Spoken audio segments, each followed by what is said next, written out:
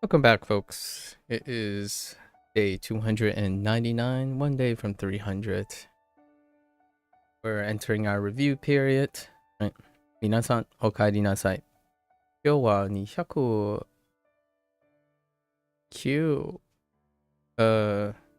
99日目です。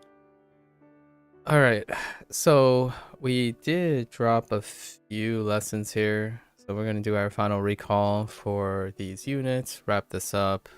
Technically yesterday was, but we left a few exercises due to elongated discussions. Largely yesterday I had the opportunity to kind of talk through my thoughts on committing to a year subscription to Duolingo, which I obviously discussed in length with some participation with a voluntary person from the audience. So that was very fantastic. We're gonna do the recall one more time. Complete this unit, and then we're going into this longer period, maybe like I'm gonna say a week. We'll add a week to the thing where we go back, see how we feel, wrap up the things, and then we'll do a formal review. It's probably going to be a two-parter to cover 100 days of new material. Also, probably starting the New Year's, this session will also be gonna be experimentally juggled with Wanikani starting the New Year's. So the new project is Wanikani. I think I got most of the stuff set up. So when is New Year's? Wednesday. So it's technically 3 sessions away from now. This will also be the day that marks the end of the Chinese course. So largely gonna have to fill out where Wanikani fits. I think we might start with it, or it might be in between the two. I'm not gonna put it flanking the Chinese session yet.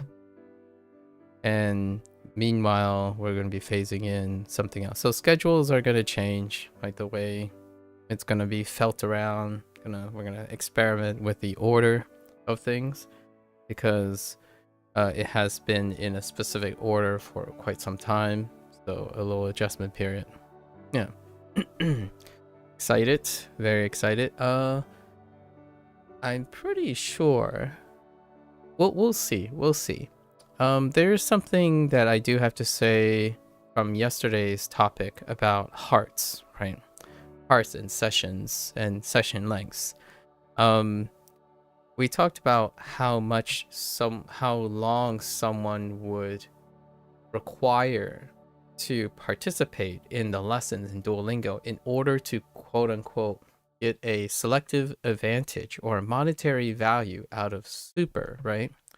However, it is also worth noting that at the other extreme end, when it comes to learning and routine and SRS, right? I'm gonna be interested in. After reading some threads, I got the impression that Wanikani has actually created this insistence. So, the person that I was speaking to talked about how they would offload everything into a singular period, right? However, much like most things when it comes to adaptive and learning and internalization and memory, I forgot to mention the point where there is a period of diminished return when one learns, studies, or practice too rigorously, as in like substantially longer than past their potential threshold of focus. So I mentioned that before when I was talking about, I do these 4-hour sessions or whatnot, but I have to keep in mind that I want to state, state transparently as a form of transparency, my length of studying and learning may be correlated and be the consequences of spending a lifetime of studying this type of length. So when someone says, oh, I'm gonna go from 0 studying to overzealous, like 8-hour singular sessions on a weekend, that is often going to be incredibly abrupt. One requires an immense amount of motivation and like forethought and stuff. So yeah, there are people who are incredibly self-aware to the point where when they engage in something they haven't done since their first language, right, and it's a completely different experience, they somehow foresee the sustainability problem or the sustainability difficulties, the adjustment period and whatnot, and they just go for it. Yes. However, that is an incredibly low success rate if we're talking about human condition and expectations. So oftentimes when I say I'm tired, it's actually when I'm tired in a normal sense for me. So after 8 hours, that is kind of a threshold, but that's the beginning of the threshold of my lack of focus or stamina. So where someone is arbitrary due to their life experiences. So I want to keep in mind that when we were talking about the whole 5 minutes a day, you lose 1 heart, how many hearts, that estimate, yeah, it's still dependent on the user, of course. However, the idea is I wasn't trying to, or at least I hope I wasn't, giving the impression that those numbers are important. Like the very specific numbers are not necessarily important. The concept of taking into account those factors are relevant to the person's decision making, right? If you get bored after staring at a text for 5 minutes, then that is really relevant and will change the interpretation of the value of like a Duo Super subscription, right? For me, I did not use, so as a disclaimer, those numbers that I use, the real numbers were the ones that I broke down into averages per unit time. However, if I was thinking about the value system for my purchase decision, I do 4-hour sessions, 4-hour study sessions every day. I don't have obligations that take me away from being able to do that. So I wanted to clarify that because yes, diminished return kicks in. However, that threshold can be increased as well. So whenever numbers come into play, which is probably one of my major objectives of yesterday's digression on value system, is that yes, objectivity is fantastic. It produces a framework of standardization. It makes it possible to do some comparative analysis with other people, right? However, it's part of the picture. Decision making is at least minimally a 2-body problem. 1 body encompassing everyone that is not you, and 1 body that encompasses you. So oftentimes the reason why I say that is those who think and consider objective metrics often, in my opinion, rely on statistical averages and converging evidence. However, a lot of times converging evidence, statistical averages can be often misrepresented by any one point in time, right? It's not longitudinal. Well, a lot of these things do not depict the effects of longitudinal patterns, as in like over time. So whenever you're thinking about a value system, which I was trying to offer a comparative contrast perspective on what the value of Duolingo Super mean to me, the idea is that decision making is assumed at a starting point, oftentimes at a value that is 0. It's always a baseline value. At this very point, what do I have to gain or lose? Well, the idea is, well, that's part of the picture. However, what happened before it was what I spent the large majority of my time talking about, right? I'm not starting at day 0. The value of Duolingo Super is dependent on the entire experience and not stating specifically from the perspective of 0.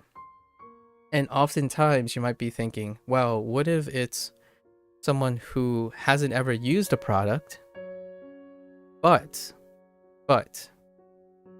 they're using information from other people. So like you have that converging evidence, that meta-analyses, etc. You perform your own meta-analyses on a product. That product itself has value that is dependent on an existing product. So when you're evaluating, in my opinion, something led to that informed decision. In the days of old, if you bought a product specifically on the fact that the value has 0 probability before you buy it, right? Like you're trying to gauge the potential of a product, but you're buying it wholesale, as in there isn't any informed decision, then I would likely entertain the perspective of saying that this product is what you make of it, right? What you make of it from the advertiser standpoint, the business standpoint, because it's proprietary. You do not have the accumulated experience of lots of other people who had access to the product first or took the founding effects, right? So when you're buying a product, that value system, that expectation that you developed before you buy into a product is built on other people's valuable time. So that to me kind of factors into the value proposition. So I'm more likely, like most people, to buy something or to purchase something because other people spend lots of hours and time talking about. Maybe it's generally well accepted, that kind of thing. And that also plays into a consideration for decision making, right? And we talk about that, but that type of information doesn't garner a lot of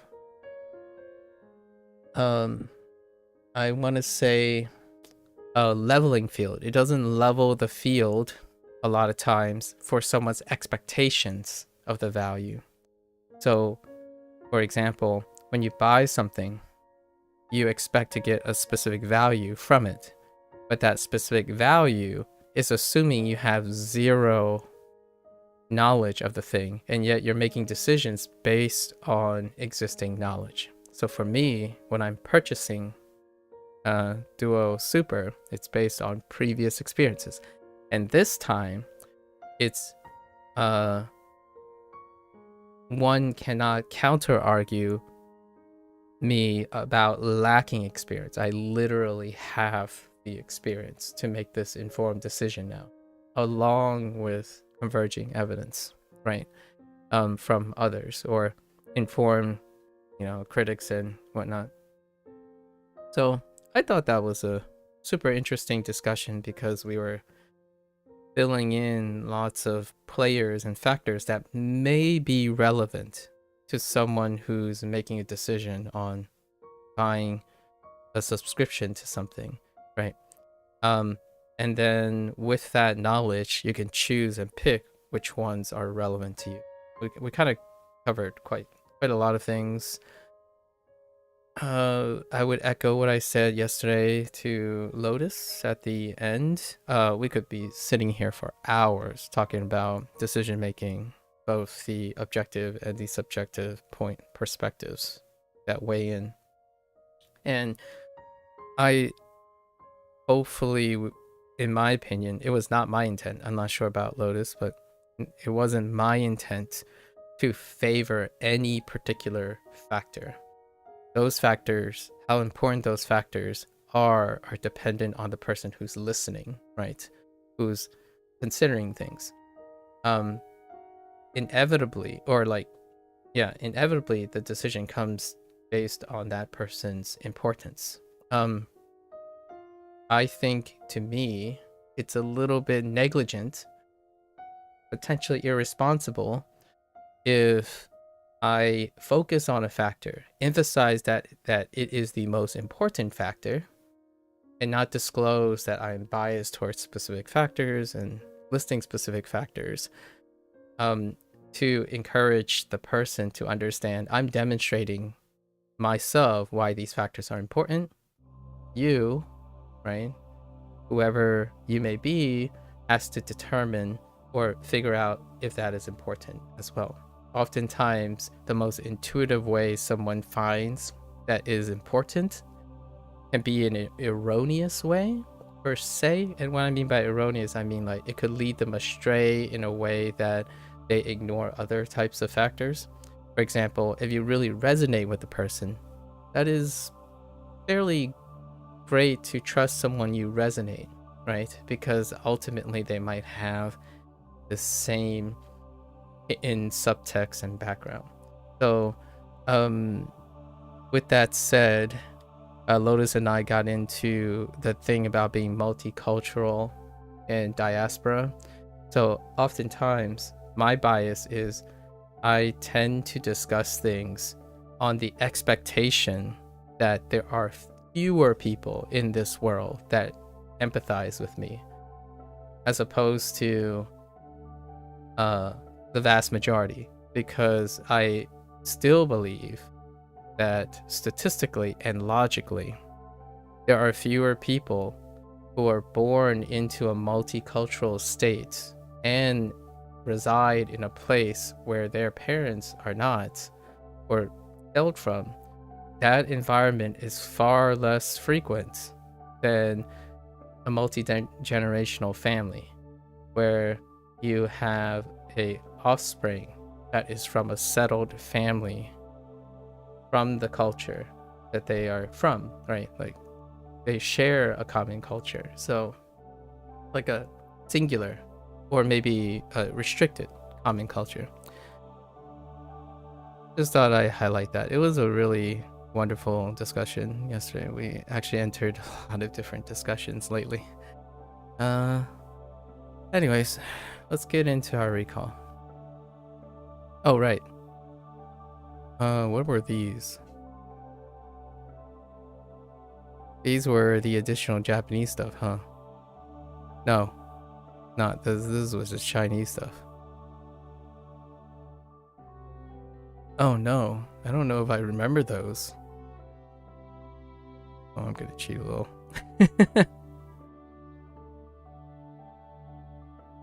Okay, those are the Chinese terms I had yesterday because I forgot them. Okay, all right.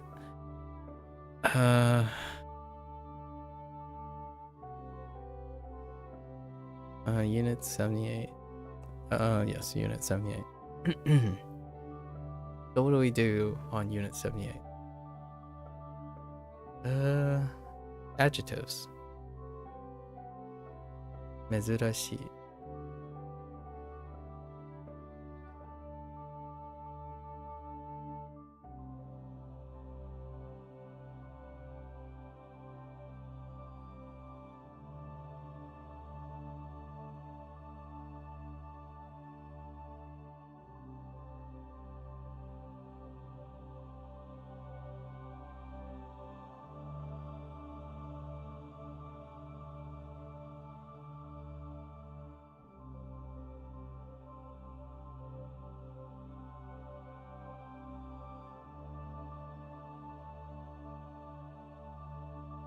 Yasashi.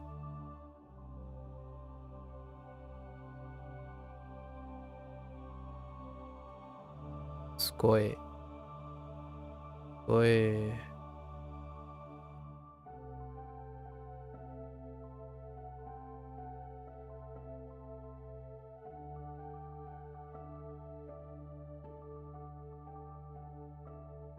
Kimi.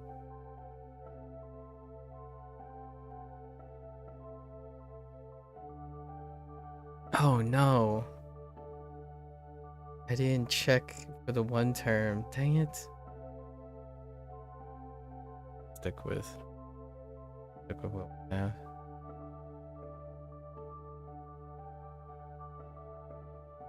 I forgot a term yesterday and I didn't check.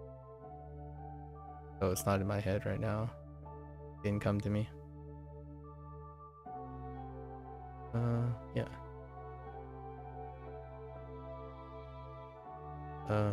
Ice.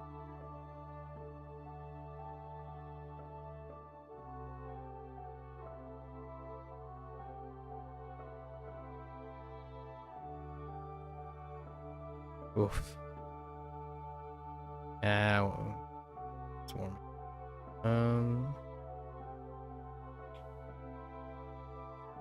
What else do we have that was random? Hatsuon.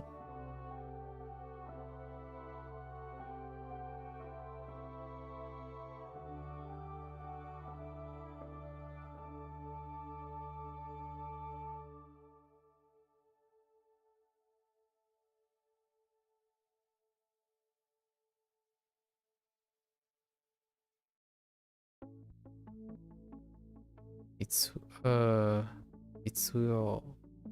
Yo.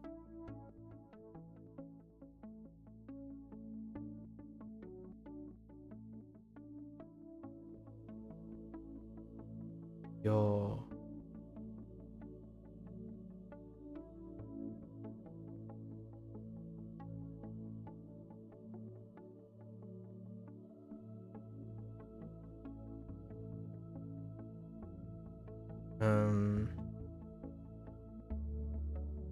New predicates. New predicate, yes.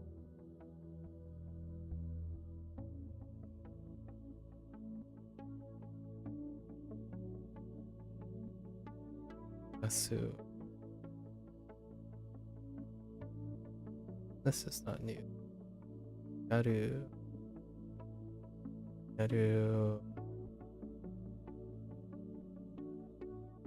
Eh?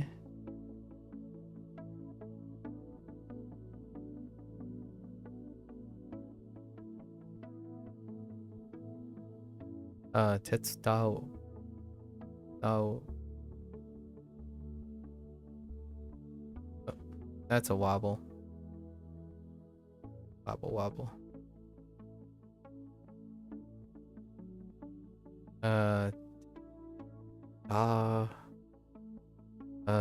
Suda.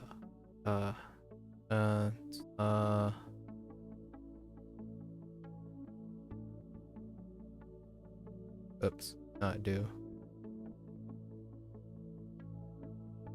It's out.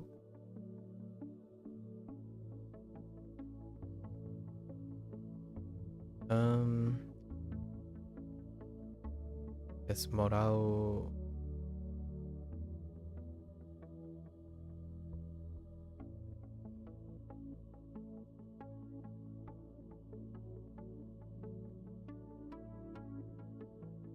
Nageru.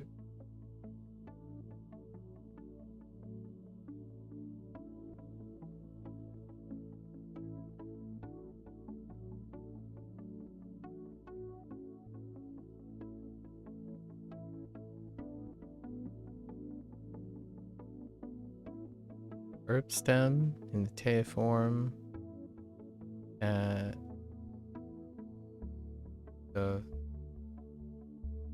ame.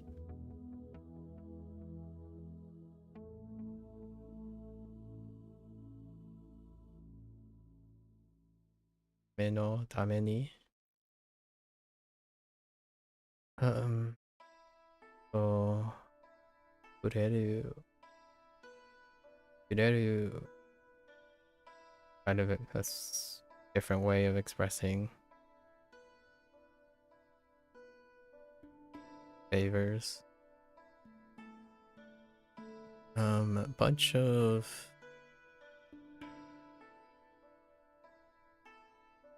I don't know what we refer to these as. Kind of like conditionals and sentence stuff. Yeah, kedo at the end, and then kedo in the middle. I don't know how to notate that right now for my personal use. Kedo at the end. Yeah.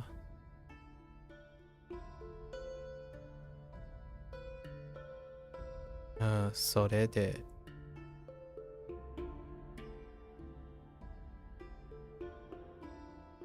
So, or therefore, I guess. Which kind of, sorta, like, dakara. Lots of feel stuff. Dakara.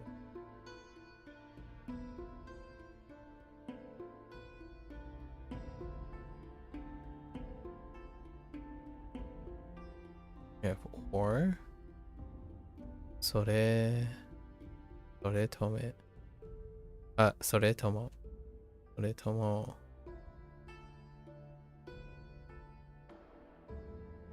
Then characteristics of, sort of, like that. Sonna.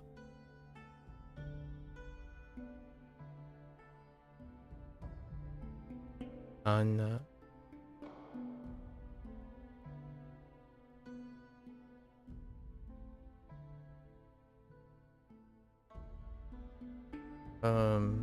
Our primary thing was need to, could, should, could in a way.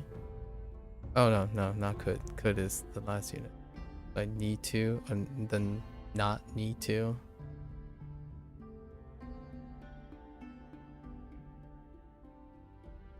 Examples were to.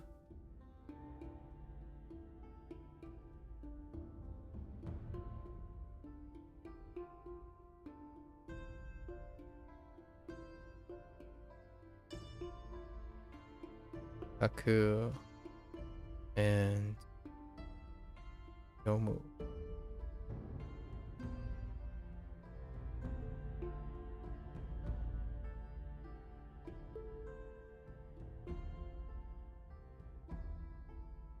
Largely take the stem, convert a, and nakutemo and e. Okay.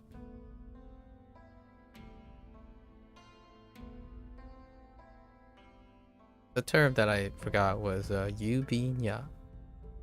Largely just the U part. Yeah. Hey, oh, not 70, 79, 77. 77 was saying what you can do. And a few vocabulary.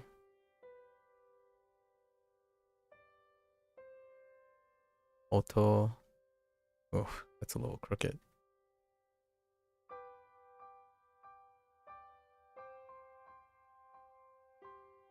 Oto. Apoe wikoe.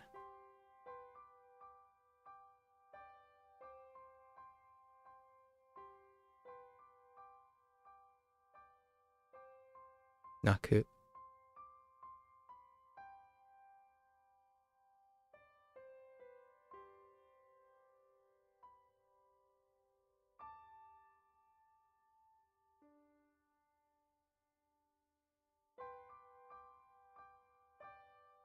Ikoeru.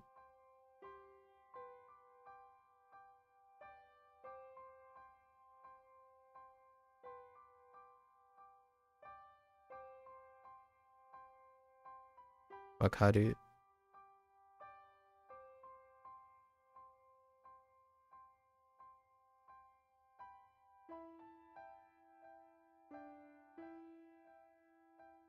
覚える。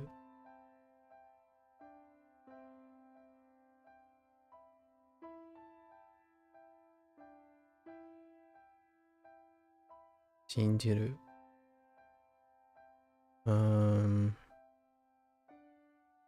There's something else that was kind of related.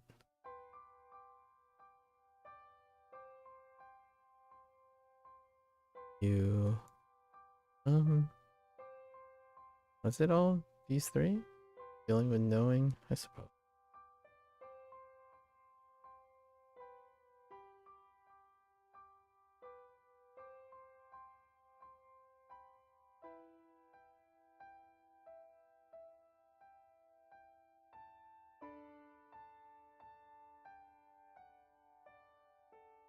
Ugh. I think I have this habit of making the top part. Oh my goodness. Oh my gosh, Tobu, please. One day.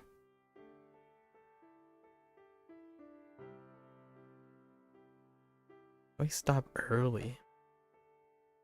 Let's stop a little bit early.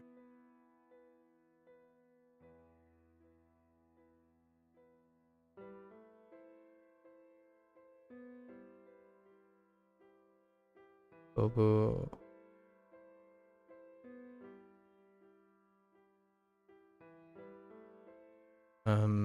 Odoru.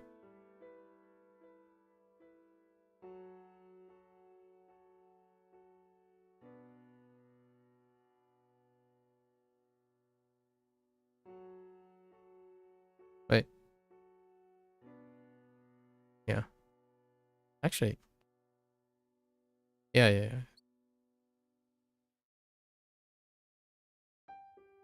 Oh, that's a squiggle.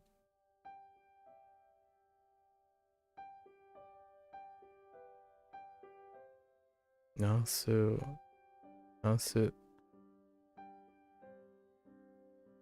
Arau. Oops.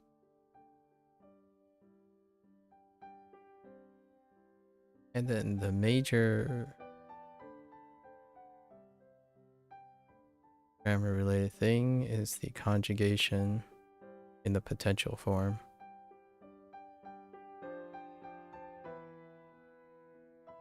Okay.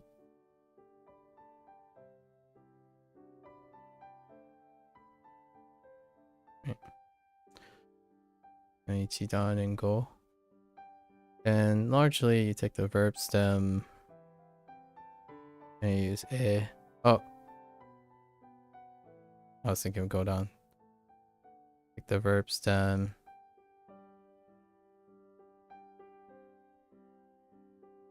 Yeah, dare. If we go down the verb stem, and it's the e column.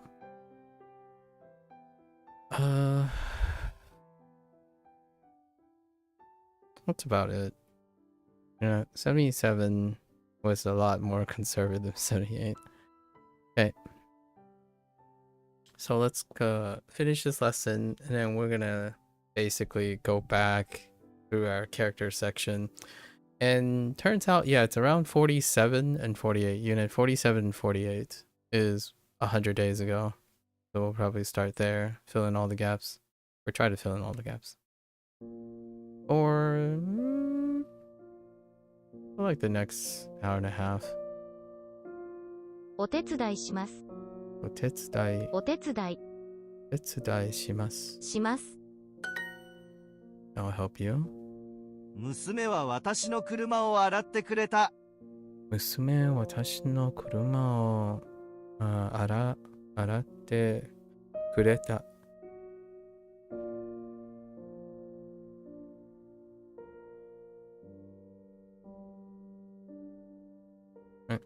これはみんなのための映画です。これはみんなのための映画です。私が買ってあげましょ私が買っ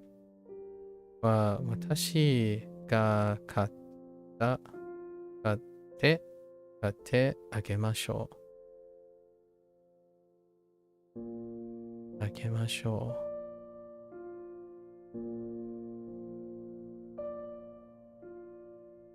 う。あげましょう。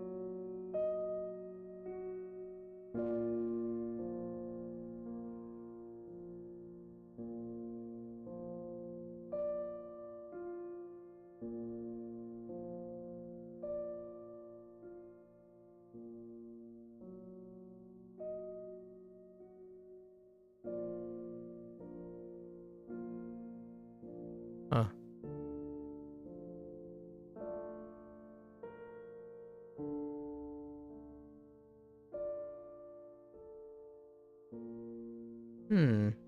interesting. I was going to use we, but then there's watashi ga. Huh. Interesting. I didn't notice that the first two times around. 手伝ってくれる。手伝ってくれる。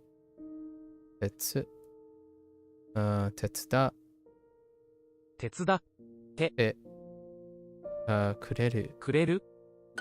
一緒に来てくれないの？一緒に行ってくれないの？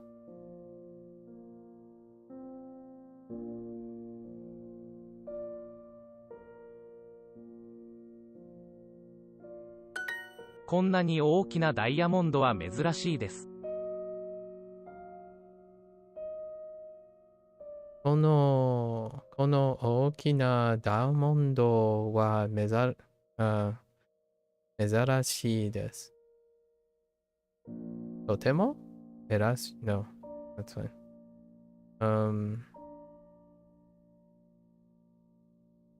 No, この大きなダイヤモンドは珍しいです。ね？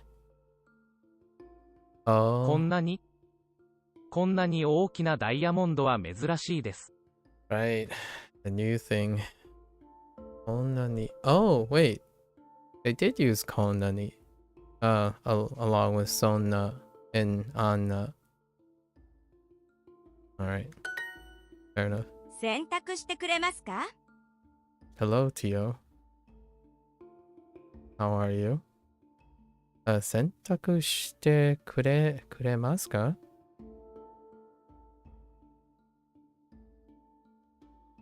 子供に絵本を読んであげた。子供に絵本を読んだ。読んであげた。読んであげた。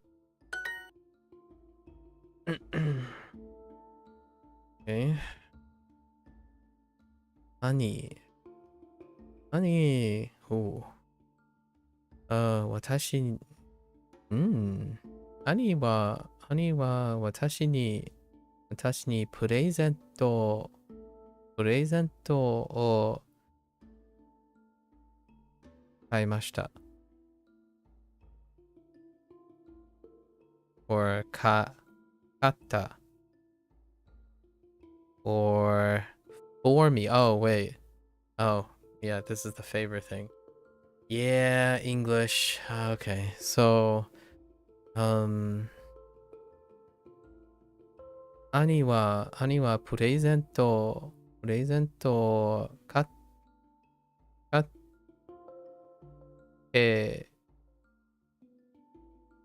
てくれる？くれた？ Or are we using something else? It looks like there's くれた. Okay. Is that Japanese or Chinese? This is Japanese. Watashi, that must be Japanese. Well, yeah. If you heard me say watashi, yeah. The pronunciations will probably give away that it's Japanese. Yeah. This character wouldn't help you though. 私 Watashi. 私 Oh, wait. Do they really want me to use watashi? We'll see. Let's see what's available. 兄 Oh, you know what? We could test it too. Ani は wa プレゼントプレゼントプレゼントを買ってくれた。くれた What if we don't specify anyone, right? Then it's just gonna be me. So this should be acceptable. You have started learning Japanese as well? You're currently learning hiragana? Right on, Tio. Right on. How do you feel right now? How's it going? Yeah, watashi ni... I'm just gonna skip watashi ni, see if they accept it. Yeah, they should accept it, because it's implied already. You don't need to specify watashi ni here. So they do accept that. Ani wa presento o katte kureta. Because of kureru would insist that it's speaking from a personal standpoint. So it'd be me. I'm doing the favor for me. Oh, that's good. We can test these things now because we no longer have to worry about 君 experimentation. と一緒にいることは楽しい Kunto. See, I don't know about kunto yet, but we're gonna stick with kimi. Kimi to issho ni iru koto wa tanoshii. Okay.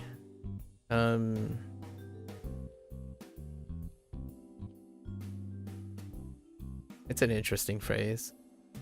Kimi to issho ni iru koto wa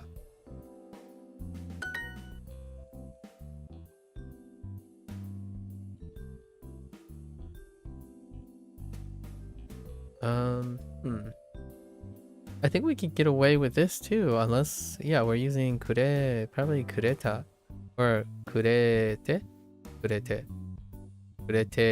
imashita? Oh wait, kurete, no, whoa.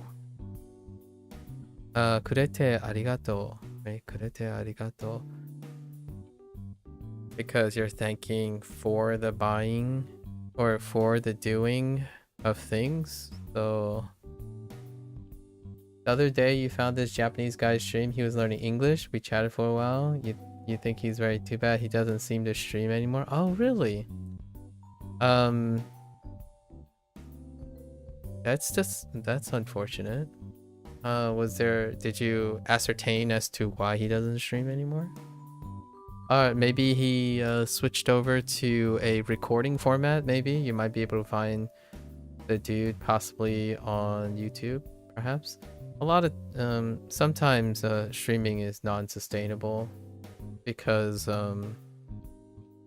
well, life happens, right? So then you can go into a post-edit format, which then you have the luxury of recording things. Oftentimes you can kind of see that people going through periods.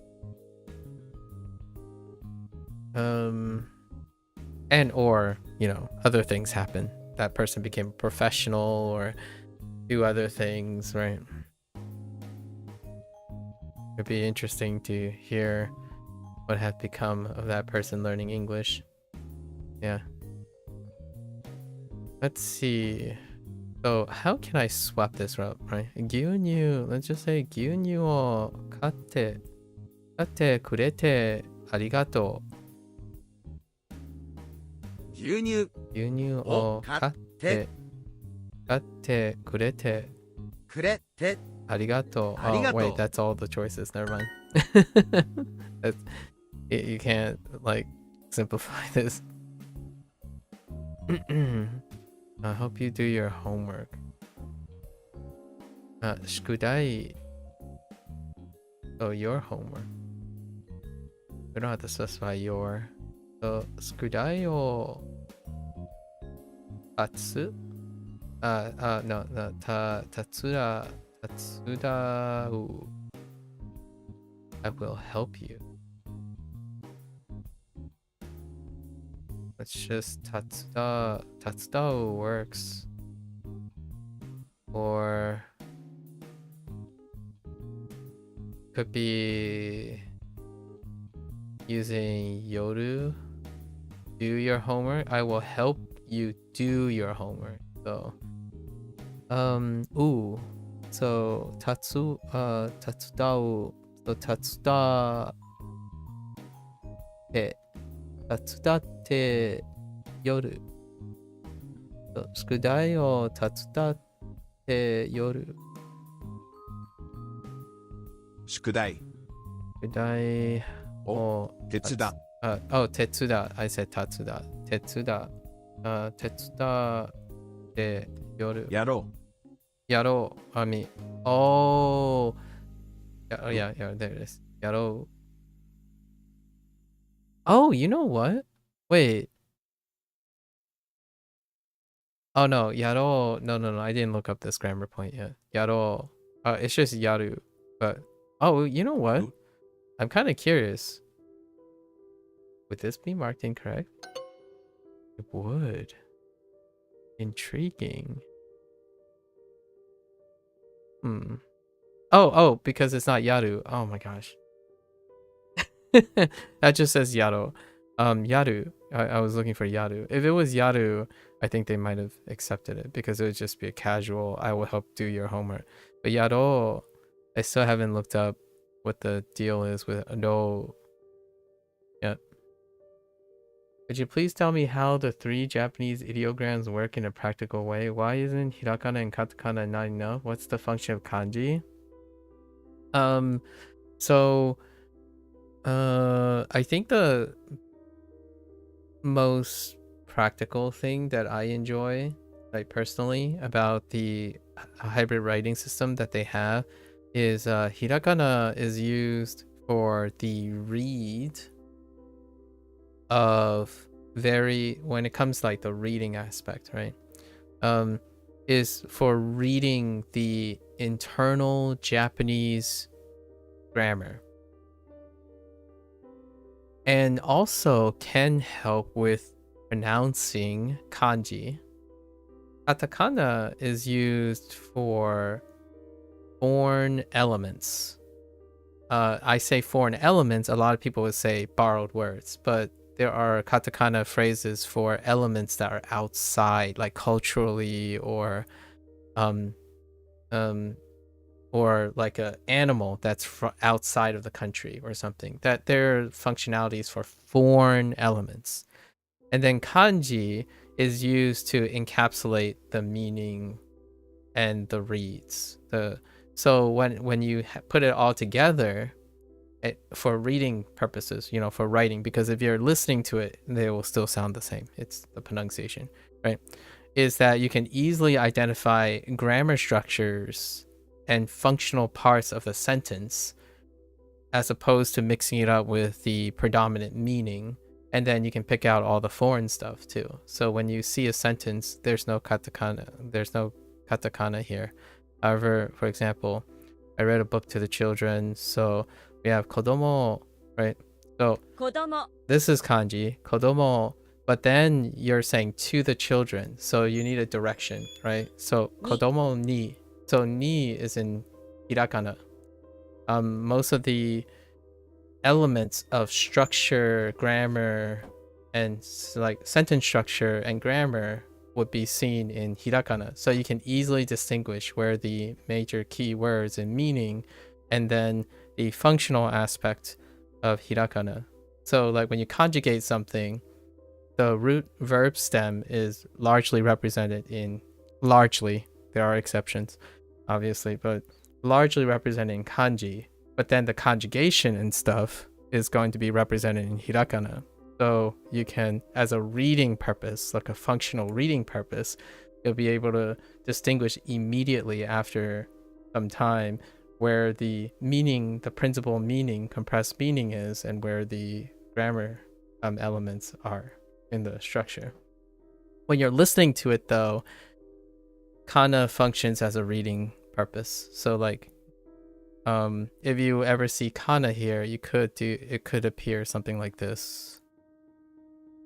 where it's on top, and the kana is used to help you remember what this actually sounds like. That could be a function of hiragana. Grinding Japanese, or should I rather say absolutely pounding Japanese? We're being consistent, consistently. So kana is just for reading?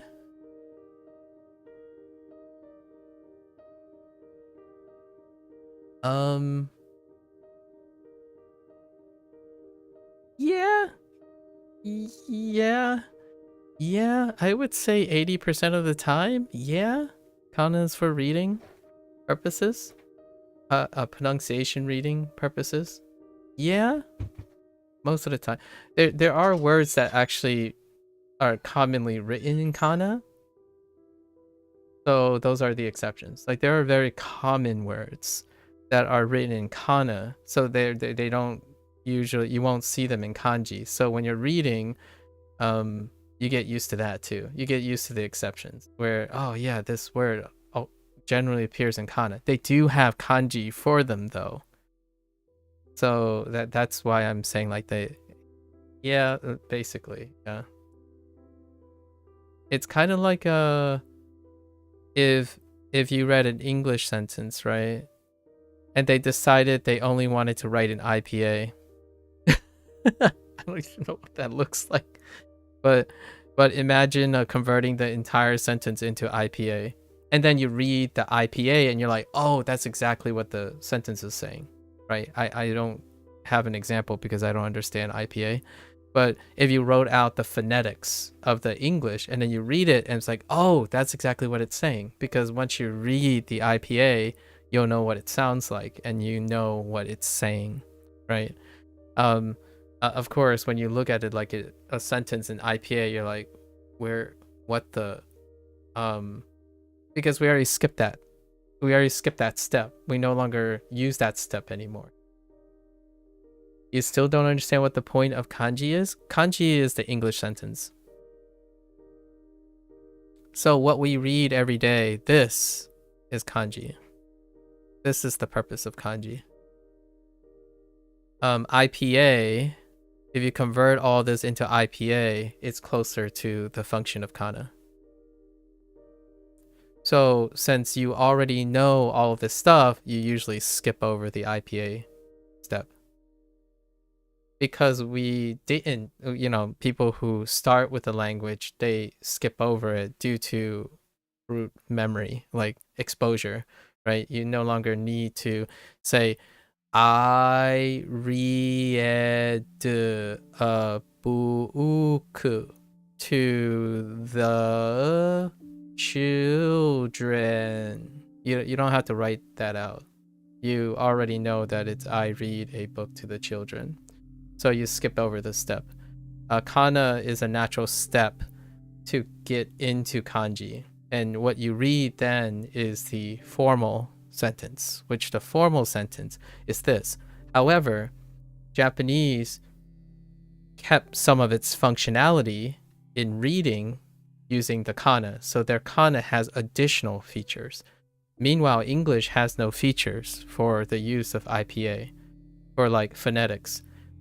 That's why I tend to joke about English phonetics all the time. Like, this is kanji.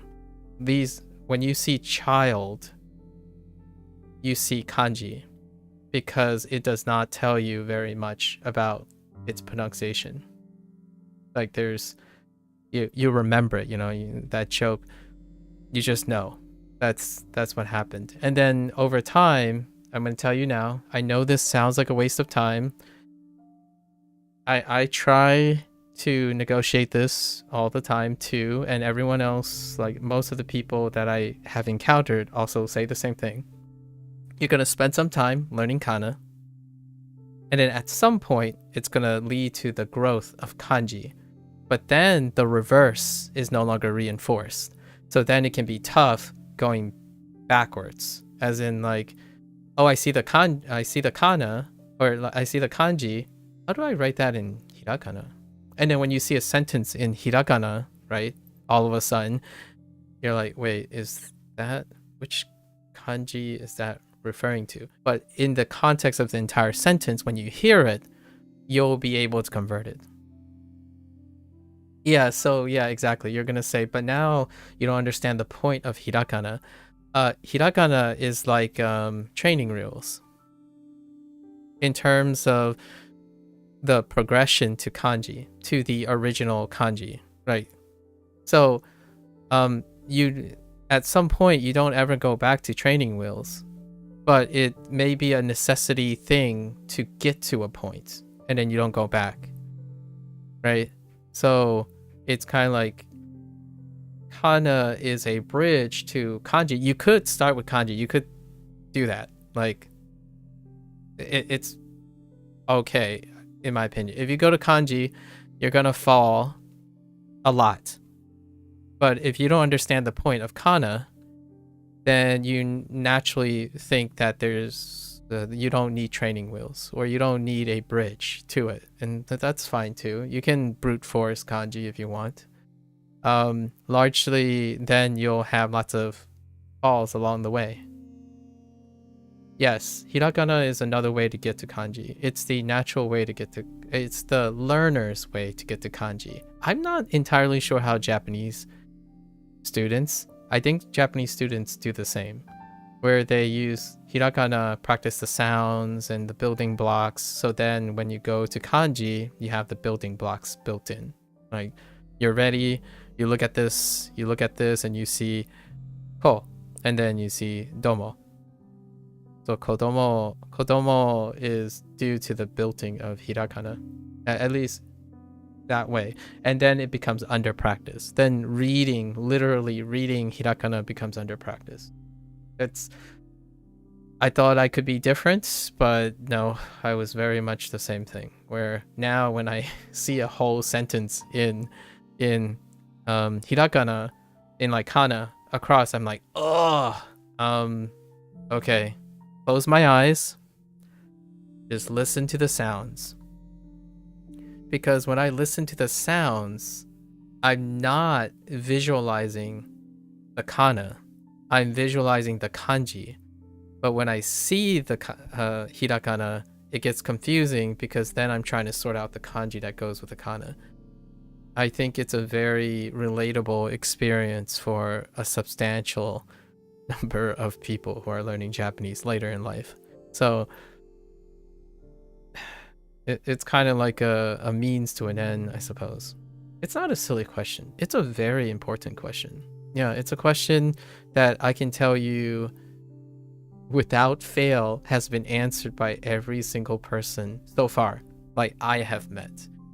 Every person answered this. Obviously, every person, as in the people that I've met, we don't represent the entirety. There are probably some people out there that said, let's just jump into kanji, and then they brute force and memorized, like, they have the memory capacity to memorize non-foundational blocks and just remember like thousands of kanji raw, just raw. And in a way, that's kind of how I'm doing it with Chinese. Chinese does not work that way. So Chinese, every character ends up being the raw value. What you're describing about the points going straight into kanji, or like what's the point of kana, Chinese would be a great example of the counter, where you just remember the raw character, what their reads are on the raw character. But then the Chinese system tried to create a pinyin system before the fact. So no hiragana or katakana for Chinese?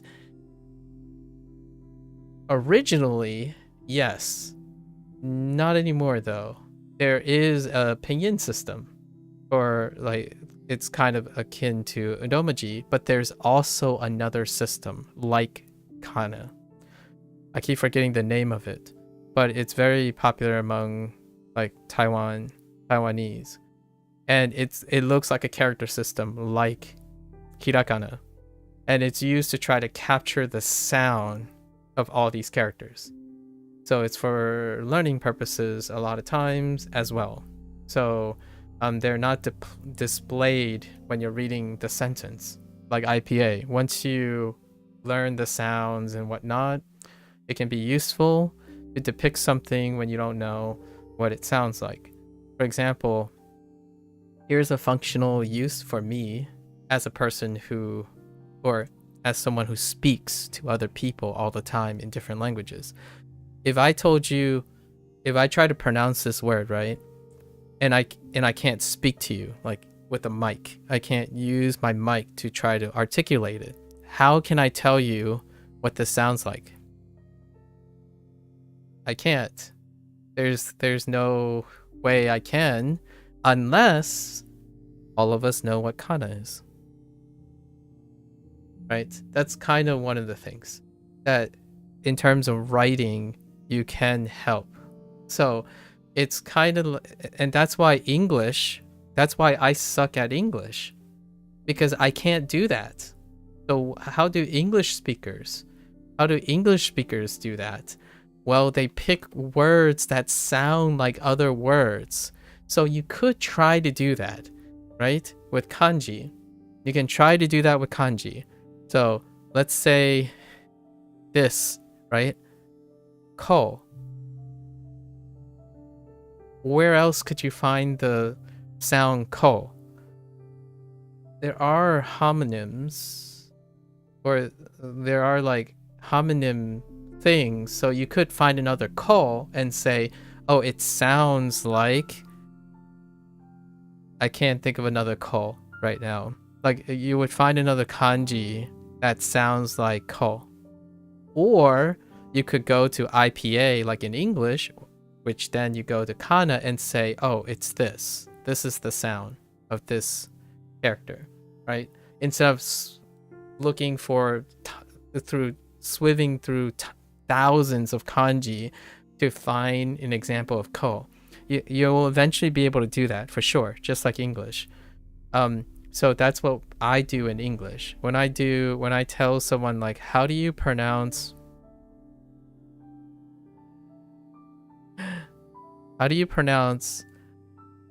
this is why I kind of like that I learned kana, because if I learned IPA in English, in the future, if I talk to someone else who's learning English and they learned IPA, which I don't think people do that really, but in Japanese people learn kana, which is great by default. But in English, I don't think even foreigners learn IPA by default a lot of times. So you can't communicate to them what an English word sounds like. You pick other English words. So then you have the English problem where you have, how you pronounce this? And then I'm gonna, I can't say anything. I can't say the literal word. I can't help you. So how could I get this?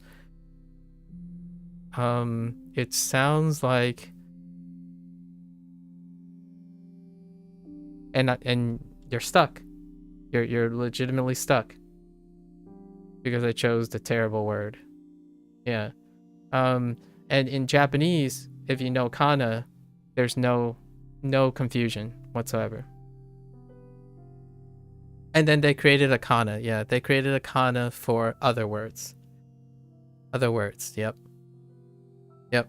So that's one of the bigger benefits. And here's the thing about katakana though. Here's the thing about katakana. It's written the way it sounds. So there's no kanji, there's no additional level of kanji, because most of the time those words are not derived from Japan, if you know what I mean. Like kohi. Well, they have a word for that in Japan, possibly, but that word, it does not sound like kohi, right? So katakana just stays there. There's no additional level, right? You find the Japanese word, or it's just gonna sound like the word. So that is something that English does not have either. Basically, when you say nonchalant, right? It's not saying, oh, let's write this in French, or let's write it so that it indicates that this word is from French origin, right? There's no way that, or from other origin, right? So in Japanese, there is. At least you know it's not in the Japanese lexicon, but it is pronounced like Japanese. It's a Japanese way of pronouncing the word, but it indicates when you're reading. It's a very convenient way to say something about this word is not inherently Japanese. Here you go. So when you're reading, is really convenient as well. It's functionally really convenient. It's like, oh, okay, I'm struggling with this. This is probably a word that's outside. And in English, what would that look like? It would be a disaster, in my opinion. English would be a disaster if they needed to come up with a system that marks every other language's piece of origin. So in essence, like, it won't be that way. And there's a lot of comments about Japanese language learners where if katakana is like riddled all over your sentence, it's basically not Japanese anymore, right? That there is that kind of comment. And you know, it's what happened to English. English has lots of influences, so many people use it, so at some point it assimilated, it like basically integrated a lot of words that are effectively not part of Old English. I mean, Old English itself got groomed like crazy. So take it with a grain of salt. But generally speaking, I really like that most Japanese, hello there, Blair, most Japanese language learners have learned kana, because you're not going to use it like every day, but for those days when you're talking to someone else who's either learning Japanese, or we're in different places in Japanese language learning, and or we're foreigners to like back and forth, a Japanese person, for example, could tell you, oh, this is how you read kodomo, right? And then you're like, oh yeah, okay. Like you wouldn't remember the kanji, but at least you could say the word kodomo, right? Kodomo will be kodomo.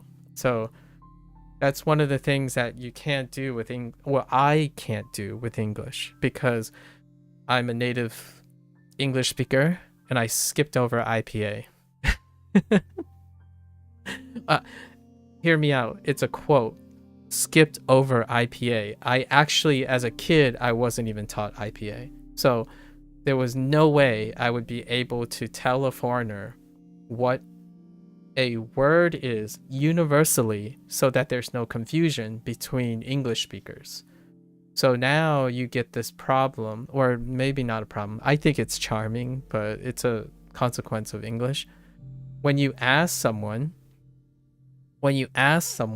right, in English, how to say a word, what this word sound like, right? And then you pick like this, right? English people are going to have incredibly variant answers, because they'll pick another kanji. Effectively, they will pick another kanji that sounds like this. So it's like, what does this kanji sound like? And then if everyone is relying on another kanji, then they could pick whatever kanji that's close to this. That's effectively how English people explain, like myself, because I'm IPA ignorant. I can't explain it any other way than pick a word that it sounds like. Wait, is that a word? Oh yeah, that is a word. See, deer, and I'm gonna say like it's ba in front of deer. But hear me out. Ba could be ba. Then you get bear. That's not right, because I don't know IPA. Like IPA is a system that allows me to distinguish this. Kana though, if you know kana, it is kana. That's it. Those are, now there is a slight asterisk because there's such thing as pitch accent. And it doesn't necessarily capture pitch accent, but it captures more than the way English speakers are commonly explain to people what things sound like. And it's obviously hilarious. I know it can be exhausting and really like confusing. And then when people learn Japanese, they're like, why can't English do this? And my only thought was, it's kind of a chicken or the egg, behavioral normalization. For me, this is one of the charms of English because of this dynamics. You allow people to get used to words like this being pronounced like, yeah, I don't know. I can imagine four different ways, largely because I'm thinking of European accents, that this word can be pronounced, and you will still know it's beer. In Japanese, that sounds ridiculously scary. So it might be because the only way I understand Japanese is through kana. So if everyone understands through kana, then any any leaving out, like not relying on kana, then becomes the abnormal thing. So you won't be able to relate to a lot of people who speak Japanese or are learning Japanese if you don't cover your kana. And that's a risk you take, which is perfectly fine, in my opinion, if you're willing to do it that way. I think it's still possible. And in English, who knows? Maybe one day they're like, yeah, English is getting out of control. Let's start teaching IPA before we teach actual English words, right? And I totally get that, especially from a perspective of someone who may be very, very used to not having to concern with phonetics, right? The English spelling system used to be more consistent. It used to be, yes. I would agree. It was I had a class on classic British literature, right? So there was a lot of old English, right? A lot of old English things that we read. And old English had lots of explicit letters, and they were constantly spelled far closer to the way they sound, but it didn't look as nice, or not as nice, but it was very like there was a lot of like repetition. I don't want to say it's a bad or a good thing, like a better thing or which one's better. The idea is like over time the language got compressed, much like kanji, right? You try to fit more in, but then you have a lot of implicit rules, a lot of exceptions, a lot of like liberties. So, since when did cometh, right? Since when did cometh become come? That's such a terrible word to start with, but that's the only one that I got right now. So like, since when did this dropped for this, right? I was gonna use like a more nuanced, like today's example, like since when did what become bro? Yeah, comest, cometh. Yeah. So they were and this is where I was gonna go with the whole analogy. Cometh, comest, and come is like if you lop off the ending, right? Here's the stem. This is gonna be written in kanji, and then this part is gonna be written in hiragana. If you wanted like a practical standpoint, Tio. Or in Spanish, right? In Spanish, imagine all the endings. So all the things that are common in the front is the principal meaning. So it's the kanji. Sorry, I don't have a Spanish example right now because I'm terrible with my conjugations now. And then all the endings is in a different system. They just decide, oh, we already know kana, right? So it's in hiragana. So imagine when you read a Spanish word, you know exactly what you're like, you narrow down the meaning because the front tells you that. And then you're already doing it in Spanish. Only Spanish does not have a separate writing system for the two. You see what I mean? So is that good? Is that bad? It's different. And for a language learner, it's amazing because it's compartmentalizing. So you immediately you're like, oh, I know what this means. I don't have to worry about it. It's like, okay, so here's the conjugation. Nice. This is specifically for verbs, of course, like verbs and predicates, but it's true for like grammar stuff as well, like direction, right? Like you can't distinguish which to this is in English. Like to. Like what is to expressing? Well, if someone said book to, do they mean book two? As in I read book two? Or I read book to something else, to the children. Like, remember, we have to think about it from a perspective that you do not know English. And then you're looking at this, it's like, well, this too is like any other word. Right? However, in Japanese, no. This is kanji. And this is a direction marker in kana. So not only that, you have a visible distinction between functional phrases or functional like markers and the crux of the meaning. In English, it would be very, I would say from a language learning perspective, if this is a noun, a predicate, part of a predicate, or a preposition. So, like, okay, well, it sounds like, what does it sound like? Well, that doesn't help because I don't know IPA, but even then, IPA can't help here because it's a homophone.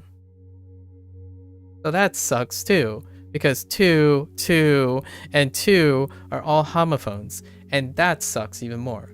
So, my thought about the Japanese writing system is it kind of circumvents a little bit. It makes certain things for a language learner. From a language learner perspective, it is one of the more rewarding milestones. And Blair can definitely, I'm pretty sure Blair yesterday told me that she finally got used to being able to like just straight up read hiragana as you're reading along. And it's kind of one of the wonderful milestones. And then at some point when you get that milestone, it feels like it's riding a bike. And then now you can focus on another component. And at some point when you're reading Japanese sentences, everything pops up in like different colors, basically, right?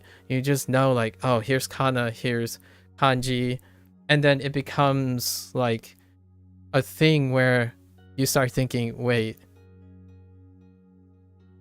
how do I view English? I'm gonna give you an example. Yeah, we already went over that, Hideyoshi. Hiragana exclusive is still hard. It's like under practice. Like Pokemon on the Game Boy. Yeah, dude. Some video games that are in all that use things in all hiragana, it wrecks me pretty hard now too. I really thought I wasn't going to happen, but it did. So I admitted that to Tio. Already mentioned about the whole doing the reverse thing. When for real has become FR, no cap on God. Yeah, exactly. So you thought English as a kid, you still struggled to properly speak it. That's understandable. The spelling of Old English, but language evolves. Yes, natural languages. So hear me out here. When you read a sentence, when I'm reading, I'm like an English sentence, I do not see the English sentence as separate letters, right? You don't either, right? These aren't separate things. It's not N, R, it's children. So that's one character. Or two characters. In this case, it's two characters. Otomo. So as opposed to remembering not even the IPA, it's compression. And then I actually don't do that either. I do that to some extent. Like I pick up the major words, right? These are the major words. So that's the kanji. And then where's the hirakana? Hirakana is this. I sentence diagram in my head when I'm reading a English word. So if you hand me a piece of paper and I'm going to proofread it, right? I'm proofreading, I'm making sure your diction is correct, your grammar is correct. These are my simultaneous passes in English. So this is not visible. There's no visibility. Like when you're looking at this sentence, you don't have to think like me. In Japanese, it's by default. You have to know these things because of their writing system. And I think that's kind of cool. It kind of, I almost want to say forces you to do that. Now hear me out. Super casual Japanese is going to drop those things sometimes. So what I mean is like O's like disappear. So when you're hearing someone, it could be like listening to English nowadays online. People do be dropping things all the time because they no longer think about them. Like if I said I read book children, you probably understand what I mostly mean, right? Like you probably understand the main crux of the thing. So what is kanji? Kanji is the crux, the core. Hirakana is served as the nuance of making clarity, which English, I don't think lots of native English speakers now pay attention to these things anymore. And effectively, even as one goes on with Japanese, Hirakana gets rusty after time, and it's very difficult to go back to what happens if the whole sentence is in Hirakana. It takes me like 3 times as long to read. I would say at least 3 times as long to read if they wrote it all out in kana. So then when you read it, it is exactly like how it's supposed to sound. Meanwhile, that's kind of ironic because kanji has a better way of normalizing how it sounds for me versus having hirakana all over the place now. So it's kind of weird. It's kind of like English. What's a good example? Yesterday we talked about slaw, right? As in coleslaw. But if you don't know your kanji, right? If you don't know your kanji, for example, like slaw, this is an argument for the other way, not like why kana is important. But if you have slaw, and then if I wrote it like this, knowing your kanji is gonna be a little problematic because now you know this as a unit. So how would you pronounce this, even though it's not a word? Like, because you don't know if it's a word or not, right? So when you're learning like kanji,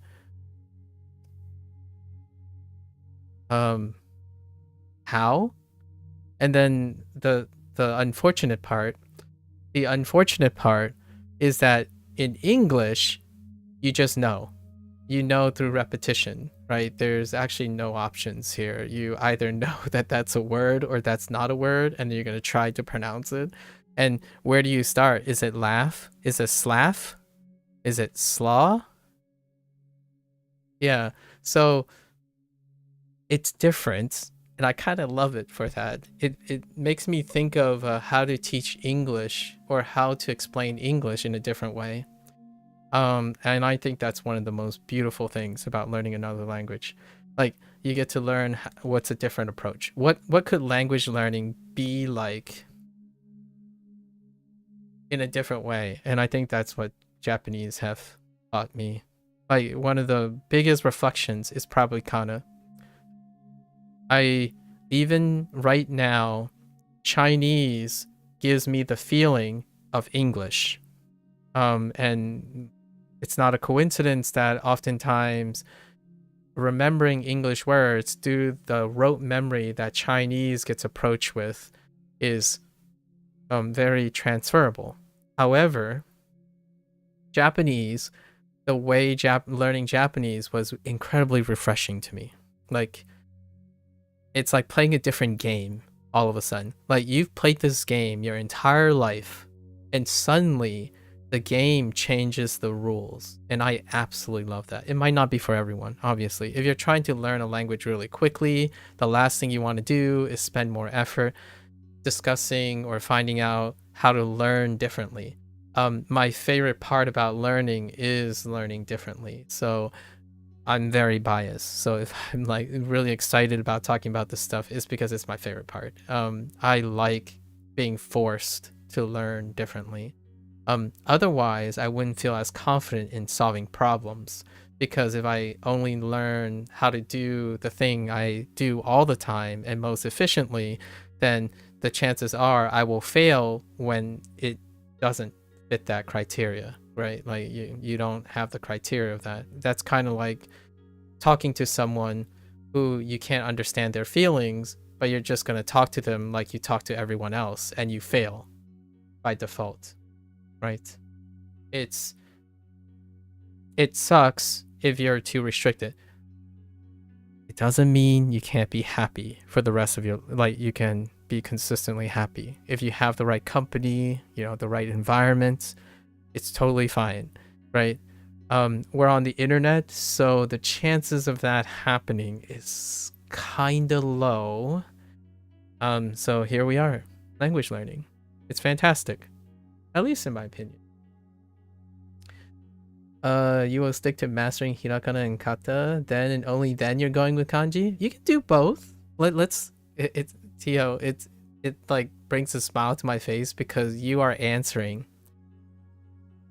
the most consistent first question that people ask themselves. Do they strap down, learn everything about kana, and then learn kanji? You can find this on the recorded videos, but I ended up doing them simultaneously, so like back and forth, and it was okay too. So that was my approach. Lots of people expressed that they wanted to get kana down first, and that worked out really well for them too. Like, they basically spent like 2 weeks and just crammed kana, and then they're like, all right, let's go. For me, I was discovering kana as I was discovering kanji. But hear me out here. Duolingo, what they did was they trickled really small amount of kanji very, very slowly. So they more or less forced me to learn all my kana before any kanji introduction anyways. And it's so slow that at some point, the people who finished their kana training, they dropped Duolingo before Duolingo even introduces consistently introduced kanji. So then it led to this misnomer, in my opinion, a huge misconception that Duolingo doesn't teach kanji.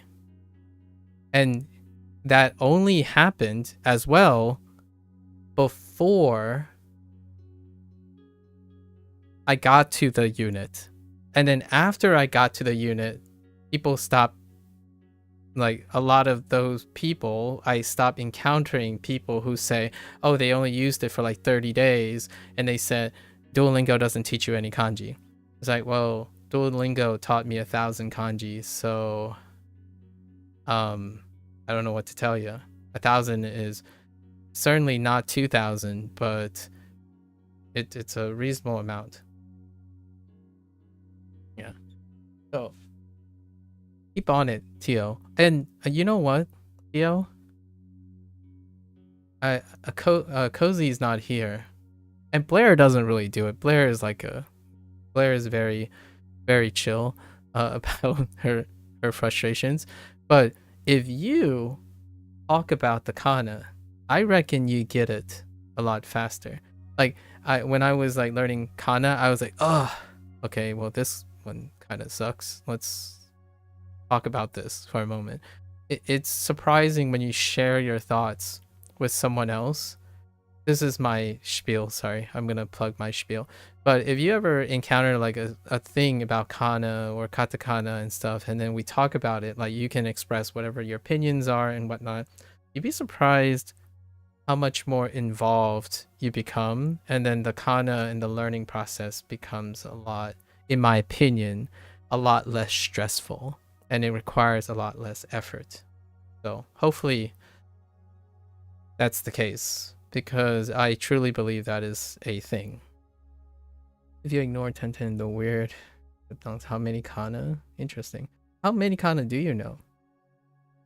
You're playing this. I'm playing this game on my mobile, and that helps you memorize hiragana faster. Very nice. Whatever works, man. Oh, what kind of game is it on your mobile device? I've heard of 2 or 3 that people mentioned in the earlier times. The thing that I come across myself was Tofuku's site. The people who make wanikani, they have like a quote-unquote beginner's guide, and that beginner's guide also comes with like a PDF and possibly even a mobile app companion to their beginner's guide PDF. And that deals with they provide like mnemonics, imagery, through imagery and stuff for the kana initially. That's kind of so I used to default to this when someone asks that question. There's lots of, obviously Japanese is very trendy, so there are quite a lot of resources, and definitely fine. What I'm very chill about your frustration, because I will just switch to doing the very least if I get annoyed until I have the energy to tackle the hard thing again. That is a very healthy, Blair, that is probably the most eloquent, down-to-earth way of describing resting and preparing yourself to do things, and then making sure that time is used well while resting. That's wonderful. I think that's a wonderful sentiment. That also explains why you don't outwardly require to express frustration at any time. It's perfectly all right though. I'm always here to lend an ear. It's called Kana Game. In the game, I'm a dart wizard, a low-based department that kills colored blobs every time you get a hiragana character correctly. Ah, fair enough. Yeah, classic hiragana game. Does it come in waves? Is it a wave game? So like maybe top down or left right, where things are sent towards you and then you're defending? Yeah, okay. Yep. Classic. Very classic. Yeah. Welcome. Welcome, Tio. I'm excited to hear about your Japanese language learning. It's only been recent that I've been in between people. As in like my Japanese streaming experience, right, is now in a different position. Before, rewind 300 days ago, I have always been in the beginning of everything. So the experience is incredibly different. Everyone almost statistically will be way well ahead, and they would be making comments at me because I can't make any comments back, because my response would be, thanks for the information. It sounds like it's something that's very interesting. Unfortunately, I don't know enough to comprehend it, that kind of thing. And now I'm kind of like in the middle. Now I get to be a cheerleader, which is great because that's my natural state. I get to be an enabler for people before me, and then I still get the same experience for anyone after me, right? And then I get a few people who are with me now, as opposed to the people who are on the internet. Beginners don't actively promote that they're beginners because it's like a face culture or a competition thing, right? So people aren't as excited to demonstrate when they're incompetent. No, I'm not saying they don't exist, but statistically, when you're online and you're in a position like this, you tend to want to view yourself as competent before you show something. And I'm not one of those people. I tend to be a person actually typically demonstrating learning. So most of the time, if I'm not incompetent, then what the heck am I learning? So I run learning streams most of the time. And that means that the vast majority of experience I have are people telling me how competent they are, not the other way around. Right? And then occasionally I have long-standing people who hang around for their own interests that is a shared experience. That's like the sweet spot of a learning stream. And then there are people who are just starting, and I love being a cheerleader for that type of thing. I like being an enabler for people to start things. Starting things is quite one of human nature's most toughest situations, because as you age, it becomes statistically and emotionally, psychologically harder and harder to start new things again.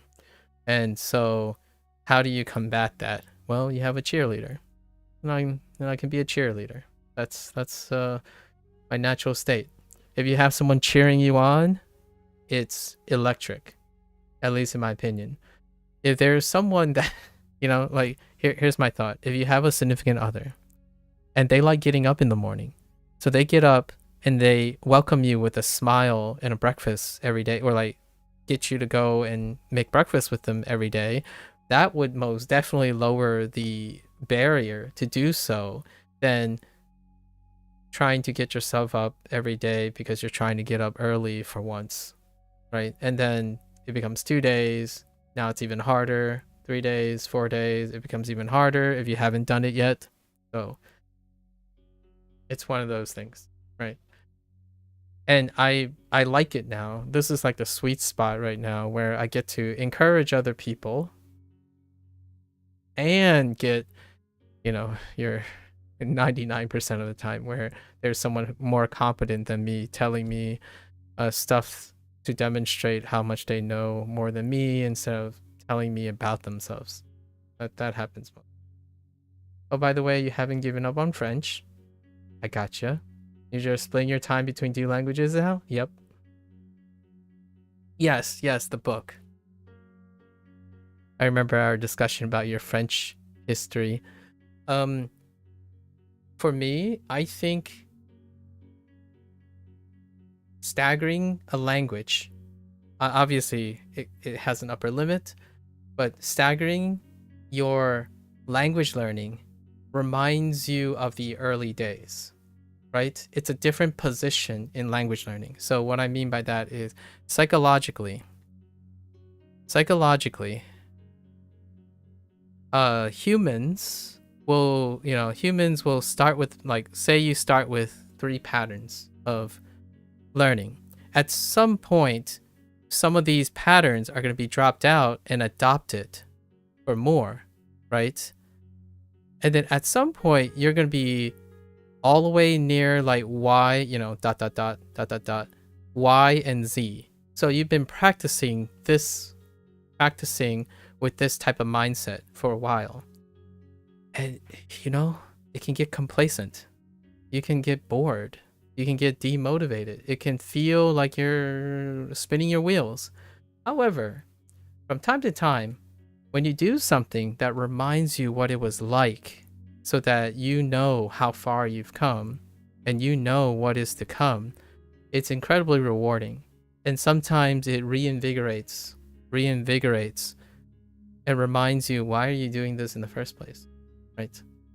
Often the reason why I'm saying this is when you stagger a language, I staggered really prematurely, largely because I was going to invest a lot of time. You remind yourself, like, dude, this is why learning French was awesome, right? You start being able to reflect, right? And that is also true when someone learns their first, second language, at least in my opinion, right? It shows you the appreciation for your first language. Well, hopefully it does. I don't think it's a universal thing. Or maybe your hatred for the first your first language. But what that does is it elicits nostalgia, memories, right? It makes you feel young again. So why do I love learning new things all the time? Learning new things and new ways to learn is because I want to stay young. I don't like mentally. Obviously, I can't stay young biologically, but what keeps me mentally young is that I spend a good bit of my time, maybe 50% of my time, because I have the luxury, but I would say even 20% of the time. Heck, if you can squeeze 10% of your time to doing something that is stimulatingly different, it can make you a great problem solver. Like, it'll breathe life into problem solving, critical thinking, and that kind of underlies a lot of lifestyle choices. So like when you're doing decision making and you're having an argument with someone, you're debating with someone, you're making lots of things, this little stimuli can break the pattern of closed-mindedness. Now, closed-mindedness has its advantage. It's very efficient. You can do things so quickly because you know exactly what to do already. But those are the things that you have to get done. Things that are like clockwork. It does, though, close off any form of youth. Because when you refine and close in, it's going to feel old. It's going to feel well done, well oiled, well refined. Dare I say, less interesting. I'm obviously stating a human condition. One of the fundamental human conditions. And largely, if someone asks me, well, why do you choose this lifestyle? It's like, well, I want to stay young mentally. Like, what does a young person typically do that an older person typically less likely to do? They tend to less likely be interested in new things. They tend to not smile very often. Actually, they tend to be very, very less expressive, actually, in general. Like, the inability to express that you're upset, the inability to express that you're happy. Obviously, there are personality selections and individual things, individual variability. But if you're saying it depends now, which I'm pretty sure you're going to say it depends, that's a closed-minded approach to comparing apples and oranges. It doesn't depend. You're comparing you and your younger self. So when you're comparing you and your younger self, it's the human condition. I would firmly disagree with you. Oh, okay, you said it depends. Debating is good, but only with actual intelligent people. Otherwise, it's a waste of energy and potentially something bad for your emotions. That's a fallacy. I absolutely wholeheartedly disagree with that perspective, because you are not comparing you and the other person.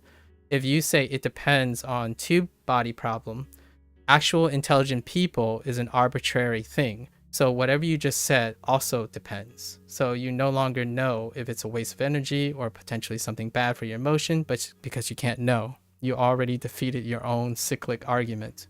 It depends.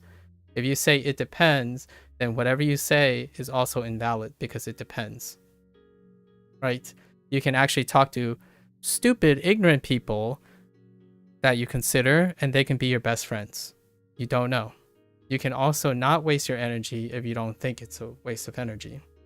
And what is a bad emotion could be healthy for someone who is encountering a bad emotion. So the argument is cyclic in its nature. The comment that I'm making is I'm talking about you and your younger self. No one else. They could be great friends, not good debaters. No. You can be good debaters, and good friends. There's nothing novel in grammar study. Oh yeah, that's fair. That's grammar study. I don't know enough about grammar study to comment on that. I debate with my friends effectively every day because I enjoy debating. So the people around me enjoy debating. Does that make them more intelligent or more stupid? Well, I stay healthy I know what I need and want.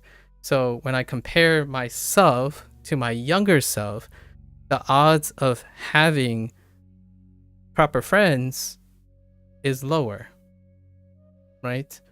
So in order to develop the stuff, the ideas you have now, you were once a person who experiments to discover.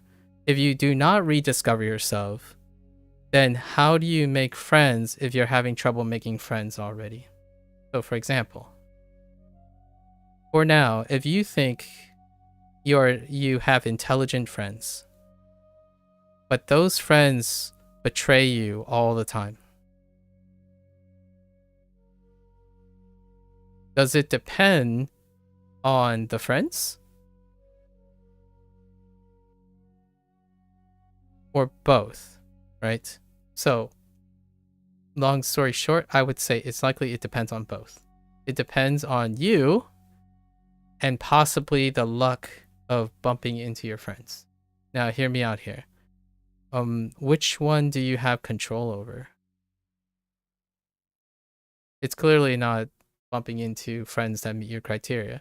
So, a human condition, in my opinion, is that if you stick with the idea that it depends on if you find people that match you, then the odds are that chance will generally be the same.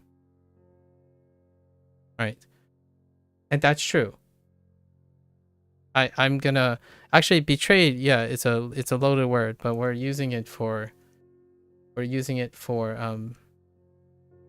punch, for weight. Now hear me out. That's true. I totally agree. It depends in that situation. Definitely. Absolutely. The thing that I was describing as a human condition was I'm talking about keeping myself young, right? I'm talking about keeping myself young. No one else, right? And when you think of it that way, it no longer depends, or it is less likely to be dependent. As in, like, there's no variable that you necessarily cannot control, because we're talking about you. So does the odds go up if you do what I mentioned? Probably, but I don't want to give guarantees. Like, even I can't say things are guaranteed. However, it would come logical that your odds would go up if you're trying to change something about yourself, as opposed to writing it off as it depends on something you cannot control, which is often individual variability between humans, right? You're comparing apples and oranges. So yes, it does depend. It most definitely depends when you're comparing apples and oranges. I agree with that. I wanted to be clear that I'm not talking about apples and oranges. I'm talking about apples and apples. I'm talking about an old apple and that younger apple, same apple. Right. Betray is a loaded term. Yeah. So you're arguing with anyone available in order to maintain your mind sharp?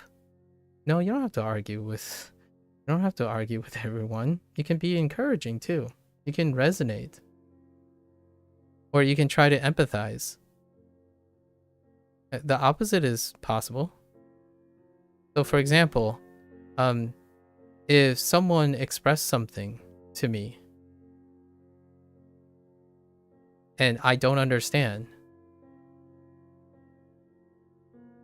you can choose to say it depends and close your mind off. Or you can also choose to argue and debate, right?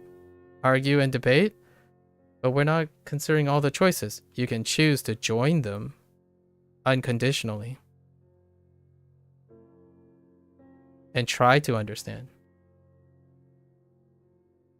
You can choose, when join is meaning sharing experiences together. So, it's interesting because when someone is closed-minded or more likely to be closed-minded, they think about arguing as their default. Right? When you're closed-minded, when you don't agree with someone, the first thing you think about is you debate and argue. And that's perfectly acceptable. That's how one views they're very strong. This is a person with a strong identity, right? And that is a product of age as well. The older you get, the more strongly you know your truths, you know your things, the things you've done a lot. And I chose to be more young because I try to stay open-minded. But what happens is you do end up getting into more debates, but you also end up joining in on more things, right? I didn't join language learning because I thought English was the only language you need to know, right? Try convincing someone who thinks English is pragmatically all they need to know in life, and it's true to a great extent. In their lives, in their environment, they can probably live the rest of their life with English. So is true for every other person who has learned a native language that supports in the country that they stay in, right? Now the question is, how do you get yourself to language learn and be excited about language learning? You join other people, or you debate and argue that English is all you need. All of that is still more, in my opinion, to say it depends and let bygones be bygones. So if you decide to say it depends, let bygones be bygones, then you yourself have no longer have any learning potential from debate, nor from joining them. Right? And I did not say anything about how this would make the person happier or not happier. This person that says it depends, let bygones be bygones can be perfectly happy. If it becomes an obstacle, then what I'm saying is these are some of your alternatives to breaking that cycle. If you keep saying it depends and you're unhappy and you constantly do not argue with anyone, do not debate or communicate with anyone, nor do you want to try to understand with anyone, then you yourself is likely, this is victim blaming, so I want to be very careful about this. I don't want to strongly emphasize victim blaming because it's only makes the situation worse. But for a healthy person, when you look out on this, it's like that's the cage you built. You built your own cage so that you won't let anyone in, nor do you want to conflict with anyone to bring someone else in to you, right? When you debate, you're trying to bring someone into your safe space. When you're joining them, you're leaving your safe space and you're joining someone else's safe space. And the more closed-minded you are, then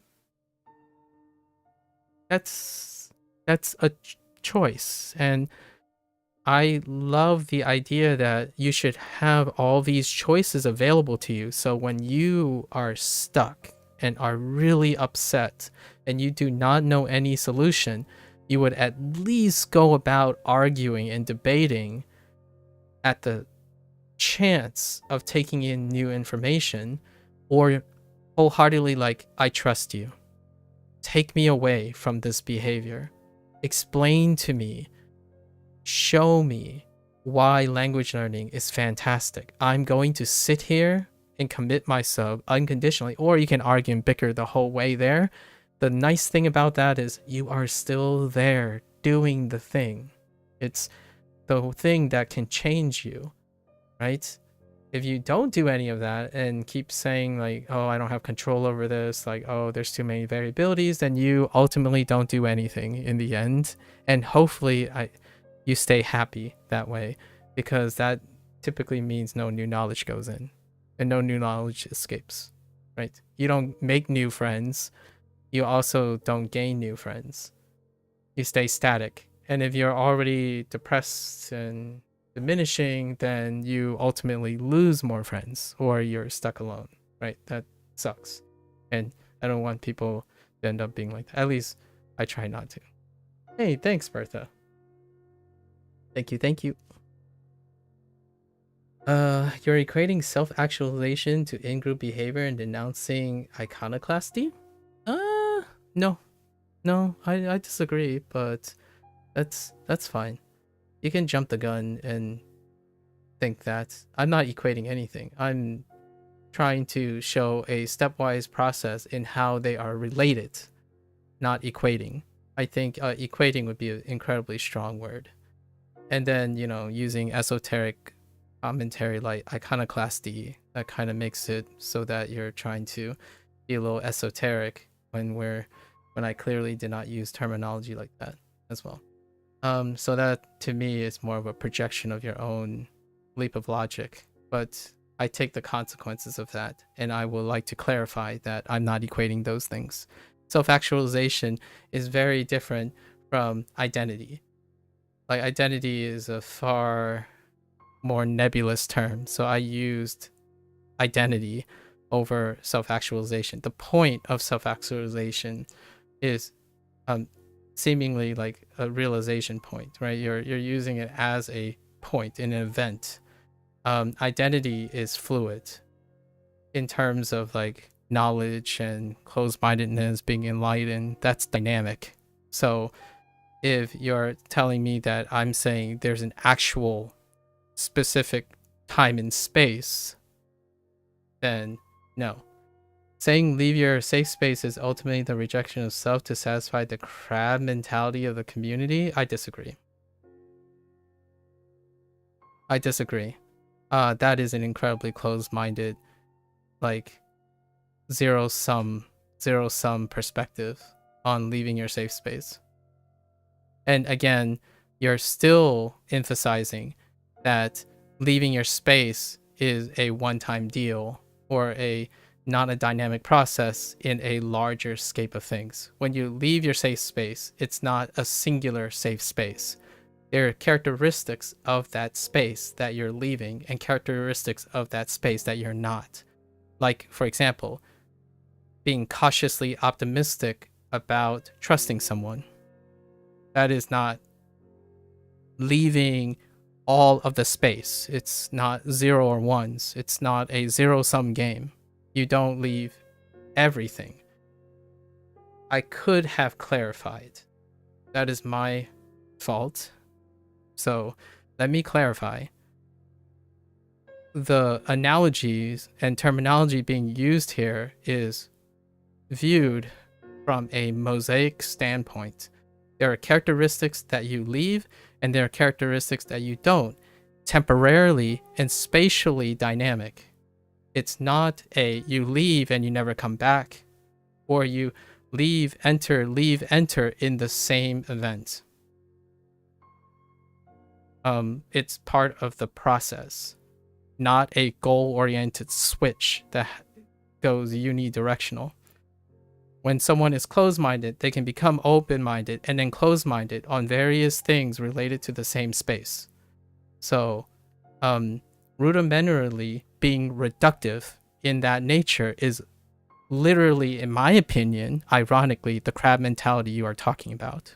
So, if you want to generalize my statements and make it all into direct generalities, then yes, that's taking my words out of context to apply it to your own logic in order to create a critique that I am at fault for being too harsh. So I wasn't being nuanced enough, I suppose. That's a fair assessment. You could argue that I'm being too general and without being concerned with like the dynamics. So sorry about that. But I will clarify what you just said is a misinterpretation, and it's a hyperbolic way of generalizing what I'm trying to say. And personally, if I had to be direct about it, this is a idiosyncrasy of yours to hyperbolically equate all or none situations to literally what I'm saying is it's not an all or none situation. It's a homeostasis, if you will, or a regulated system where you make a series of choices that interplay with each other. So most of the stuff that I talk about is not you make that decision and you never go back. You change, you adapt, you're critically thinking and problem solving. Not zeros and ones and zero-sum games. So hopefully that is a more direct way of addressing that kind of summary. If I gave that impression, I hope someone stays long enough to understand that I do not view world views and human behavior as a 0 and 1 decision. So if you're making switches like that, then certainly a sheep can become, a crab can become, I don't know where this analogy comes from though. A crab can be a seahorse one day, I don't know. And then the seahorse can be both a crab and a seahorse if they want it to be, in a way, so to speak, have characteristics of different things. The idea is to be adaptive and being open to more perspectives in order to keep one young and options open.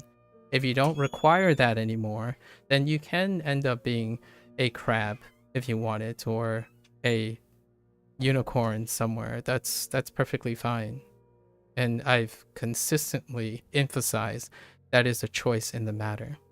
You can choose to never leave your safe space if that's what you're trying to defend. Fair enough. That kind of thing. The idea is to elicit as much perspectives in a given problem or solution or that one is willing to entertain instead of reducing it. So what your comment tells me is that you prefer to project a very specific interpretation and stick with it. That's acceptable. And I'm sorry to disappoint, but that is one of many perspectives that one can glean from my analogy and my use of language.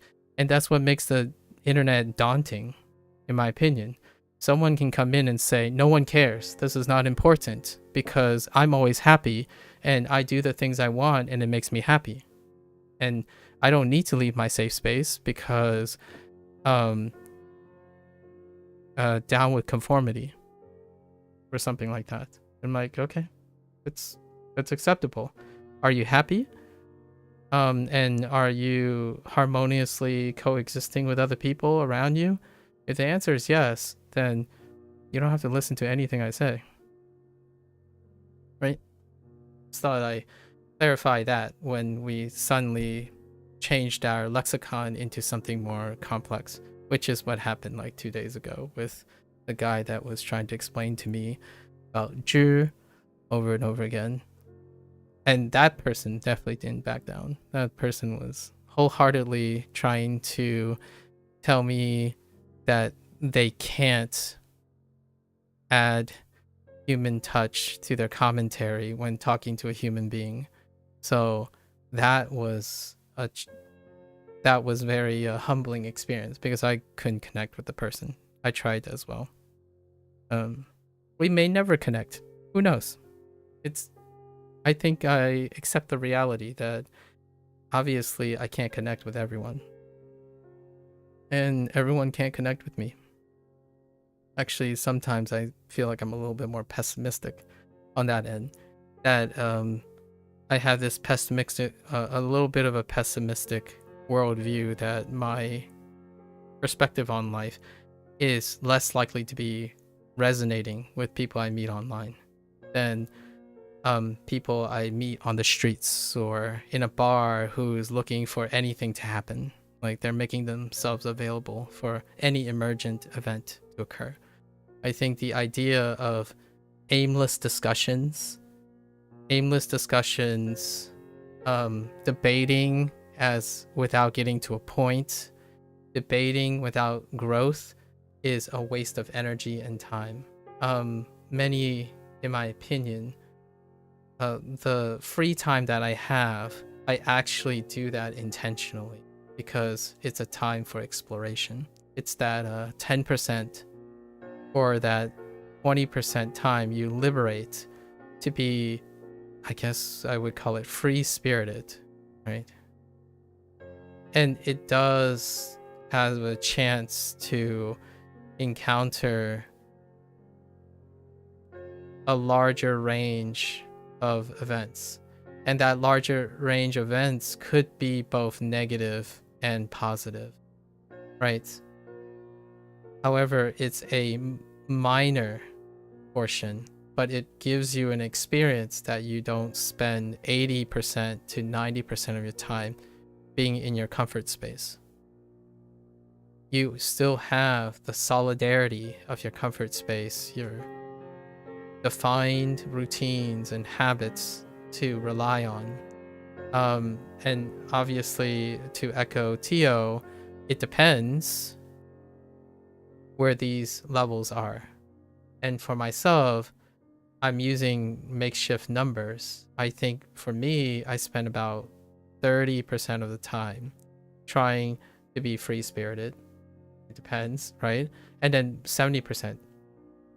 What is yours, right? Then if someone is self-actualized, for example, using that word, several actualization, or I would consider it a solid identity and awareness of their requirements, right?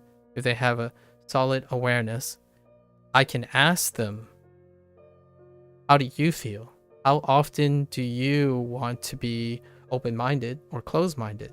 And then with that transparency and ability, right, for self-actualization and solid identity, we can communicate in a way that is comforting to meet in between. So if someone tells me, I disagree with you, no matter what, I read that as a closed invitation to argue or debate. So if I wanted to choose how to get to know this person, what do I have to do? Well, I am going to leave my safe space, or many of my characteristics of my safe space, as many as I am able to, as many characteristics safe space as I can, and I will join them and see if I can observe and experience something that I cannot understand yet, right? So that is one of the options. It's the characteristically the most unsafe approach in terms of one's identity, because now you're choosing to agree and join them, like, for example, null hypothesis testing. You are choosing to entertain the idea that whatever your reality is, you're going to negate it because that's your strongest opponent and see what it's like to be on the other side. So one of the biggest things in science, at least here, my plug for science, is that the act of hypothesis testing is often misconceived for null hypothesis testing. So one, testing against your testing the null hypothesis provides strength. And that's a dynamic process, because you have to do this many times. Hypothesis testing is a switch. So it's linear in nature.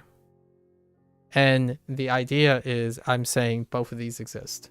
It's an interaction between these two. If your hypothesis is that everyone is negative about language learning, then it stays the hypothesis, and you can choose to confirm the hypothesis, right? And that leads to confirmation bias, right? And to ascertain if it's confirmation bias or not, you do null hypothesis testing, which is to leave your comfort zone or safe space, the things you know, and try to challenge your hypothesis to strengthen its dynamics, right? To strengthen its position. So when you join someone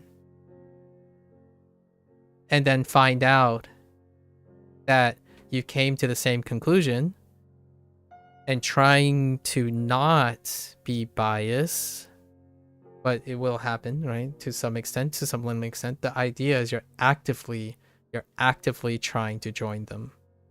You're not actively trying to prove them wrong. It's different between actively trying to prove them wrong, which is hypothesis testing, and you're joining them to see if the null hypothesis is true. And oftentimes, at least in science, you might be able to find both. Some part of the null hypothesis is correct. Some part of the null hypothesis, your hypothesis is correct. And then you form a new hypothesis. Okay. Yeah. Sending love from South America. Good luck, Tio. It was a great discussion. I hope, tell me about your Kana experience, Tio. Because I don't have anyone who's from South America who started Japanese and have your background. Oh, there is one person who is a French person, but I haven't heard back from that. But yeah, good luck. Thank you again for the conversations and the wonderful coffee talk, right? Thank you. And I'll see you next time. And tell me about your Japanese. No. Good luck. Alright, anyways. Good thing we're in review mode right now, so it's okay. 子供ね。子供に本本をread 読んであげました。読んであげました。No, 開けてやった。Why would they? No, it's just. あげて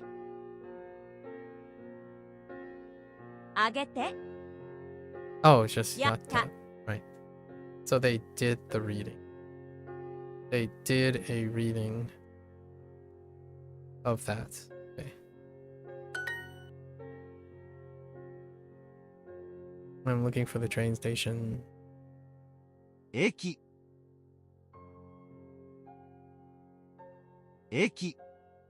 I'm looking for the train station.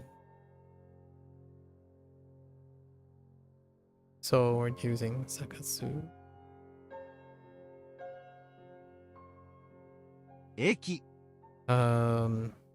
駅を駅を探して I'm looking for just looking.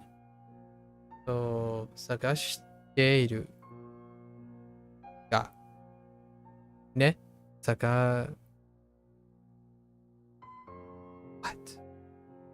Where are you going with this? Oh. 探し探しているいるですが Oh, wait.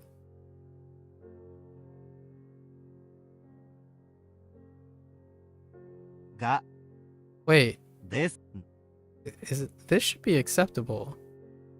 敵を探している Oh, let's see if this accepts it.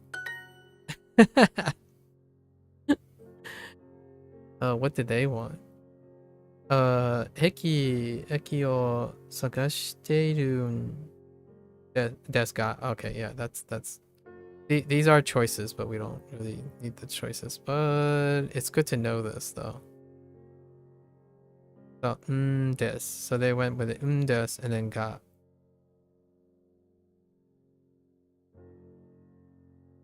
Okay. I'll help you do your homework. I don't think there's a way around this. 宿題宿題を help you do. So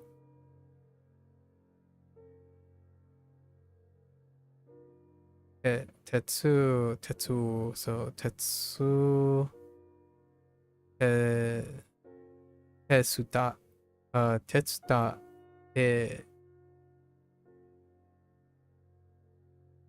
Yoru. Oh, Yoro. Oh yeah, this is the Yoro thing that I have not learned yet, studied yet. 鉄だ Tetsuda, て Yoro, Yaro. All right. 3 exercises. この Oh, 手 no. 紙を書かなくてもいいです。この手紙、この手紙 I mean, write letters, maybe deliver a letter, write a letter. Okay. I see. 書かなくてもいいいいです。 I missed a te. この手紙を書かなくてもいいです。いや、この手紙、この手紙を書かなくてもいいです。You do not have to buy a coat like that. So, あんなコート、I need a I don't think so. あんなコートをか、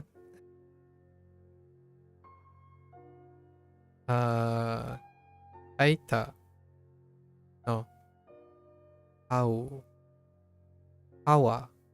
no, yeah, 買わなくてもいいです。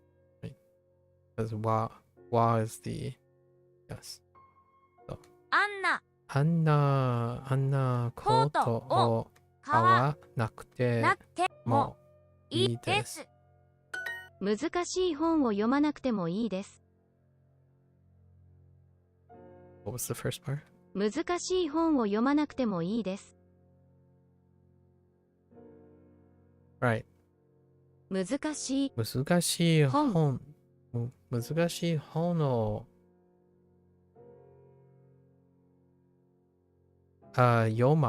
読まなくてもいいです。Right? 難しい本を読ま読まななくてくてももいいいでいですす。。水が欲しいんだけど。水が欲しいんだけど。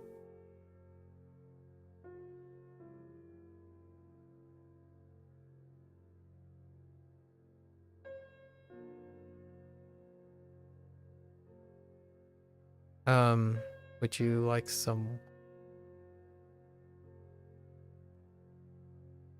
Oh, the chatties.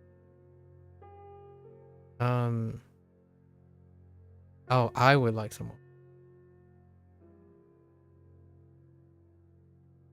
けど。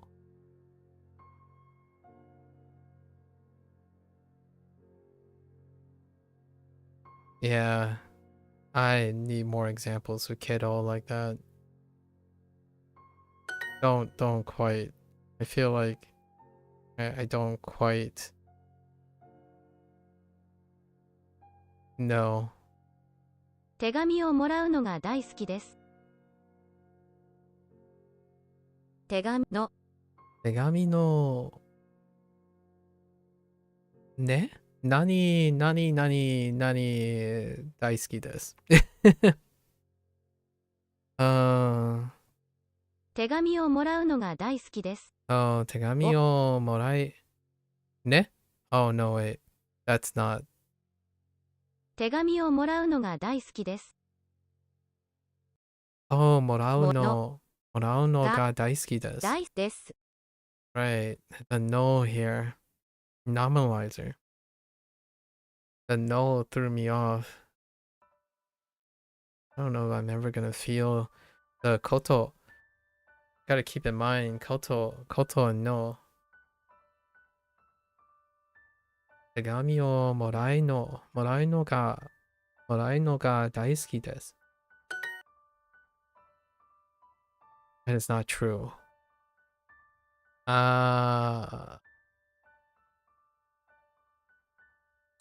そんな、ね? How did they go about this? そんな、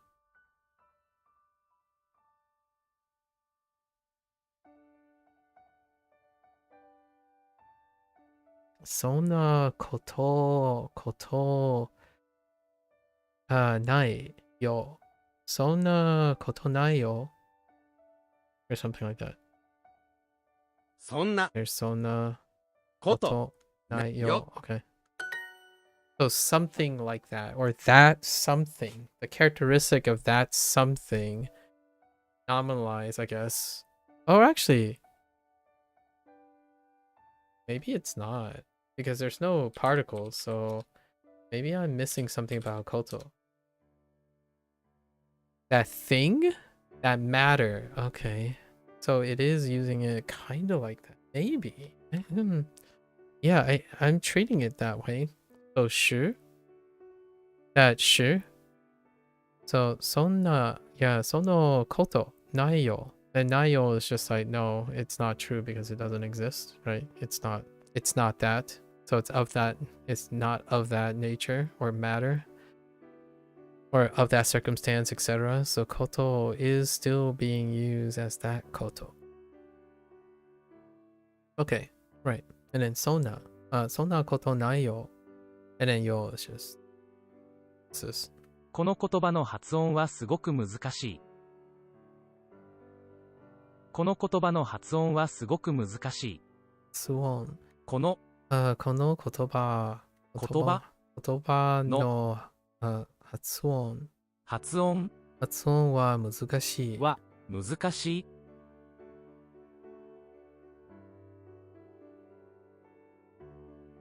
この言葉の発音はすごく難しい。Oh, すごく。Oh, すごく。I forgot about vocabulary. すごく。すごく難しい。It's kind of interesting. I'm not picking up intensifiers. I'm still skipping right across them. So I heard like, oh yeah, this word's pronunciation is difficult. To what degree? すごく。 And すごく。 I drop these all the time. Intensifiers. ちょっといいですか? ちょっといいですか? Unless it starts with it. Like ちょっと. It's kind of hard to ignore. ちょっと. But いいですか is... I guess it gets the point too, right?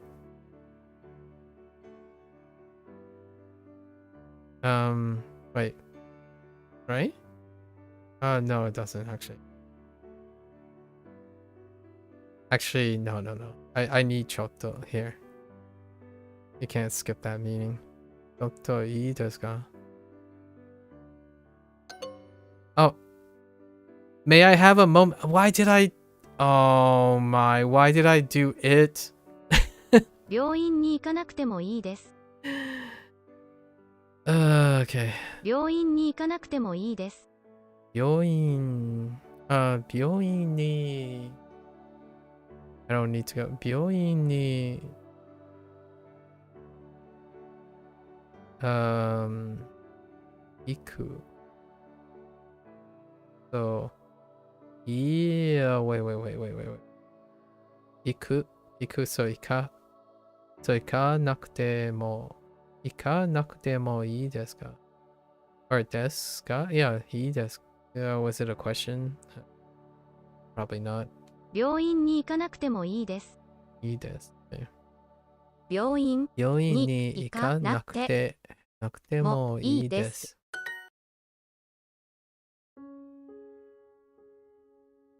So, 届け the key thing here is 届けくれる? くれました。くれる。Oh, くれました。Or maybe, oh, I had my baggage delivered. So, もらう. We're using もらう. So, 届けもらう。もらいました。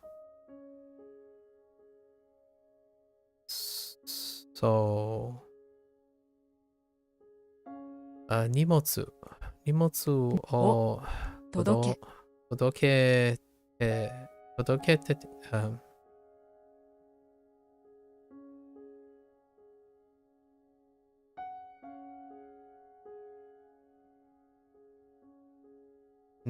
届け。 So that's, oh, and it's not todoru, it's todoku, right? No. Yeah, it's todoku. So todoite 届いて。届いてもらいました。もらました。 Something's missing. Did I screw up? Is it 届け？届け。届いて。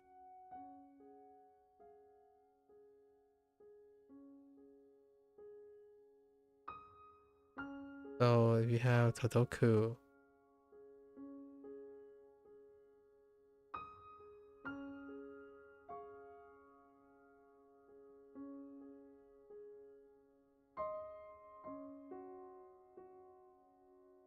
so this is, I'm being a butt. I'm being a butt. Todoku.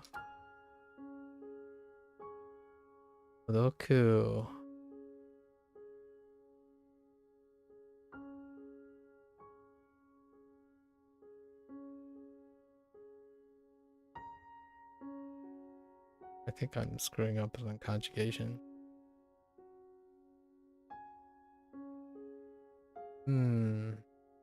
Double check.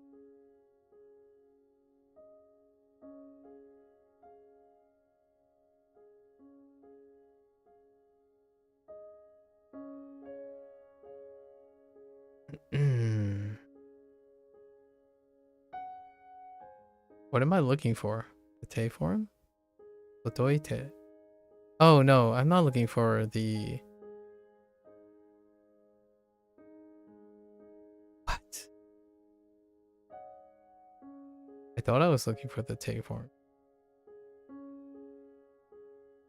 Oh no, it's not. This is the... This is not the... This is the... Oh, I don't know. I forgot how to explain this myself. But it is todokete. Right?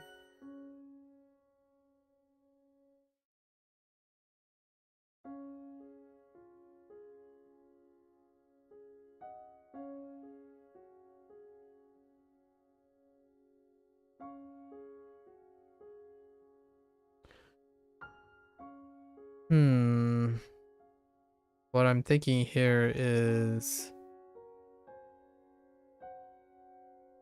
So this becomes an adverbial and then you add te. すごく嬉しい。 I'm getting two things mixed up. I have to practice that next time. Actually, I better do some homework.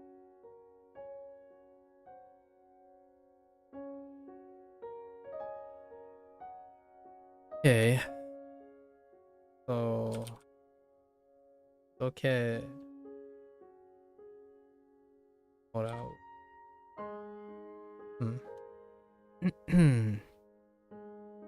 Goku. Sugoku. Goku. Yes. Oh.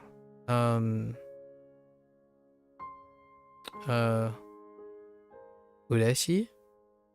Was that ureshi? すごく嬉しい。 Ureshi.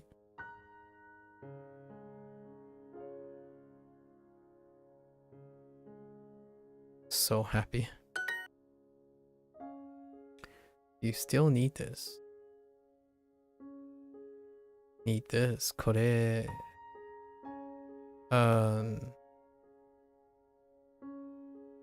これは need? Still? これはまだ still これはまだ入れますか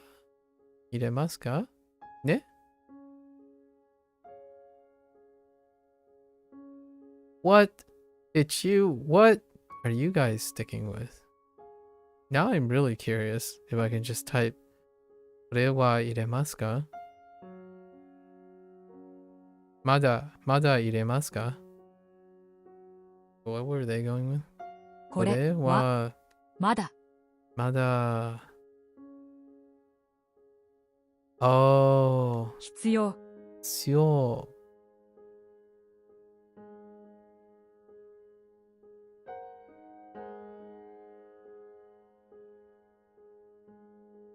The heck?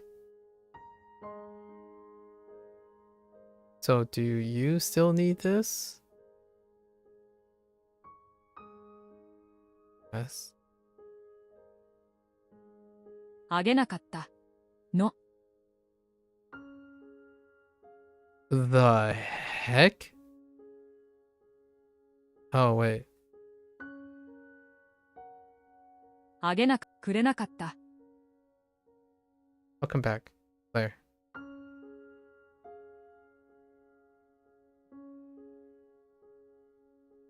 How's the setup? How's everything go all right? これはまだ必要くれなかったの? No, there's no way. That's no way. You still need this. Do you still need this? これはまだ okay, まだ必要 is a need. So maybe No. I wonder if this is fine, honestly. Or it could be like もういいもういい nah, I'm very curious if I can. Oh, I need a na? I need a na? Wait, how does that work?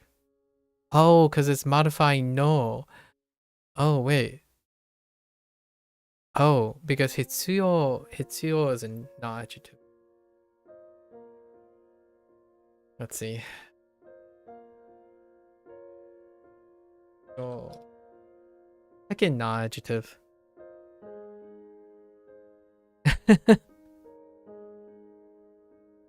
So no, here I feel like it's not even being used as a like functioning in more than one way. Yeah, hitsuyo is an adjective. Working on a layout. Stream looks very boring at the moment. Oh, I see. これを借りてもいい？ What are you adding to your stream? これを借りてもいい。借りてもいい。これを借りてもいい。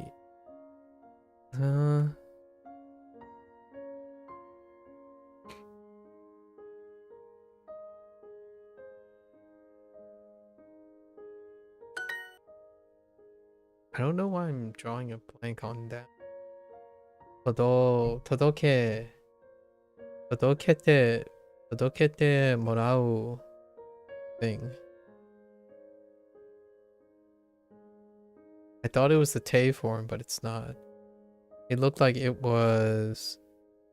What did they do? They conjugate it to e and have a te in between. What was that functionality? Why do I not remember? Like bugging me. I'll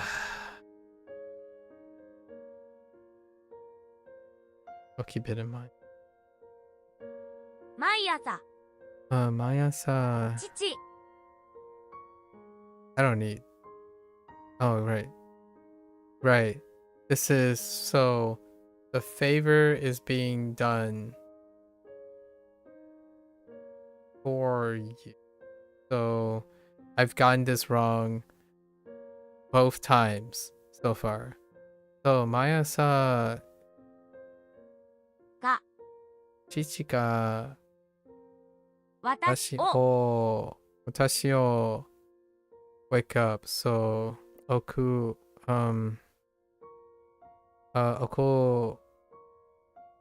こして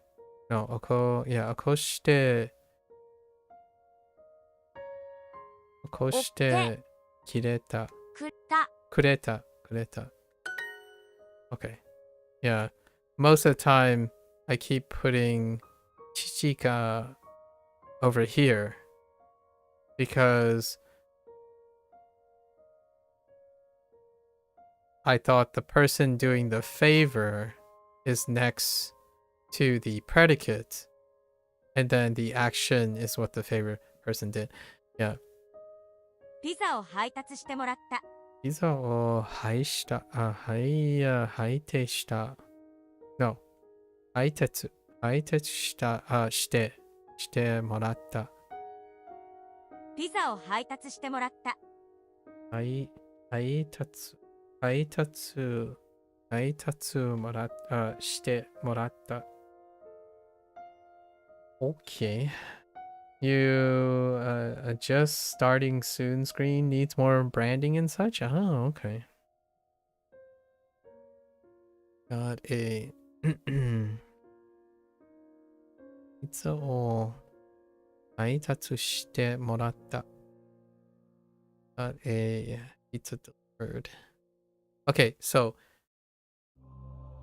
here's morata again. So let's see. We have haitetsu, right? Haitetsu, but haitetsu is being used as a pseudo verb here. So then shite is in the te form. So I am not conjugating properly or something.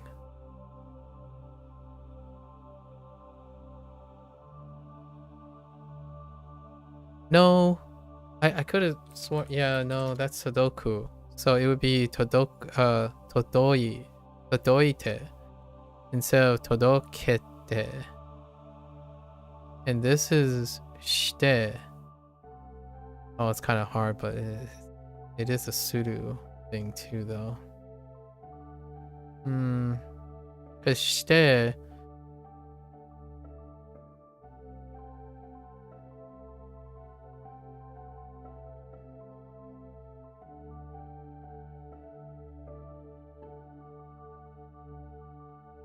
Is the te form of... Oh, I know. Because it's it's not todoku. Right? It's probably todokeru. Oh. Dang. Yeah, it's the transitive. That's what screwed me up so hard. It's todokeru, not todoku. Dang it. That took me a long... Oh, wow, that took way too long. I'm kind of curious, player. May I ask you a question? So Jisho is Wanikani integrated. So, what is Wanikani level 26 mean to you?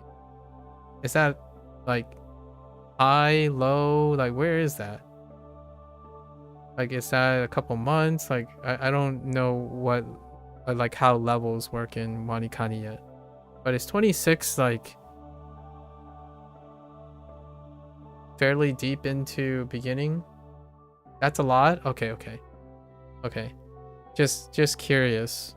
Because, I know I see these oftentimes in Jisho, in the Jisho entry. I'm like, this concept is level 26. What does that mean? I mean, it shows JLPT level 2. It's an N4 concept, but still, like, level 26. I wonder how high that is in Wanikani terms. You're level 3? Okay. That gives me a little bit more perspective. I don't have that perspective yet, but maybe in the future. N4 isn't that bad. Yeah, I know. Not level 26 bad, you mean?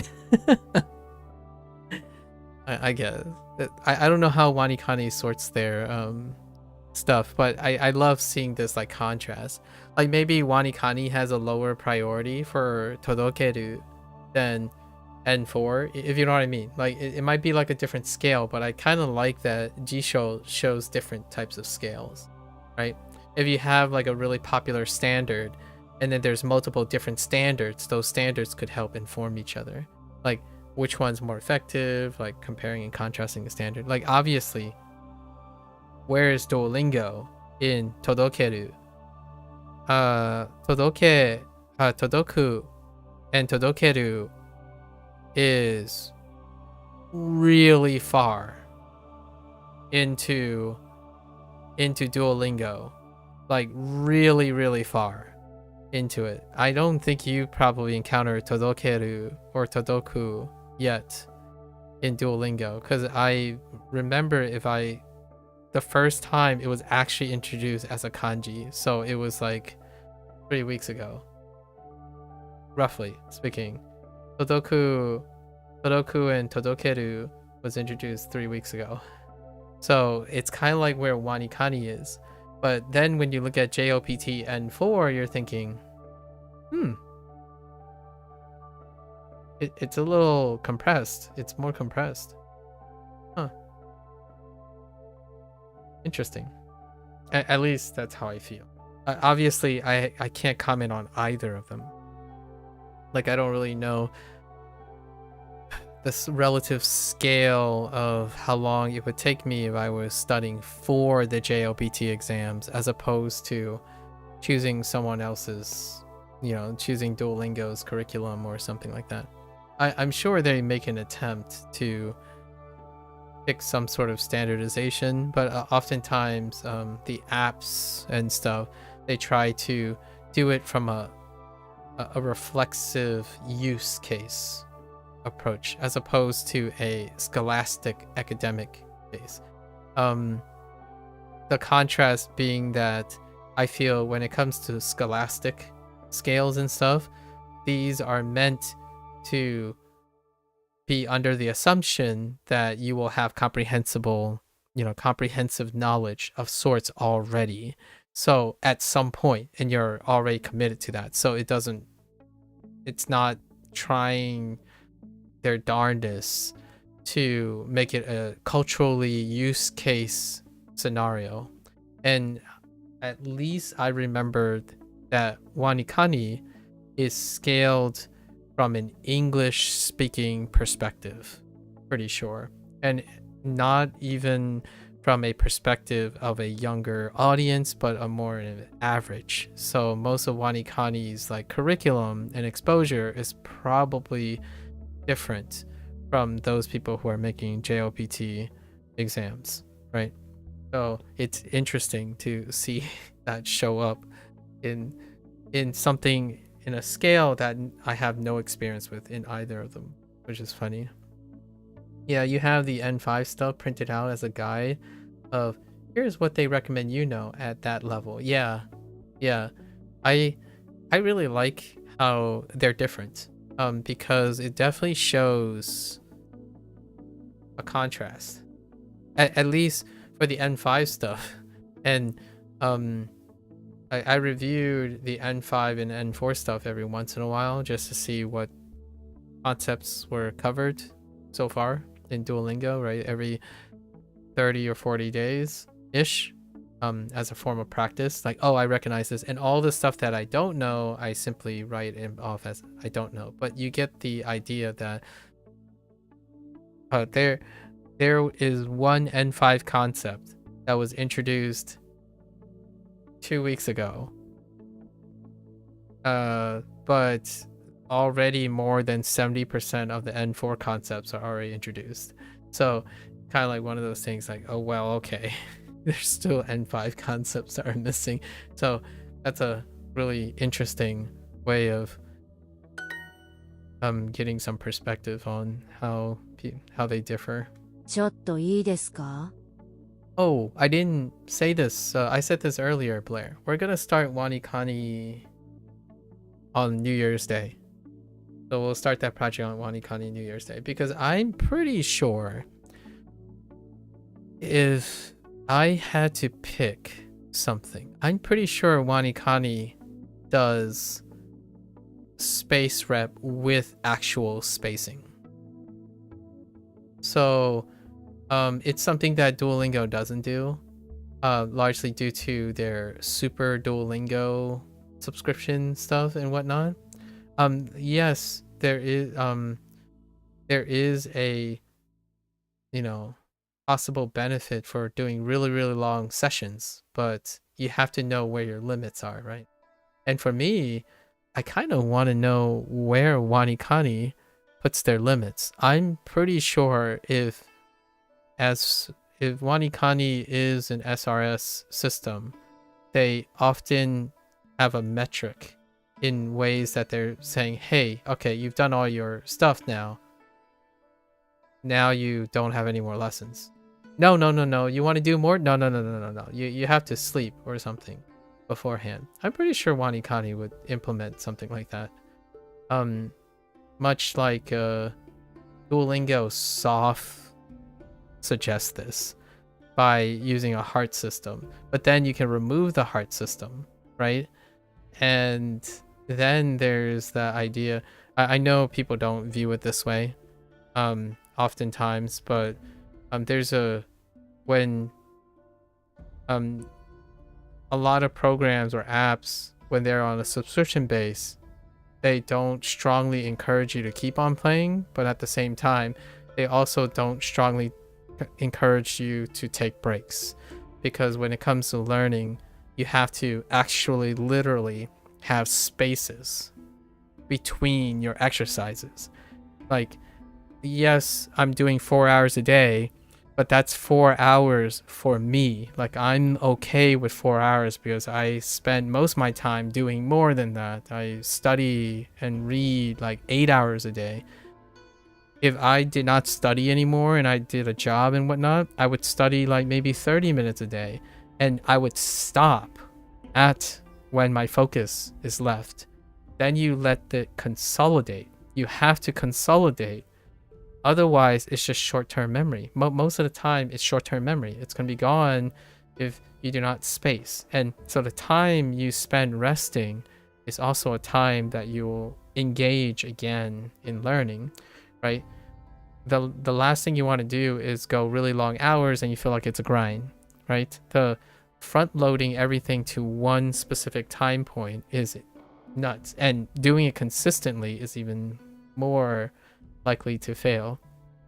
So it's one of those things. This is going to sound like a cliche thing, but it's the one thing that, yes, you can procrastinate and get things done, but when you're doing a life skill, people get bored, in my opinion, is because they're front loading everything onto a day, right? And that kind of parallels lots of things, and it also deals with learning. Like, space repetition literally has space written in it. So if you're cramming for like 7 hours a day and then you only do it once a week, you can definitely learn that way. However, that also means you have 6 days of rest, which is still probably a lot better than chronically studying like me to some extent over your max. So like, if you typically only study 30 minutes, you're like, oh yeah, if I only study 30 minutes, let's just bump it up to 3 hours for the next 6 months every single day. You are more likely to get less than doing those 30 minutes a day and then doing like 31 minutes tomorrow, 33 minutes tomorrow, as long as you maintain that adequate space, that time that you're more accommodated to resting, right? Oh, they do exactly like that? Okay. They only give you so much and then you must wait, okay, until the next day before they give you new stuff. But you can review what you've done before. Yeah, you can practice all you want, Blair. Yeah, and I totally agree. It's kind of funny, but I think Wanikani is doing the exact same thing that I'm doing with Duolingo, only Duolingo doesn't have a structure for it. If you know what I mean. So the stuff that I talk about, recall before each session. But when you are in a new session, you create a review. You create a review of all the things you learn. You create it yourself. Then you use that as a way to refresh on your new day, but you must wait to the new day to review the units based on your new stuff. So that's the cycle, and it looks like Wanikani already does that. So I'm not surprised. That is a lot more successful and consistent. Honestly, like, I'm a little bit biased, obviously, because that's the structure that I would come up with. However, if you're using Duolingo the way it is designed to, rarely does that structure come up. You're not doing like people are blasting through units as whole units, as opposed to like breaking them into units and review potential. So technically, Wanikani is moving faster than Duolingo. Crazy to think about. I'm kind of curious how effective that is, because unless their volume density is lower, because we have to keep in mind, now I have to figure out how much does Wanikani give you each day, right? Call me out like that, why don't you? Sometimes I just like to blast through you. Yeah, no, but hear me out, Blair. But you are using Wanikani as well. You have other sources, right? We're talking about someone who is only used to one structure. So hear me. You might actually be practicing at some point, right? Like some of Duolingo stuff may be considered practice since you have other sources, other exposure. Wanikani, if they introduce, hear me out. So Duolingo, my like limit is about 40 new items, right? So right now my schedule is 40 new things every 3 days.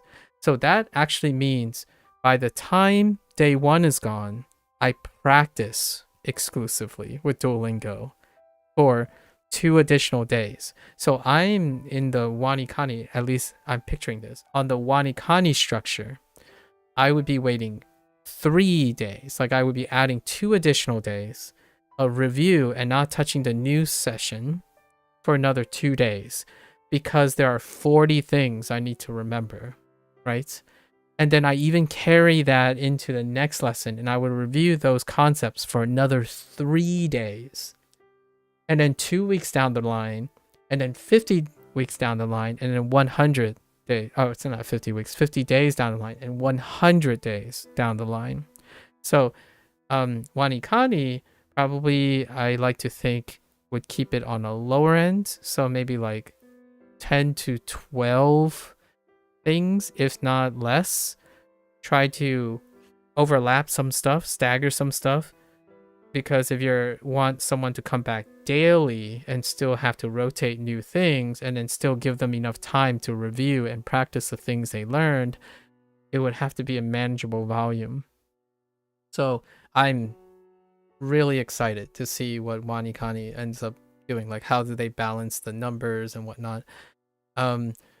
That's largely why I think that if you only use one thing, right? It's not that you might not learn anything, or you might not learn anything efficiently or not. It's the idea that now you have the flexibility to figure out how to fine tune your thing, right? So Wanikani ends up going with a lower density, then I might end up practicing more. And that might reveal to me that, oh yeah, okay, so I was overextending, right? And it would prevent, in my opinion, it would mitigate comments like, oh, Duolingo is going too slow, right? Duolingo is going too slow. It's like, what do you mean Duolingo is going too slow? That's like 40 new things without context. So you telling me, like some people, you're telling me you're learning 1 unit a day. How do you manage that? And they're like, oh, it's fine. It only takes 15 minutes. 15 minutes to learn like 40 different things at once? You're way smarter than me. Like, for example, like I mean, I'm skeptical, but it's tough. And I like to think that another product that is vigorously more like controlled in a way that is like, Wanikani is much more glowing, right? There's less mixed results. I would like to think that they probably fine-tuned this even more. So I can imagine that Wanikani will be actually going at a slower pace overall. As in, what I mean is the users themselves, it is more prescribed. As in, they stop users from hitting diminished return. They try to minimize people overzealous, like trying to say, whoa, my guy, I know you want to learn like 1,000 kanji a day, my guy. Trust us. Learn these 10. Do some review. Only review. Don't go out and like go crazy and continue learning something else. Chill. Learn these 10. Review those 10 as much as you want because you're reviewing, you're practicing those things. That's great. But keep the new stuff from being overzealous. It's kind of like hoping you can ride a bike, like a motorcycle, after riding a bicycle once. Like you know what I mean? Like oh, I can do that now. It's to prevent that overzealous jumping like, oh no, I can't wait. We have to go. You know, that's kind of the thing. At least in my opinion. And I reckon that's what WaniKani has done, and it's consistently probably provided a bit more of a middle ground, right? Like, hey guys, Duolingo doesn't do this, right? I think it's not very lucrative for Duolingo to do this, largely because of the subscription plan. However, WaniKani also has a subscription plan, so they're balancing it somehow to allow that people to know, okay guys, I know you're subscribing and it's based on a time base, but trust us, you need to sleep, rest, actually lengthen your time, like know when to practice, aka review, and know when to take in new information, so that you are ready to take in new information when you're refreshed and you can practice like it's riding a bike. And that's what I'm doing now with Duolingo, because every time the stream goes off with Duolingo, I'm actually off to the vlogs and like the stuff, and I don't concern myself necessarily with constantly picking up new things. I might write things down that come up often that I want to learn eventually, but the idea is, if you're constantly learning, and I know it's coming from me, it sounds like an ironic now, it sounds hypocritical, but there's times to learn and there's times to not. I say I love learning, but I love learning when I am ready to continue learning. So I specifically set myself up for learning. When you're learning and you're not wanting to learn or not dealing, and it's like what you said earlier, Blair, about frustrations, you get ready to do the thing, right? It's the thing that is important. You get ready to do it, and then every other time you can just practice, you know, exist. Try to keep it low effort, because that's your reward. It should be, the stuff you're practicing should be easier, right? They're more manageable, they require less effort, you can veg a little, that kind of thing, all in ready for game time. It does also throw stuff you're not good at back into keep studying this at this level if you seem to be struggling. So they even slow you down. Nice. That the dynamic process. I already mentioned, right? Duolingo is not a dynamic process. It's a static process. The curriculum does not stop for you. You have to stop yourself. You have to know when to stop. You have to know when to pick up, know when to speak. Like, it's less. It's funny because you might think, some people are like, oh, Duolingo always holds your hand. And I'm like, it really actually doesn't. Like, what I mean is, it doesn't adapt to you. So when someone says this is boring, then maybe there's a chance you actually do learn faster than this. I mean, I certainly don't. But you know, it goes up and down. It's all over the place. Sometimes it's fast, sometimes it's slow, but you deal with it. So you learn how to moderate that based on the user. The user is responsible to navigate the fixed curriculum. WaniKani seems like they have a dynamic system, and I'm looking forward to talking about all these talking points again, starting New Year's when we do WaniKani. However, I imagine Anki. So Anki is in between Duolingo and WaniKani, just based on paper thing, because Anki, while there is an SRS system that tells you like, oh, slow down, or these are your trouble spots, no one's there to regulate or attempt to provide some discipline on how long you study. when you need to rest, right? It sounds like such a nagging or cliche thing, but hear me out here. Let me give you a video game example. Both people will be very happy in the end if it's successful. So let's say the default is both these people are successful. So you fight a boss. I'm going to use a Souls-like game as an example. And I can't tell you how many times you can pick up examples of this from streaming or like someone who plays video games, quote unquote, especially quote unquote difficult games, right? And we're going to pick Souls-like games. You get a boss you could spend, which we're comparing the person with is hypothetical same person, not between people. So this person would make a comment, something like, if they spent 6 hours and they couldn't beat the boss, right? Then the next day they beat the boss on the first try. And then their comment would be like, dang, it's like, it's almost as something clicked in me, right? But hear me out. The likely case is that this person passed the threshold, passed the threshold in acquiring new knowledge, right? And also, since they didn't rest, they haven't integrated the new knowledge yet.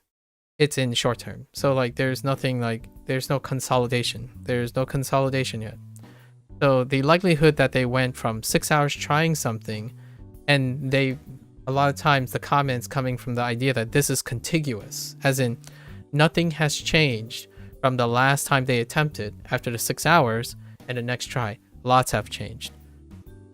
You're not threshold, so you're more rested. Most of the time people realize that. It's like, oh, I must be more rested, right? So I'm not as tired as I was. That's true. But also, you are consolidating. And oftentimes, when you don't know where your threshold is, sometimes it can lead to this. Now, alternatively, then there's these comments like, oh yeah, but this guy only spent 2 hours clearing the same boss, right? And lots of times, one of the major concepts, it's all of these above. It's all of the above. This guy would say like, oh, but you know, it's kind of like how Souls-like games are, where you have someone who like spends 1 hour and 2 hours total to clear a boss and whatnot. But hear me out here. There's also focus and session-based variability. So it gets a little trickier. So for example, if I try a boss and, you know, I see progress, like significant progress, I'll be like, okay, I'll give it another try. Right? But then that progress gets like halved, or there's a consistent diminished return, right? I walk away, I play tomorrow, I'll just try tomorrow, and it would be a different story. Usually this is the case, largely due to all the above. So studying is very similar to that. Now, here's some long-term effects, long-term behavioral potential effects, right? If you're grinding, I use this word in my title of my videos, but it means something different. If you're saying you're grinding to study, oftentimes this can mean a lot of things, but one of the more common things that this can mean is, to me, this person might be over their threshold every time they're studying. Every time they're learning, they're over their threshold.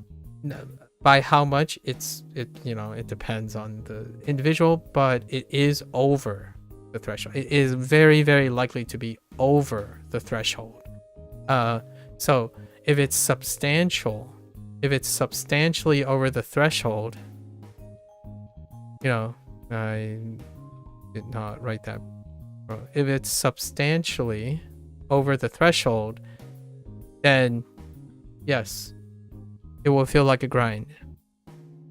Now let's compare it with the same person. So now we're not comparing it with if that person did not go over the threshold. So hypothetically, this person did not go over the threshold of their current study. This threshold can be changed with discipline and training, right? You can slowly increase your time. But what would become obvious is, man, I always feel like it's a grind. Like, when will I be ready to learn? Like, I always have to prepare myself to learn because it feels like grinding over the threshold, right? What does it, that hypothetical person, if they're not over the threshold, their expression would be like, oh, I can do more. Or, well, I like learning. I really, really want to do more. That would be a reasonable reaction to someone who is not over their threshold. As in, like, well, I don't feel like it's a grind because I still like it, right? It's fun. These are the observations you would get when someone is not over their threshold, consistently pushing past their threshold. And it's a balance.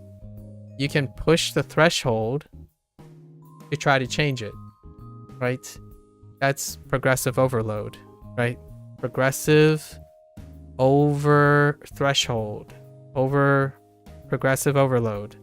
So your endurance will go up at the cost of your sustainability. So what are the days when you need to maintain it? You dial back. If you push too hard, you overtrain. Kind of like over practicing. What does that sound like when you overtrain? You get physical injuries for overtraining. And for the mental counterpart, it's called burnout. You burn out because you can no longer sustain pushing so hard over the threshold. So Wanikani, I feel, has far more consistent feedback, in my opinion, and critique and reception, largely because whether the person know it or not, they are taking a design that is a lot safer, like a safer design to regulate this from happening, the burnout. And why did I bring up Anki?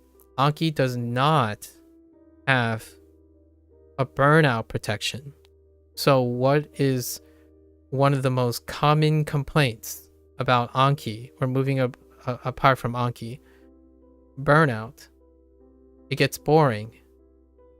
It feels brain dead. The grind is too long. And then what does Duolingo have criticisms of? The same thing. Because in my opinion, they're the business model and stuff, like their culmination of their priorities, there's no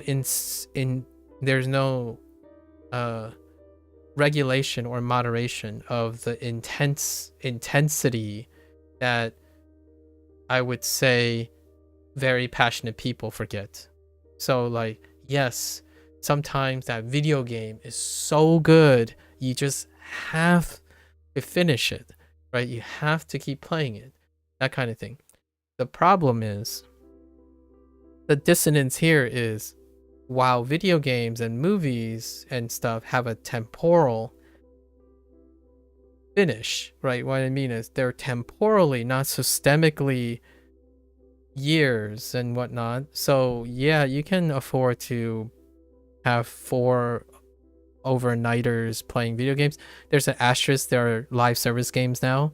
So live service games suffer from a very similar thing of burnout, because people play way too aggressively first. So individuals who stick to a live service game are individuals who can discipline themselves in playing per unit time. I'm looking at you, Blair. No, I'm just kidding. I was gonna throw in Genshin Impact, but you know what I mean. Like, when you can sustainably enjoy a live service game, most of those individuals are people who have discipline. They can moderate their intake on approaching a product that doesn't have an end. Now we go back to language learning. And yes, language learning, I like to believe, most people can agree, does not have an end. So, yeah, if you burn out on language learning, it can be the system's fault, but I would hard argue that it's what's lacking of the system, but it's a privilege and luxury for the user. So, why do personal trainers exist? Why do teachers exist? Why do counselors, therapists, and whatnot exist? They are moderators, in my opinion. They serve a place to regulate you, because if you love something, a basic human condition often is you're gonna gorge, you're gonna splurge, right? You know what's I'm gonna use a really terrible example. Not having money is really, really bad, right? Like, not having money, that's a bad thing, but having too much money, let's just say, that can also absolutely burn someone out. Like, there are, moderation is the key, right? For mental states and whatnot. So I think hats off to Wanikani for doing that. I'm not sure if Duolingo will change their design view. I think Duolingo is operating on their advertisement to say, do 15 minutes a day, do 30 minutes a day. That's it. Do it when you can in short bursts. And here we are, the vast majority of people who really truly dislike Duolingo, as one to a couple more, but one prominent feature that the most critical, like almost witch hunting people who complain about Duolingo, they have one thing in common. They show many signs of burnout, impatience, and also no discipline in regulating how quickly they want, because they want it to be quick. They want it to be fast. They want their results to be fast. And Duo did not advertise that. However, they didn't also say anything about it. So it's being complicit, right? It's being ignorantly, or not ignorantly, but more feigning complicity. Basically, it's probably obvious that people need to rest and whatnot, but we haven't strongly placed anything into our model to try to get people to use our product less, so to speak. So that might sound like a suspicious thing, but earnestly, the control, the discipline is coming from the user too. So that's one of the major things that I wanted to say when reviewing Duolingo during the Chinese course, which is coming up soon. It's one of the topics that I wanted to talk about. And then in the future, and it will lead right into Wanikani, which I'm pretty sure a product now, especially a live service product. Wanikani is a live service product, although I bought the lifetime subscription, which removes the whole live service aspect, like the pressure to use your time and whatnot. That's a different point I'll make in the future, what the difference in mindset is for that, because now I have to discipline myself to use that time as opposed to the other way around. I like that there are products out there that understand this, or understand this in a sense that we're willing to invest in a model that we know that the users will stay healthy and continue to use our product because it's not in excess. Now you might be thinking, why would a business ever do that? Well, there are some businesses, the natural problem is that they run out of content, right? So then instead of asking the users like, hey, can you wait, right? We'll release episodes on a weekly basis. This sounds very familiar. Like, oh no, they stopped releasing shows in its entirety because of the initial passionate reception of Netflix's model. And now it's being regulated. And what does Amazon do now? Amazon actually releases 2 or 3 episodes in the beginning, so you get that nice hit, that hit. But then every subsequent episode is on a weekly basis. So what you have now is you have a blend of the 2 models. You get the business advantage of being like, here's an upfront hit, like it's our best stuff, let's get hit. And then they're like, oh no, they're gonna OD on this stuff, like we gotta make sure we space it out so that they can continue.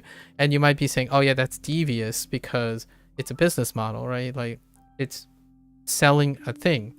But if we apply it to language learning, right, that's what you do with habits.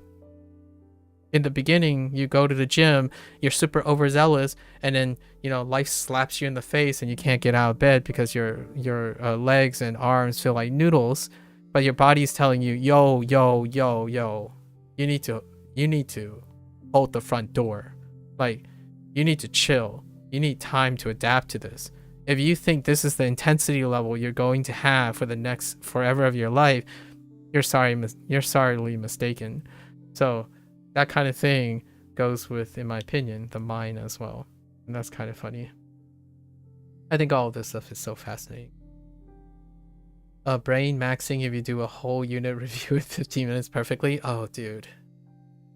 I can't even imagine doing this in one day. Let alone people telling me that they quote unquote speedrun Duolingo. Like, what does speedrunning Duolingo look like? I have no idea. I actually didn't ever look at a speedrun of Duolingo. I saw someone's like quote unquote speedrun where they like skip all the units, right? But that's not the same as speedrunning through the thing and then telling yourself, what did you remember? Speedrunning is reaching the finish line, whether you remember any of the stuff or not, or you've already known all the stuff. That's a whole different story. Speedrunning is often maximizing things you already know. So you're not actually learning the content, you're learning the route, right? In my opinion, you probably have already learned the content. That's how you be fast. However, if they're talking about speedrunning, then speedrunning does for the first time, then when you do that type of speedrunning, you have no way to assess if you actually you have to determine what your goal is, right? If it means crossing the line at the end, regardless of what you remember, then yeah, then that's probably a different speedrun than someone who says, I'll remember and I'll tell you all the vocabulary and concepts in every single section the first time I've ever ran through all of it. That's a 100% speedrun. So I doubt that's it. Honestly, usually at this point I would have absolutely burned out. Somehow it's different this time. Well, I'm glad to hear it. Your review passed 231 review units. May I ask how long it takes for you to do a review? You haven't been on it in a week? Busy life, Blair. I have so many things that I'm reflecting on right now. These are the topics that I'm going to be talking about in the review for Japanese and Chinese. I'm basically improvising all the things I was going to talk about.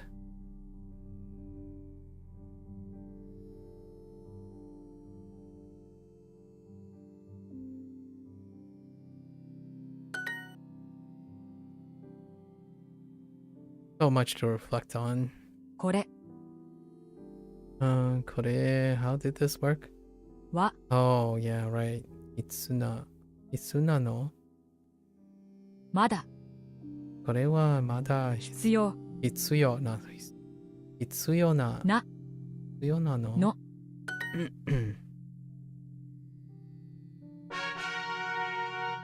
Alright, we really gotta start Oh, maybe, you know what? I'm gonna push the review off to tomorrow. You'll be fine. End of year, man. At the end of the year, things have so much reflection to do. それを見せてもらえませんか？それを見せてもらいましたか？それを見せてね、もらえませんか？ませんか。それを見せてもらえませんか？ Do you know, sorry if you're, I digressed for quite some time. Do you know what is different this time, Claire? What has changed that you did not burn out?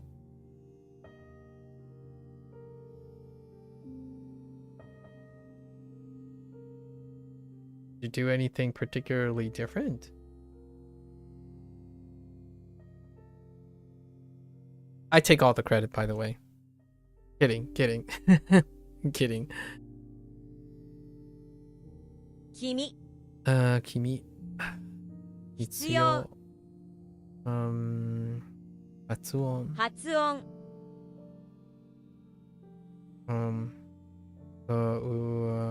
珍しい珍しい優しい。それは君のビールですか？それとも弟のビールですか？ Right. それね。それは君のビールですか？ですか。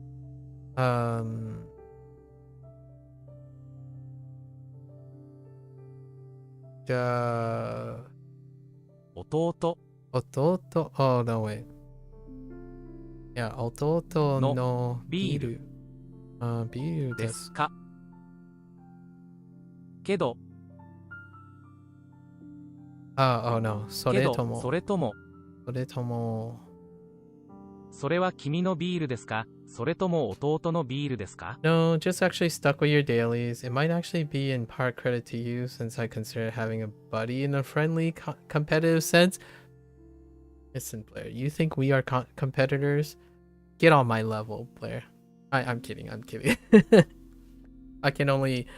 I can't possibly even imagine having to work, be a super mom, take care of pets, and have to like do all that stuff on top of studying. And then having a flip schedule, that's like a flip schedule as in like daytime, nighttime kind of thing. That sounds like no compete for me. I'm not gonna do that. But it's nice. It's nice to know that you basically just stuck to your dailies. I'm glad to see something that is habit forming and also doesn't cause you to hate yourself, right? And what I mean by hate yourself, not like not in like a loathing way, but like you hate to do the thing you're gonna do, so you associate it with something that you're self-inflicting yourself. Like, ugh, I have to study tomorrow. Like, ugh, I have to do my lesson. Maybe I should make some time for my lesson. I think the moment you don't say that, like you forgot that you ever, when was the last time? Like, for example, you get up and you think, when was the last time I said I'm not looking forward to my, like, I have to study today? Like, when was the last time you said it in a way that's like it's an impediment? I think that is the aha moment. I think that is the moment when the thing you're thinking about becomes a true habit. A habit that is not an addiction or a coping mechanism. Right? Like, for example, here's an alternative for someone who's been studying for a very long time. They get up and they're like, oh man, if I don't do this, I'm going to feel bad about my studies tomorrow. Like, if I don't put in this study now, I'm just gonna kick my butt tomorrow. That's a coping mechanism. Now that will still get someone to study, until it becomes a habit, right? You want it to stop being that. Or alternatively, it would be something like, nah, I'm just gonna skip it because I don't have time. It's not that important. That is another coping mechanism that causes to the other direction, where it causes the person to give up. And then these aren't like in any particular order. These are like common scenarios, but not in any particular order. And then the last one is like, oh, it just doesn't feel the same anymore. It doesn't feel like I'm getting better anymore. It's like I'm putting in so much time and it doesn't make me feel good anymore. That is not a coping mechanism. That is burnout. So those are the most occurrent type of behavior that you can read between the lines. When you have someone, I ask you, how is it going? And then little key words like, yeah, it's back to the grind. I'm like, okay, is that good, bad? You are doing this because you're choosing to do this, right? Why don't you go and have you considered trying to make it more fun? Because it feels like when you say grind, it's not a good grind, like a grind that you look forward to. So whenever someone says like, oh, how do you keep grinding? It's like, well, that's because I'm clickbaiting you, because when I use the word grind, it doesn't mean the same thing. And I want to change that. At least in my opinion. I want to change people's perception on grinding. Grinding is a well-oiled machine that, keeps going, but then in essence, it's more like, what's another word for grinding that isn't perpetual? Well, it's kind of tough in this day and age. Smooth sailing, cruising.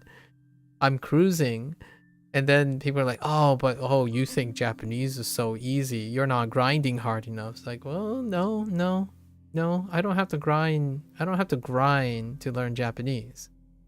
I want to cruise Japanese, as in, like, I want it to be as smooth as it can be, right? Let me quote Frien. I don't know if you watched Frien yet. Blair, if you watch I keep misspelling her name, but I think it's E before I. Maybe it's like Frien. If you haven't seen this anime, one of the major themes on this anime, one of the quotes you remember what's his name? The hero guy. He translated and said something like, if you are gonna have to go on a journey already, why not enjoy it? It's not this exact wording, but it's like really far in the beginning in one of the flashbacks.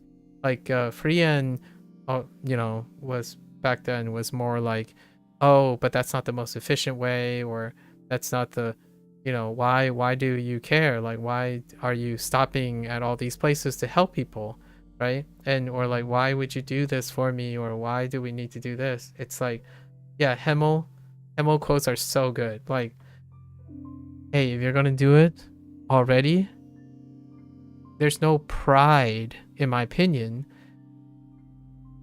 to suffering, right? Yes, some people thrive on that. However, Frien is sharing the opposing. They're sharing the opposing perspective. People who are happy, who want to tackle things that take time, but they do it in a way that maximizes the sustainability of it, the sentimentality of it. And I really love the anime for that, because meanwhile, I'm watching Dan Da Dan, right? And then immediately you're already snapped back. You just get slapped back in Dan Da Dan, like, oh yeah, this is the high octane hustle culture. Do it, and everything's got to be crazy and fast, and and slam, and you're gonna burn out soon. Like you just burn out all the time. Literally, the character Okurun, when he converts to Turbo Nanny, literally burns out in 1 or 2 shots. Like that's the pace of the more common representation, right? So occasionally you kind of need both. Yeah. Okurun 2-shot burns out. What is his personality? Blair, let's just feel this out. What is the most relatable thing about Okurun? He's a 2-shot wonder. He burns out and he sounds like a drag. Why is that so viral and relatable? Because one of the behavioral trends on the internet is you go big or go home and you burn out. Oh, Shikamaru, yeah, from Naruto. Yeah, mendokusai, right? Second mendokusai. So that's kind of what I mean. And there's both, right? I obviously really like the granny. I forgot her name in Dan Da Dan. When she's like just chilling back, it's like, listen, kids, you gotta, you don't become this. Oh no, sorry, not granny. Granny and what's her name's grandmother? The one with the bat. So all the older people are like chill, even though like they're like they can get angry and stuff, but they're like chill. They're like, dude, listen. The irony here, one of the scenes when they say like, you can't possibly be 100 years old or something because looking like that, it's like, well, here's the thing. Aside from the mystical thing, right? Yeah, I forgot what Momo's grandmother's name is, but it's really funny from an adult standpoint is because look at how chill she is. She's composed, she knows the rules, she knows how to operate in her advantage, and she's chill. So what does she look like? Well, someone that didn't stress out and burn out like 60 years of her life, right? Like what I mean is that is the quintessential wonderful Dandadan counterpart to rounding out the insane anxiety inducing high hustle pumping lifestyle that the main characters have. And then you're surrounded by characters that are like, yeah, listen, chill. She's just chilling. She's like making jokes, enjoying the experience, right? Like, oh, look at you two. You two are really cute. And in the end, like when like the first scene when Momo was needed to apologize to Momo's grandmother, the grandmother, I would say, is just playing her. Like what I mean is I don't think she would have not helped Momo if she didn't apologize. That's kind of like the perception that you get because she's the grandmother. She loves Momo, right? Like the parents are composed. They can mess around with the younger kids because the kids are like, they're rash. They're constantly diving into things head first, right? Headlong right into something very quick. Then they lose their way. And as the adult figure, you kind of want to slap them back to reality, but that's because of life experiences. So I really like the dynamic of Dan Da Dan. And I definitely look forward to next season. That obvious cliffhanger that they wanted to make 2 seasons at once was pretty palpable. I have not read the manga. Usually I do not have time for it, but why do you bring it up? Is there something really like I was told the artists, right? I listened to a documentary on the artists, the essay on how that person overcame the next season is gonna pop off. I look forward to the next season. Patience, Blair. But maybe I'll take a look at the manga at some point. But if I right now I'm watching that Korean ghost story thing that you linked earlier. Was it Korean? It was Korean. So on Hulu. So low key, I'm kind of watching that at the moment. However, yeah, I have no doubts that the show is gonna pop off. I mean, Netflix pre-produced the following season so fast. It's nuts. Right at the last day of the airing, the last episode aired, they drop a trailer for season 2. I think that's a really fast turnover. Only in July, Blair. In July. It's a great... I would probably... I don't know if you know anything about the artist, like the mangaka. That person's story is really interesting. Like, they had a really intense bout of writer's block, like a artist block, or however you want to classify it. And there was an interesting story behind how he or she, I don't actually know at the moment, he overcome it in a really interesting way. Like, there was a funny, interesting story that ended up causing him to collaborate, that led to that manga. But you can definitely feel burnout written all over it. それは君のビールですか？それとも弟のビールですか？ you can definitely feel the literal burnout from the story of the portrayal of the characters. Like, burnout is such a related thing now. There's a market. There's definitely a market for preventing burnout in every way. It's practically now like a multi-million dollar, if not billion-dollar. Nah, it's multi-million dollar industry on finding solutions, help books, app design, AI aided tools to help one have a sustainable and productive life, largely due to the hyper over excess environment that the same things are in. So how do you tackle hyper excessive aggressive consumption? Use that same platform to suggest something that moderates that.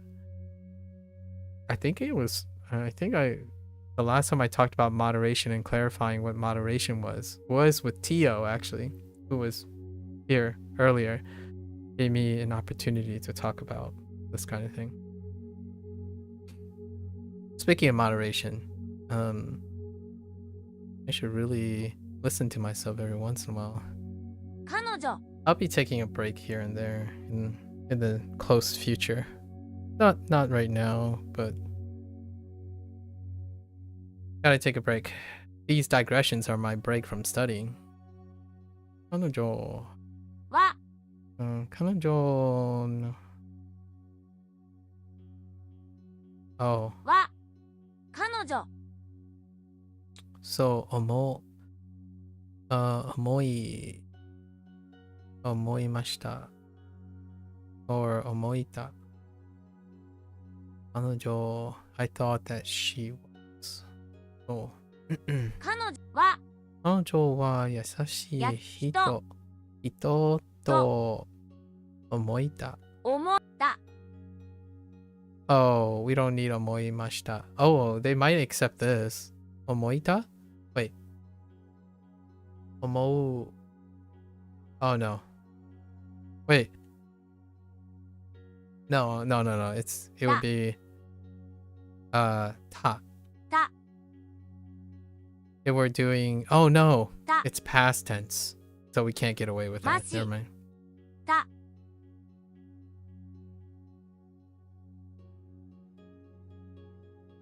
Oh no way ました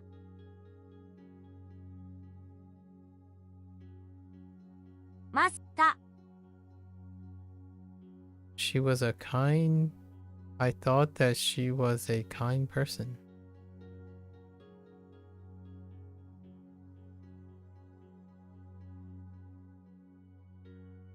What?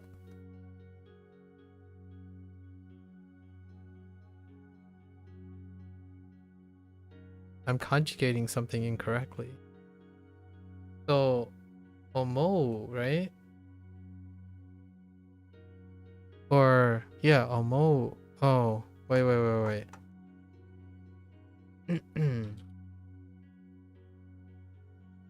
Yeah, omo. So, omo would be... Yeah, omoimashita. What the heck is da doing? Oh, Da. right. Was a kind person. Yeah, never mind. And もう少しは優しくしてよ。 yeah, もう少しもう少しはね、もう少しは優しくしてよ。優しくし優しくし Now you make me want to read the manga. Why, Blair? Why would you say that? Okay, maybe I'll take a gander.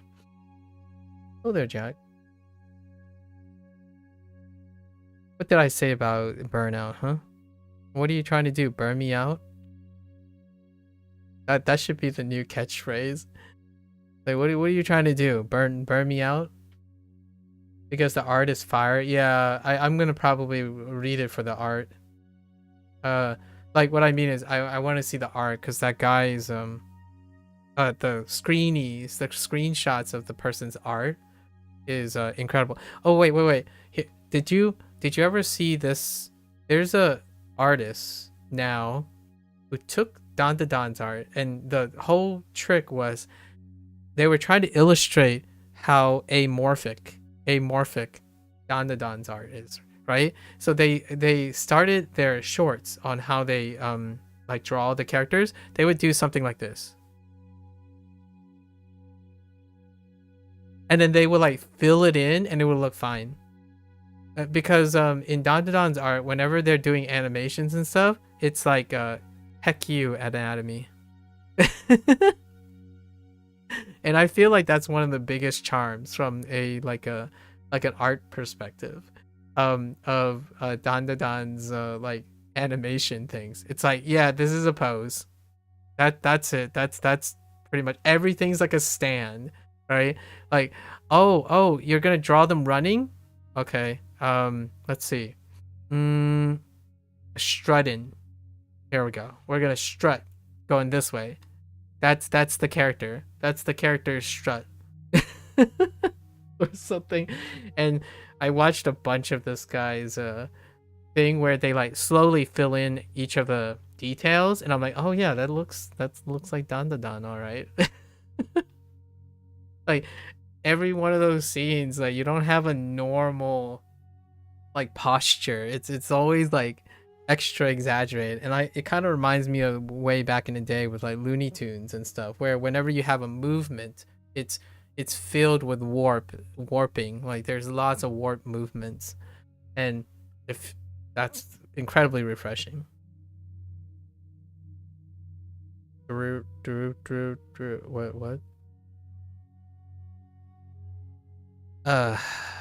So I will probably look at the manga at least because of the artwork. It's very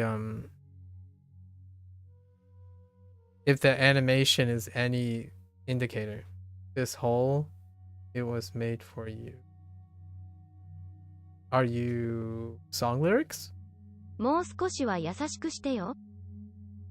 優しくしてよ。よ。もう少しは優しくしてよ。Be a little nicer, won't you? Is that the reference? Oh yeah, it is. One of them is the reference to that. Yes. Oh no. Sorry. No, not that. I thought you might be referring to something in One Piece, but it's not. GG is pretty. So what you're saying is, Blair, you're into Korean pop stars.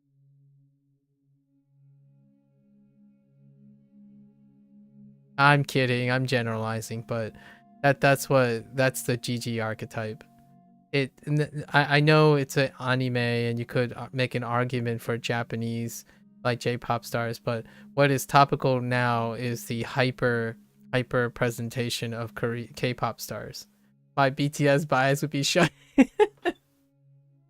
That's understandable. It's one of the aesthetics right now in terms of present, and Gigi is definitely that character. Gigi is like the goofball-y, like very innocent, but also like deep down there, that person's a human being. So it's a great contrast where he seems very colorful, carefree outside, white, feminine charms and characteristics, like a little goofball, very resonating, and then you like throw like some deep down scar thing added to provide the contrast. It's a excellent archetype to add to the cast. The most recent introduction of Gigi to Dan Da Dan. Oh, by the way, we were talking about Dan Da Dan, Hideyoshi. The artist is complete reckless abandon for human anatomy when it comes to the animation of the characters. It's almost a JoJo-esque mass, like based JoJo, like peak JoJo kind of stand thing, but replicated in through motion as well. Like the guy knows what he's doing. It's pretty clear, and it's no coincidence that the show and its music is a period piece right now. It's a combining and really understanding what is viral and trending right now. It's an excellent masterclass, in my opinion.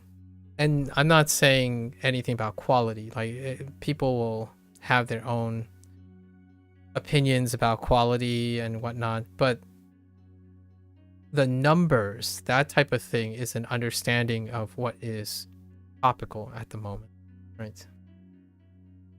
To be able to twist anatomy and still make it readable is a talent I wish you develop as an artist. Me too.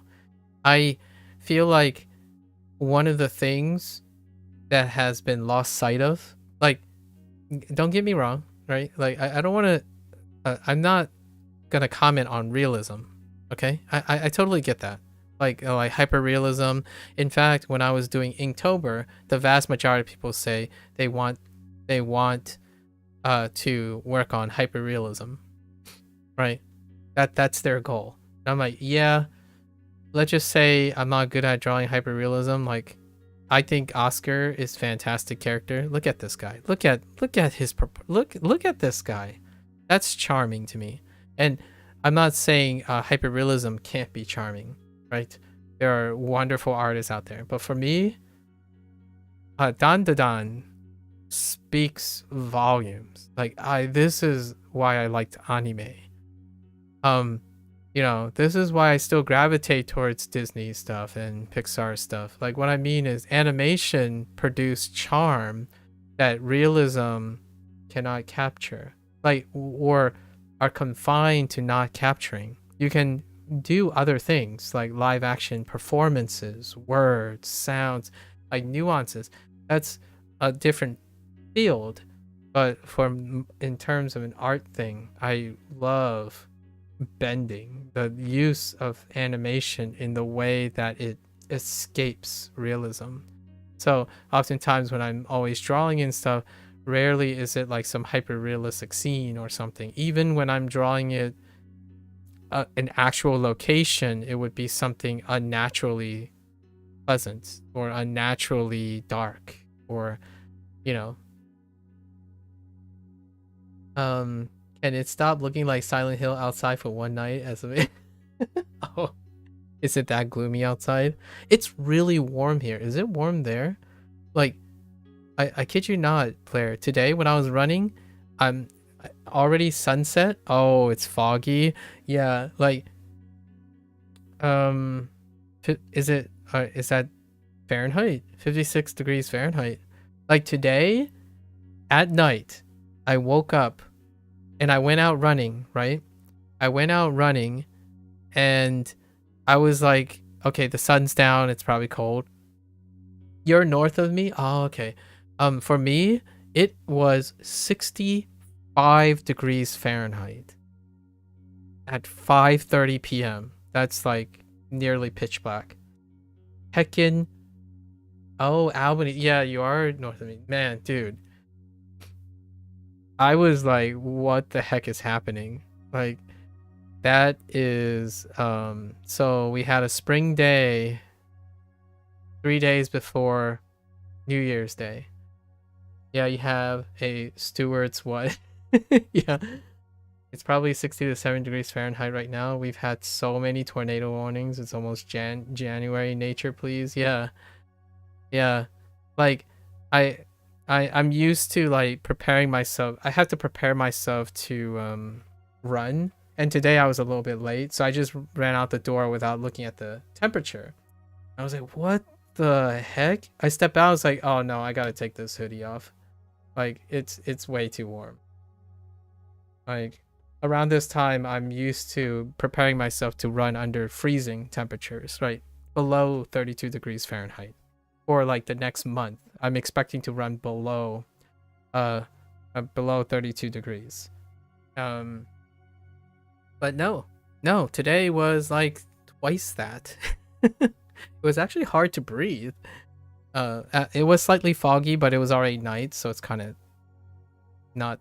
It was chilling out already. There was some fog here and there, like condensation, like rising, but yeah, it was under 10 a few days ago. Cat came in with ice whiskers. Dang. Yeah. The coldest it had when I was running had been 15 degrees Fahrenheit. I think the coldest, and that was within the last couple of days. So weird. I don't know. Weather is weird. I know we can talk a lot about this weather phenomenon, but we're just gonna keep it with like, wow, a what moment? Do you know where the hotel is? Ah. So it looks like Silent Hill out there. Did you hear any? Did you find any like? Did you hear anything? You know? Did you turn on a radio just to check? Blair, do you have a radio on you? You might want to check for like, you know, nurses or something.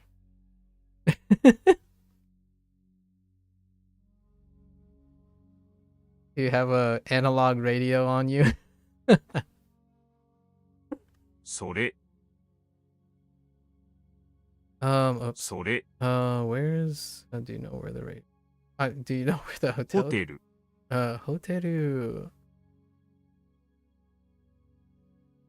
どこ どこは or do you know where? どこは So ホテルはどこ?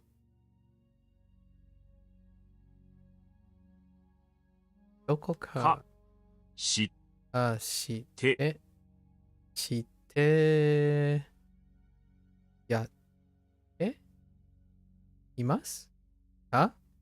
やいか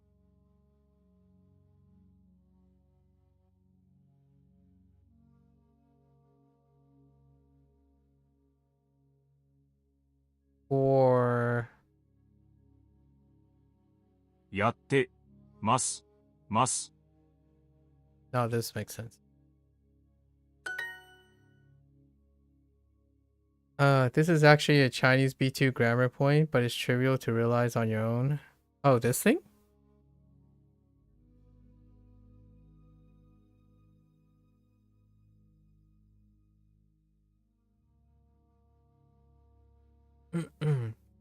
Hmm.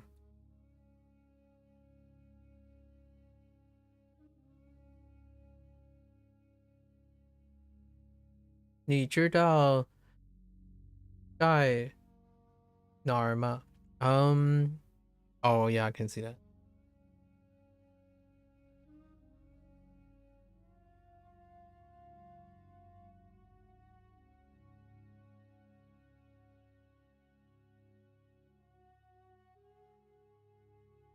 I see.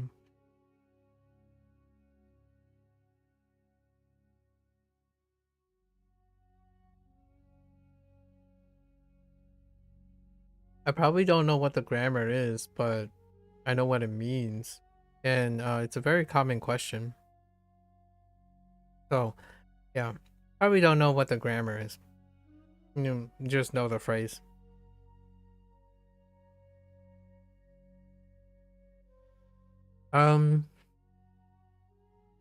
What structure do they use for that? For location? They already inquired about location, by the way.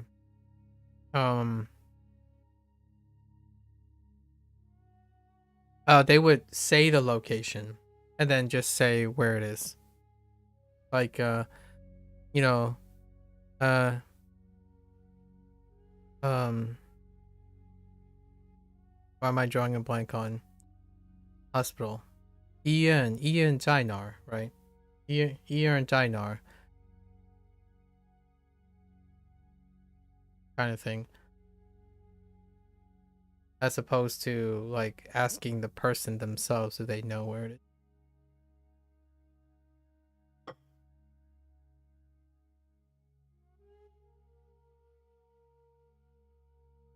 I can see why. Ideal Chinese questions are ones where you can replace the answer without moving words. Interesting. Ideal Chinese questions are ones where you can replace the answer, I see, without moving words. That's fair enough.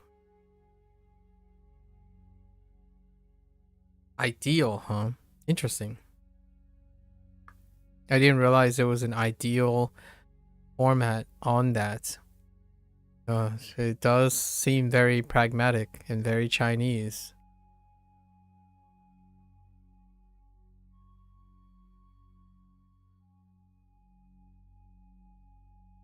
Extinar. Oh yeah. Yeah. I am live. Do I have any tips for learning Japanese? What are you currently doing to learn Japanese? Classy man.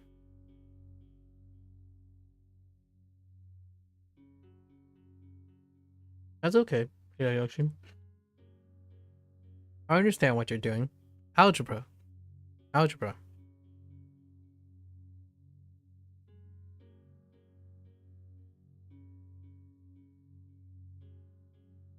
You're using Duolingo for Japanese. Okay. Are you doing anything else?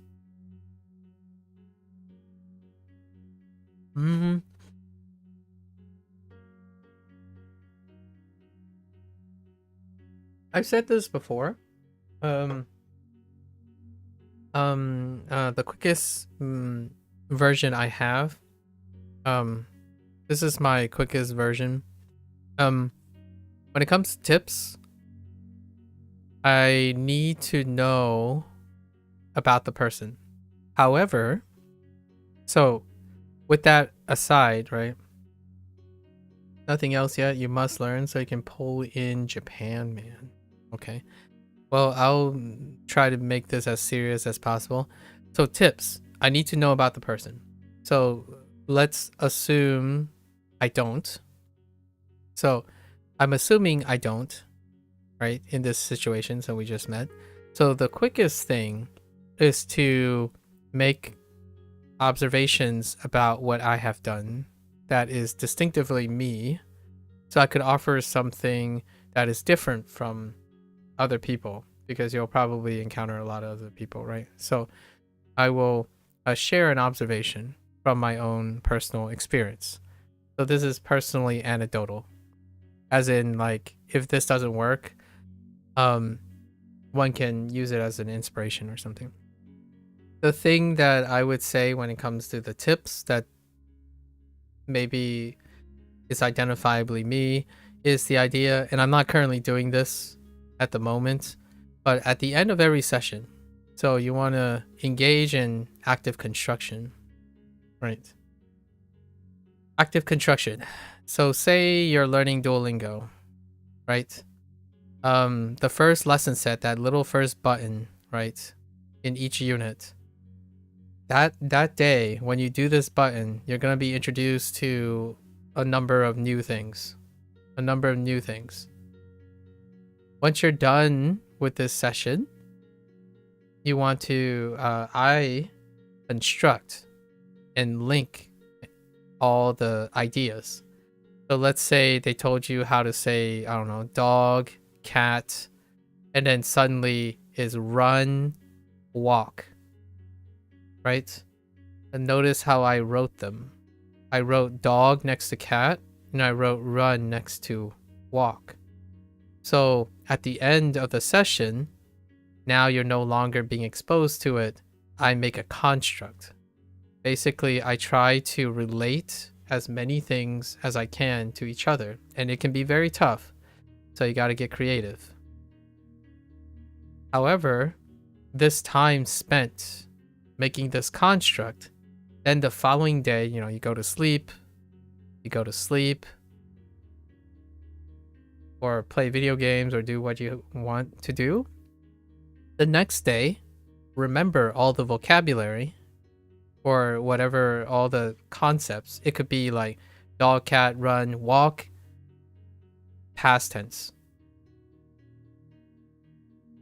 And then you repeat that. And you'll end up with a bunch of constructs. And that's what I call practicing active recall, and construction. And that's probably what I would say is the tip. So you look for words that connect to the ones you learn. No, you connect all the stuff that you learned from the lesson. So what I mean by that is, if you have dog and they gave you frog, you might not know how to connect these in Japanese, but you know how to connect these in English, for example. So you're grouping these guys together, but you don't have the Japanese to connect them yet. But they gave you dog, they gave you frog. They're both animals. They can be pets. So in your head, you can write animal or pets, and in the future, when you learn how to say pet, petto, right? Petto, you can throw this into the construct. So what happens, in my opinion, it doesn't have to be like complete. The idea is my tip, I guess, my general tip that I do all the time at the beginning and end of my streams is I actively try to recall, as in nothing is given to me. I recall my construct, the thing I made up. And then that construct, a new construct is made whenever I get new stuff. And that new stuff comes from every first lesson set. The lesson set looks like this, something like that.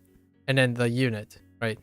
This unit is going to be when you get your new stuff. And then this repeats this unit. And then there's personalized practice, and then it repeats that unit again. All these are repeat. So what happens is you have a couple days, you farm as many new things you can to put them into an organized state. And then you move on. And then you continue to do that. And, bring up a notebook, maybe have a notebook on the side or write something. And one day you're going to look back and you're like, oh, wait, now I know how to express this. And the way Duolingo organizes, you might even write it that way if Duolingo provides that. But the idea is you're writing it. You're creating the relationship. And then you're actively remembering it. So before you start the next day, right? You're like, what do I remember? Oh yeah, that's right. There were pets. So what were pets? Inu? I don't actually know what frog is, but right, Inu? and then like neko, like throw in neko or something, right? Neko, kuma, right? Kuma is in katakana. So, things like this. And what I would say is that's probably the one thing that Duo does not do for you. Duo does not do this for you. So, largely why I ask how you're going about to learn Japanese. I tend to, if a tool is doing things for you, then you don't have to practice those things. They're gonna have practice for you. So that's an exercise then.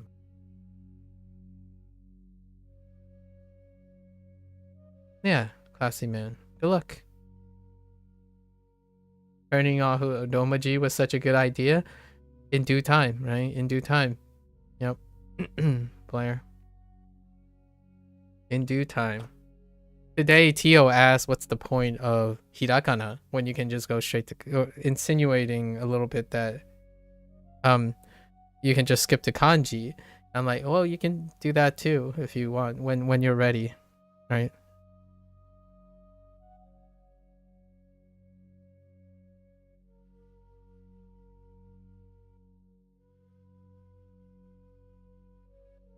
Anyways. 彼女は優しい人だと思いました。 Yeah, you're welcome, Classy. I try to be as fair as possible. Well, I appreciate the kind words. Feel free to come back and occasionally, like every month or so, and share with me some of your interesting discoveries about your learning, your language learning. I've been collecting a lot of stories and experiences from other people.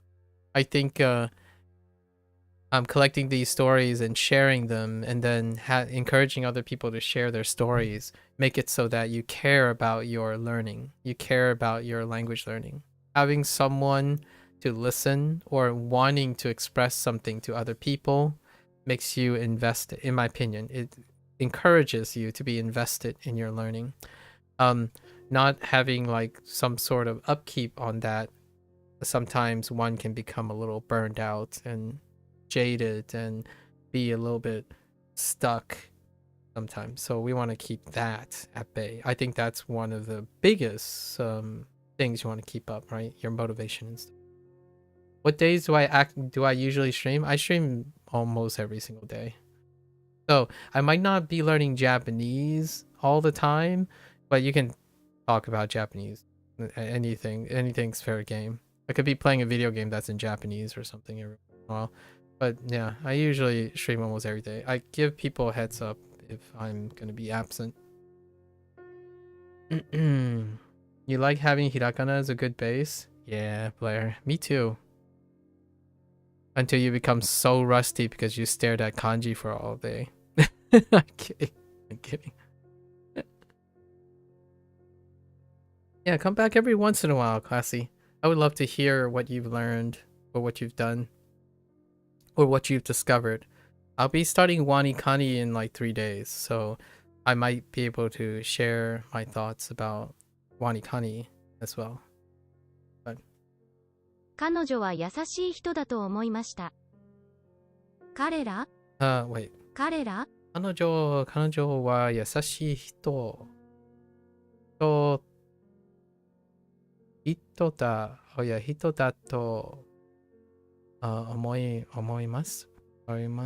思いました。思いました。Let's see. 彼女は優しい優しい人だと思い思いました。ました。それで医者は何を言いましたか？それで医者は何を言いましたか？ I may not be typing, but I'll be in a stream taking notes while using Duolingo yourself. Absolutely. Feel free to like do be like side studying. I like the idea of having someone who is also studying. Personally, I have a couple peeps already hanging out. We're keeping each other motivated. You know, both complaining, sharing the language learning journey. I think that makes it feel like you're on this journey together, right? Like sharing thoughts and experiences. And one day, you know, you'll look back and it's like, man, boy, we shared this conversations quite a long time now. Man, it already been 3 months since we've studied, and you know, so yes, definitely feel free. Only because I want to trilingually converse with you in the future. / joking. Nah. It's gonna happen. It's gonna happen. We're gonna trilingual this. His house. Sorry. I was thinking of a reference.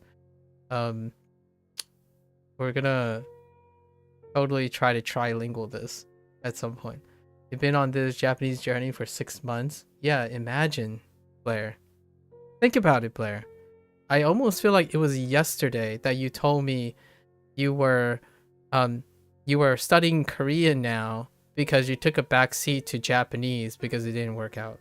Or like you kind of burned out at Japanese. It was only yesterday. I feel like it's just yesterday.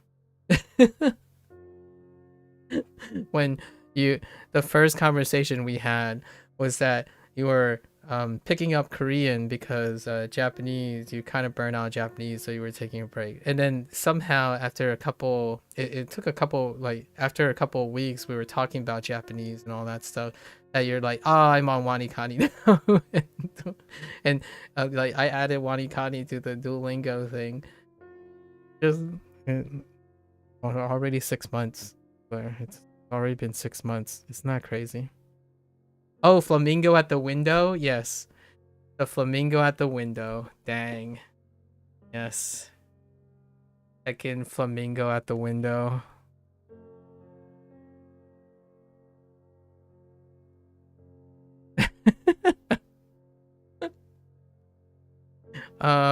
It was next to the burning building, but I forgot which one it was. I know the burning building was at least having this on the left side. Or like it had a tilted building. I think it was one of these. But the flamingo lasted the test of time. The tilted building was not as much. I think it might have been close to the time when New Year in London. New Year in London, and this was for Wan. Like Wanxiang, right? Like the afternoon or evening during the Chinese session.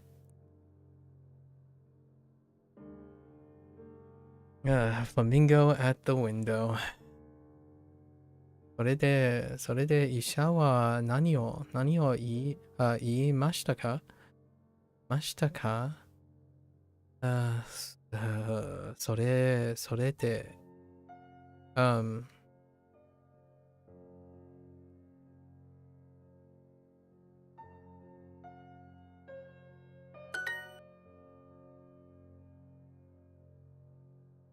The flamingo is so good though. It's so hard to unsee the flamingo.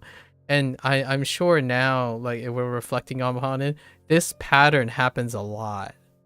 You know what I mean? Like versions of this pattern, like in Iro. Like this is just a flamingo like chilling. Like this little particular characteristic thing is like a very common stroke pattern. So you always have like, oh hey, the flamingo is popping its head out now. Like, oh, there's another flamingo. How many flamingos do you see? Yeah, a sleepy flamingo, you know, it's just wrapped around. Could you deliver it? Could you deliver it? So are we using haisetsu? Haisetsu shite it. Maybe we need a no. Oh, can you deliver it? Probably like for me implicit. So haitetsu shite. Shite. Morae masen ka? Yeah, could you deliver it for me? だからパーティーに行きませんでしたか？ Dakara, or anyone really. I said me. Dakara party ni ikimasen deshita ka? I kind of uptoned near the deshita as well, but that's too soon. We rise too soon.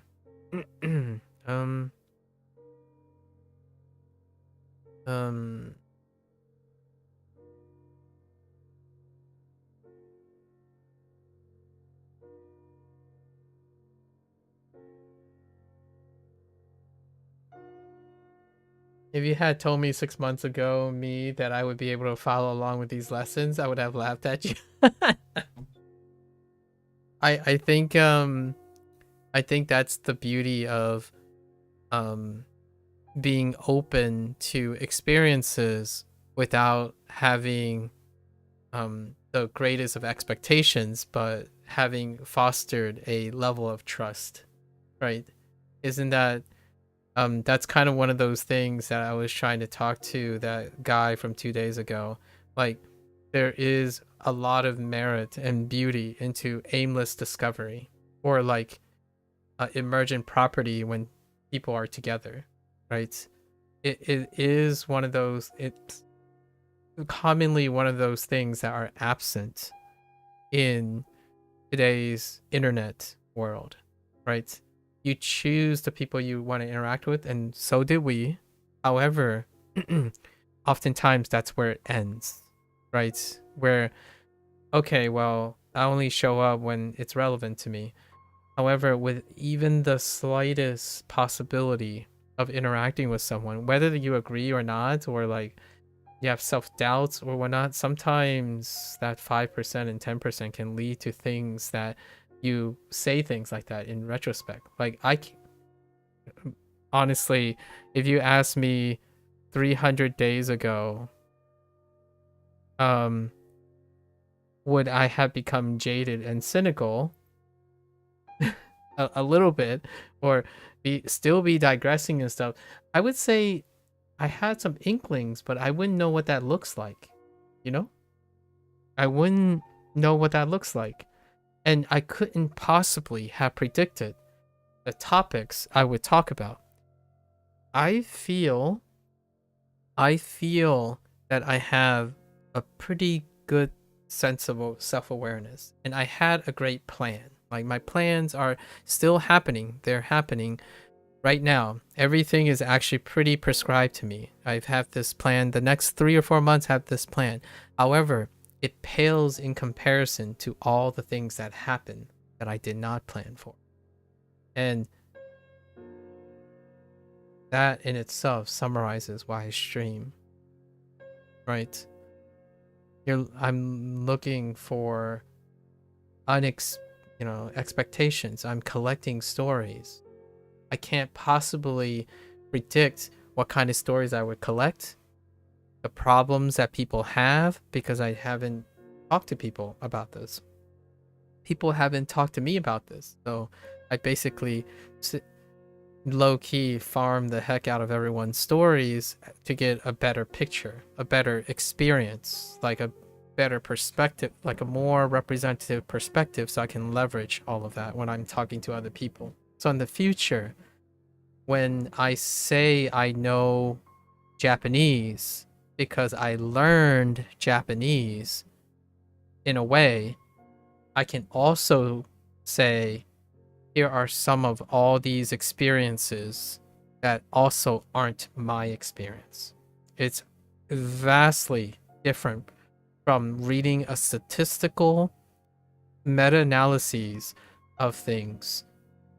It's also important to know those things. However, those things do not compensate for first-hand interactions, right? Anecdotal interactions and whatnot.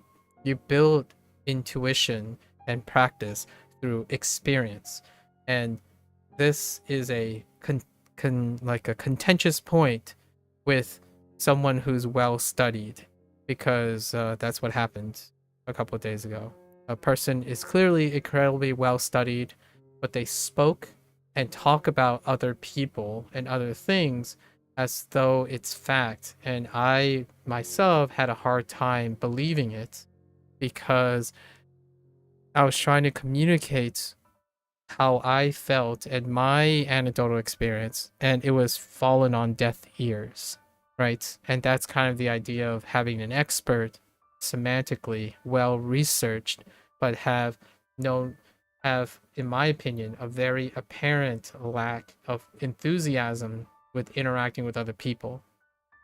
So you start talking about statistics, what is wrong, what is right, what is error prone, what is necessary, but it comes off as this, are we talking about the same kind of people? Like, you're saying this stuff happens, but I can't agree with you. Like, for example, the way the person talks is not even close to the 99% of the interactions I have with other language learners. So I feel like we were living in two different worlds, right? And that's kind of the joy of being able to interact with other human beings. You can't, it's difficult to calculate that. At least like to still believe that. Otherwise, Skynet is going to take over the world. We're doomed. I showed up because it was adjacently relevant, stayed for the vibes. You wrote me into learning more. Well, I guess mission accomplished. I take all the credit. So the next time you become like a trilingual boss mom with a viral clip, I take all your credit. You gotta hand me some royalties. I'm kidding. I'm kidding. I'm glad to hear that you find a bit more joy in learning things while you have all your busy schedules and stuff. I think even older people, like even adults who are so used to doing things that are thankless, right? Being in charge and taking care of people is quite a thankless job a lot of times because it becomes too routine for the people who take it for granted, right? It's a human condition thing. So even adults can benefit from just saying things like, you're doing a lot, right? You're doing a lot. So I think anyone of any age can take a compliment, and even resistantly hearing compliments or encouragement. These days, if you're spending most of your time on the internet, encouragement is a luxury. It's a privilege. Most of the time, the internet is reminding you of how small you are and how much you have to do. They don't really tell you how well you're doing or how much you're trying. That's a feedback that's self-dependent. Or you occasionally have someone you actually know, even though they are content creators or something, because we have to know that content creators do have friends. They have those people, but it's disproportionately less than. So have a friend, have someone, it goes a long way. If a stranger who streams can say a thing and make you feel like the world, like it changes everything. Imagine what it can be when you have a friend that is closer to you and have a smaller divided attention, right? That is in my opinion, one of the biggest wake-up calls to human interaction. If you find that a simple compliment from a stranger online can give you a lot, I can only imagine what it's like if you had a family member or someone you're taking care of, waking up and saying thank you for all you do. I hope you make time for some language learning on the side for yourself, right? I mean, you'd be a suggested channel for language learning in your book. Oh, well, thank you. I appreciate that. Maybe one day I'll write a book about language learning, but about the act of language learning and not the language itself. That would be kind of fun. I think that is what I could see myself. Like, when I mean a book, I mean just like write a PDF and have it linked in the channel. It's like, oh, here are some points, some anecdotal points. Let's do a framework for how to self-check, right? How to take, oh man, this is gonna sound like one of those like advertisement things, but it'll probably be like a PDF where everyone can they can take it apart or whatever and use whatever they want of it. It's probably something like take control of learning, and then we'll just use language learning as a starter, right? And it will probably be some sort of stencil or template of listing and priorities that you can chip away a minute at a time a day, so that it's not highly barriered, like gate kept. And the idea would be to frame learning, and then when you frame learning, you can choose what you want to use that for, right? It's I would say I would probably include references and whatnot to books that are really well written that deal with it. It's largely habit formation. I think it's 60 to 70% habit formation than anything else, and then maybe like 20 or 30% of psychology, possibly. I think learning doesn't require too much philosophy or anything like that. Yeah. And then whenever someone says, but that's not logical, in the book, if I were to write a book or a PDF, I would say, if you want a logical source, here are the following. Here are some of people that I would suggest as a resource for objective, performance-based learning methods, because it is excellent to do all of that. However, I would say something like, this is beyond the scope of what my PDF is showing. If you're interested in that, I would suggest there are far more people who are focused on the optimization and objective and pragmatic optimization of learning, as opposed to like some sort of nebulous anecdotal approach to learning on top of that. Like, I think there's a little bit of nuance to both sides of the thing, but great foundation in objective stuff all over the internet. You got it, go find it, no problems. Maybe I'll like list a bunch of keywords, like, hey, look for habit formation objectively, right? Look for self-evaluation, forms of self-evaluation, scheduling, time management. Those are the things that can be objectively measured quite a lot. And then come back, use all of that, and then hear my anecdotal story, right? This is my anecdotal story. It is not a professional, pragmatic, objective way of approaching it. I know all of these things too. Now let's add a little bit to it that is very difficult to quantify. Things like, when you get up, do you think studying uses energy? And then you're thinking to yourself, well, how do you objectively measure that? You don't. So how do you go about doing it?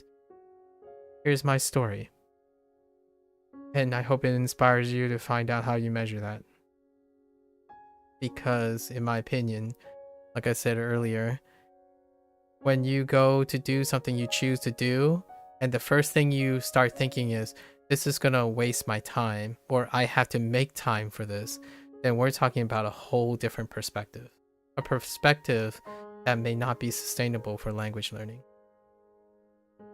If you're telling yourself it's a chore to learn a language, then it can be a very tough road, right? So those are kind of the questions that quantification does not explain.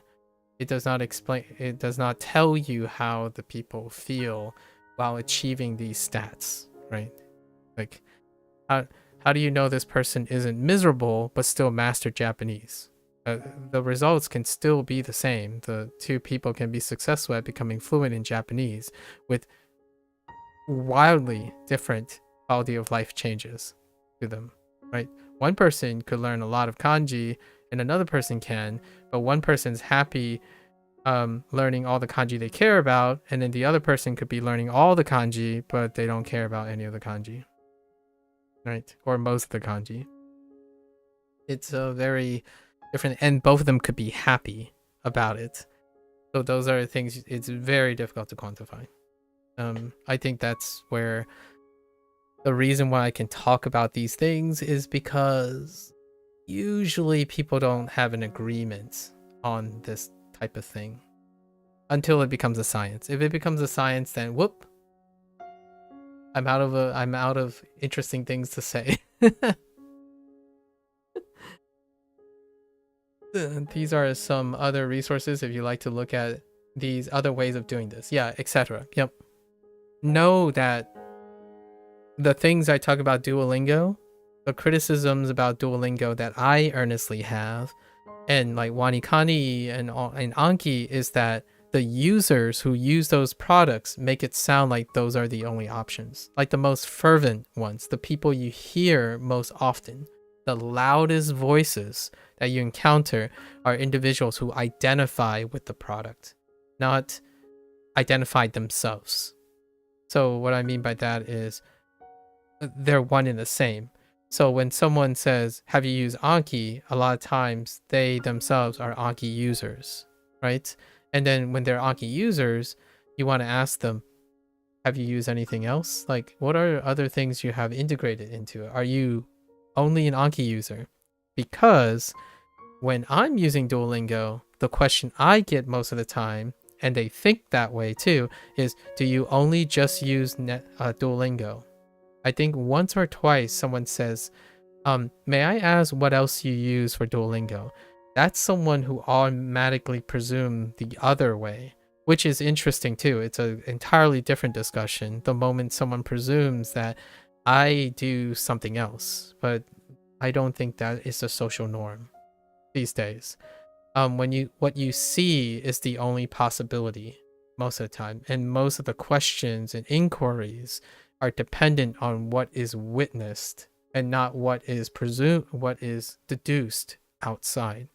So like for me, when I'm sitting here learning Japanese, it's possibly obvious to a person that I don't watch manga or anime, unless it's so socially normal, and then someone comes in and say, oh, you're learning Japanese on Duolingo, you must be a weeb. So like those are the things that are witnessed, right? And honestly, they're not really offensive or anything. That's the normalization of association. Intuition cuts through the gristle. It speeds up deduction. In fact, it speeds up deduction so much there's no deduction being made.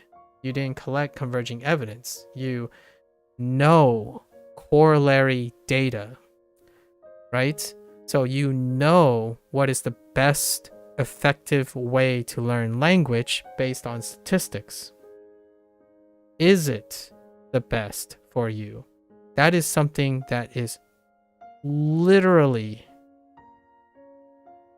impossible to know based on knowing the statistics, because you yourself did not literally do it.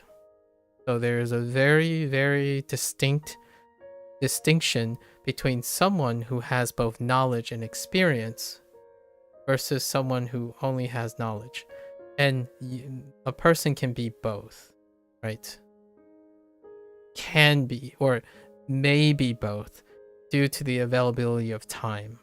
So if you're strapped for time and you're shortcutting and you're learning this stuff, being aware of its shortcomings is a telltale sign of someone who is more considerate about what they know. Like for example, when someone says, oh yeah,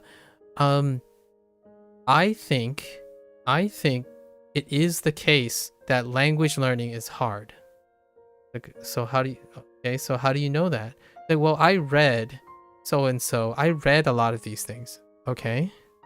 Were you able to confirm this? Maybe like observe people, sample people, talk to them. Like, well, I looked at a bunch of people. Okay, so now have you tried yourself? There's a lot of dimensions to it. The thing is, I'm not saying it's any less reliable. You can know all your facts, for sure. But people behave differently. They talk differently. It's very... Okay, I'm not gonna be too hyperbolic. At least to me, it is obvious when someone has an experience with something versus knowing something. You and I, Blair, when we talk about language learning, it's as though we have experienced it. Our language and our relationship, like our talks and stuff, is coming from a place of experience.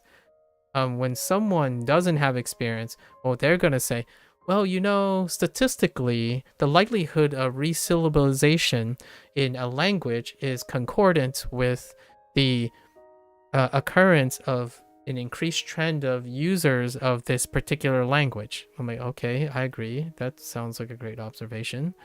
I feel like I have no qualms with that. Like, is this what you observed during your lifetime? Have you taken track of the language that you have and found that this converges on that observation? Right? And the both of us, it sounds like we're just talking about conjectures. There's no, like, human touch to it. Right? And the person would be like, I don't understand. What human touch? It's like, clearly people struggle with this thing. I'm like, people? What kind of people? Like, is it you? Do you struggle with this? Or do you think I'm struggling with this? And versus someone like, oh, I heard I was given the impression that this may become a language barrier for some people. But I myself, I don't feel like it's all that a big deal. How about you? Do you feel like this is a big deal? Because according to statistics, they give you the impression that this element is a big deal. That is way different than someone who's stating a fact and refusing or just being awkward in the sense that they can't express how they feel. And then when they're talking to someone, they're not interested in what that other person's opinion is, right? So you're not choosing to empathize. And then the person would deflect it and say, well, you know, you can't express a lot of things in text. It's like, but I can tell you now, you can say a lot of things. You can say, I don't care about you in a lot of ways in text. Inadvertently, to someone who spends a lot of time reading texts. And I can assure you that, like I have to trust your experiences, you also have to trust that I'm in a position where my awareness of people's text patterns would suggest that you can at least tell me your opinion on anything. Like, and the really disappointing part is that I want that person to tell me what is frustrating to them, because that's the only thing that makes you special. So if you're telling me facts that I can find on the internet all the time, where's you in all of this?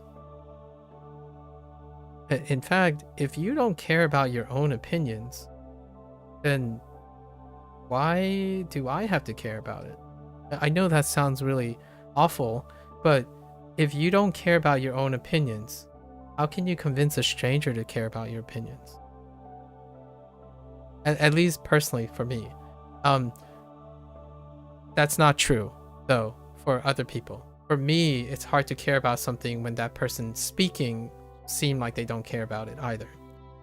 For a lot of people, businessmen can sell things that they don't care about. So then they naturally do not care about their consumer as well. So that is a very important skill. That might be a very valuable skill to have. To know when someone doesn't care about their product or their opinion that they're offering. Because if they don't care about their own opinion, what are the motivations of them selling you a product or selling you information or giving you information, right? If you one could get scammed by that, where like, oh yeah, hey guys, this is the best thing I've ever had, like, oh, I love this hamburger or something, and meanwhile you found out that they're a vegetarian.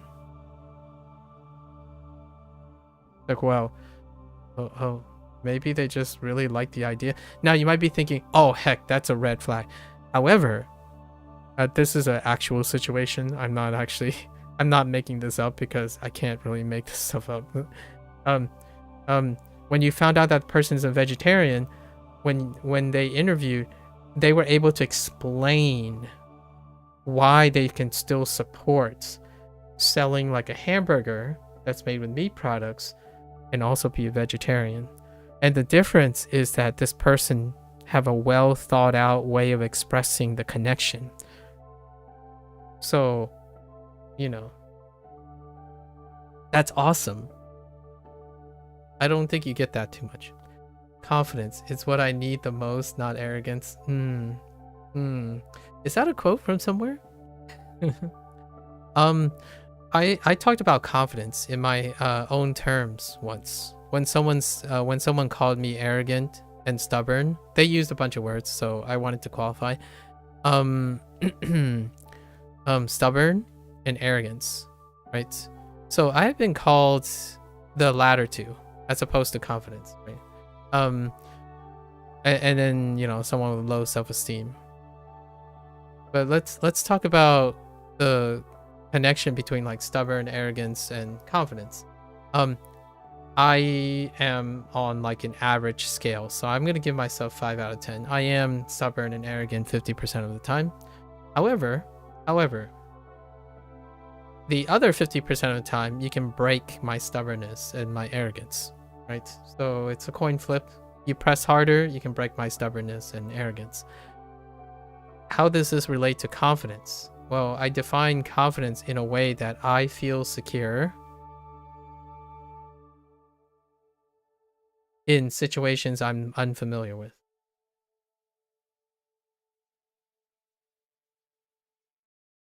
That's how I define my feeling of arrogance, or of confidence, which may be misconstrued for stubbornness and arrogance, for sure, because I have to take into account that I can't control how other people feel about my approach. I can assure you though, when I'm in an unfamiliar territory, my confidence comes from the idea that I spend most of my time trying to solve problems. And what are those problems? Well, one of them is trying to learn something, because when you learn something, you're in an unfamiliar territory. So most of the time when we're having these arguments or debates and I'm way out of my competence, how do you solve that problem? Well, you get competence from the person that is competent. So in no way do you have to be arrogant or stubborn, because that other person already has all the information. So then that can come off as arrogance and stubbornness. Ironically, this is an anecdote that I'm using for some of my interactions. People will call me stubborn and arrogant because I feel like I'm not worried. So like when someone calls me incompetent, they expect or point out an error, right? Point out an error. That happens a lot in language learning. Point out an error, and they want to read me as in like, oh wait, why are you so comfortable? Like, aren't you worried that this will make you bad at Japanese? And it's like, no, I think I will know how to solve it, or at least have people like you to help me solve it and keep consistent. If I have a bad pitch accent, sometime down the road, if I have the opportunity to speak to a Japanese person, they'll say something about it. And I'm confident that I am not arrogant or stubborn enough to solve the problem. So oftentimes when I'm talking about complex situations and sound like people are saying I'm just BSing and stuff, it's like, that's perfectly fine. It's part of the learning experience. I trust myself that I'm competent enough to know that I will be comfortable enough in unfamiliar situations to solve the problem. And that is my comment on on confidence. I think I was a little bit more elegant the first couple of times, but it's a work in progress explaining that. Now I was gonna do a segue into a con man, right? A confidence man, but we'll save that for another time. Thank you for the inspiration, Chloe. But yeah, confidence from me, the source of my confidence and self-esteem is that I spend most of my time solving problems or getting people to encourage them to tackle their whatever they want to tackle, right? It becomes a problem to be solved. A desire you want is also something you want to solve. So I don't necessarily distinguish a lot of these things. Like, I want to talk to this person, or this person needs to tell me something about how they feel, then it becomes a thing, and a thing that I want to tackle. And whatever the outcome is, I'm confident that it'll be meaningful to me, as opposed to someone who's constantly worried about, did I waste my time? Did I waste my breath? What happens if I buy this product for $100? Will I get all the value in a years later? I analyze that, and I'm like, okay, at this very point, this very moment, I feel like I'm confident that it will become meaningful in that value system. And I'm like, all right, let's go for it. So I buy things with confidence and be able to explain all the pros and cons of it. If it becomes quote unquote a bad purchase, I'm confident that it will be a useful purchase or a learning experience. Yeah. And with that confidence comes charisma, right? I like to think that when people talk to me, I make them feel comfortable. Like, if someone is panicking or feel so down, I like to be a person who, when I speak, things start clicking and things seem less anxiety inducing, like hustling, because the last thing I want to do is add to the amount of FOMO, FUD, hustle culture that the internet has. Like, oh no, you still haven't, you're still JOPT N4? Oh no, like, you spent 3 years and you haven't even got past N4, that kind of thing. I think that kind of thing, if you want that type of experience, you have a lot of inadvertent content that would suggest that, right? So I already had those comments. Those are actual real comments. Someone coming in is like, dude, you should be like N3 now because like you spend like 2,000 hours. Like, yeah, I also spend 1,000 hours chatting with people and having fun and hopefully making other people feel great about language learning. That's also part of the experience. I could be a loner and be incredibly selfish and say that I only care about my own progress, but earnestly, anyone who says hi, I want to know what their day's like. It gives me information. It helps me better serve my ability to communicate with people. And what better skill to have to be able to communicate people in my native language than to transfer that skill to a target language when I'm unable to clearly communicate with people. So how do you solve problems in communication with the target language if you are unable to practice that in your native language? Right? So if you're not confident and problem solving in your native language, what are the chances that when you go to a target language, you're going to be able to do that? So in my opinion, when someone says, oh, aren't you afraid to talk to Japanese people or afraid to talk to language learners? Like, no, I would probably talk to them the same way I use English.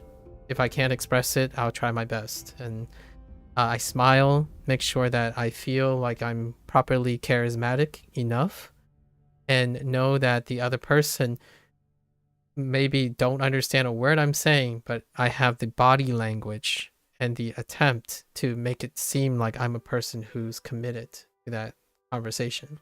It's very different when you spend most of your time ignoring people you don't agree with, calling people out for doing things wrong, and then walking around with righteous indignation, like thinking like you're the better person, right? Those are the more majority of the people that I've met only once and never to be heard from again, right? Or a person that comes by and is like, dude, I'm going to dislike you and then I'm going to leave. Like, well, okay. Hopefully that makes you feel better. And I hope you don't harm anyone else's confidence, right? I think that type of confidence I'm describing is missing in so many people these days. And I would love to give or be able to stimulate that attempt to build that type of confidence. The confidence that raises one's self-esteem level to a level in which they feel comfortable in being in novel situations. And one of them would most definitely be learning another language. Because unless you strictly said you don't want to talk to people, you're learning Japanese and you're not looking to talk to people, all the props to you. I'm glad you understand that a low self-esteem, lack of interpersonal communication practice is going to be a problem, but it's a non-issue because you no longer want it. However, in language learning, I think a vast majority of people want to use that language in communication. And one of the biggest stopgaps really actually doesn't directly deal with the competence of the language, but the ability for someone to talk to another person. At least in my opinion. However, there is AI, so maybe I'm gonna tackle this the whole idea of LLMs and contrasting it with like interpersonal communication skills next year. 2025 would be like a year of LLMs and seeing like maybe we can glean some practices so that we can break down the barrier for people to feel confident in speaking to other people. Less filler words. Know that you're comfortable in pausing when you're talking to someone because you're giving them verbal cues that, hey, 等一下，我不知道how to speak right now. That kind of thing, right? So it doesn't become like a panic attack or sudden tenseness and whatnot. And I think that goes a long way for language learning, in my opinion. I am purposely trying to push your boundaries by starting streaming and giving yourself the opportunity to talk to people. Yeah, it's a great vehicle. And I don't want to sound like a FOMO or a FUD guy, but with prep, you are able to, in my opinion, you are able to learn from negative interactions with people and also positive interactions with people, or just indifferent interactions. And being prepared for that, I think streaming is a very wonderful vehicle. If you need people to come to you, every person, in my opinion, is an opportunity to test how good your communication skills are. And my success rate is pretty terrible if I gave you the percentage. It's like 10%. However, let's think about it from the perspective of what is working against me, right? Well, I always stream things I don't know a lot about. What do people go on YouTube and Twitch to usually view? People who know what they're doing. So that 10% doesn't sound so bad anymore, right? That kind of thing. Although I still try. I think getting someone to tell me what they know is still more than that person saying, I know a lot, but I don't care to share it with someone. So I honestly say if someone's talking at me, it's still more interaction for that person than them sitting there saying, I know this guy's so frustrating, let's just like cancel this person, but didn't even voice their grievances or anything at all. I think it's a very healthy way to encourage people to interact. It doesn't have to be in the form of literally streaming, right? But Discord channels, something.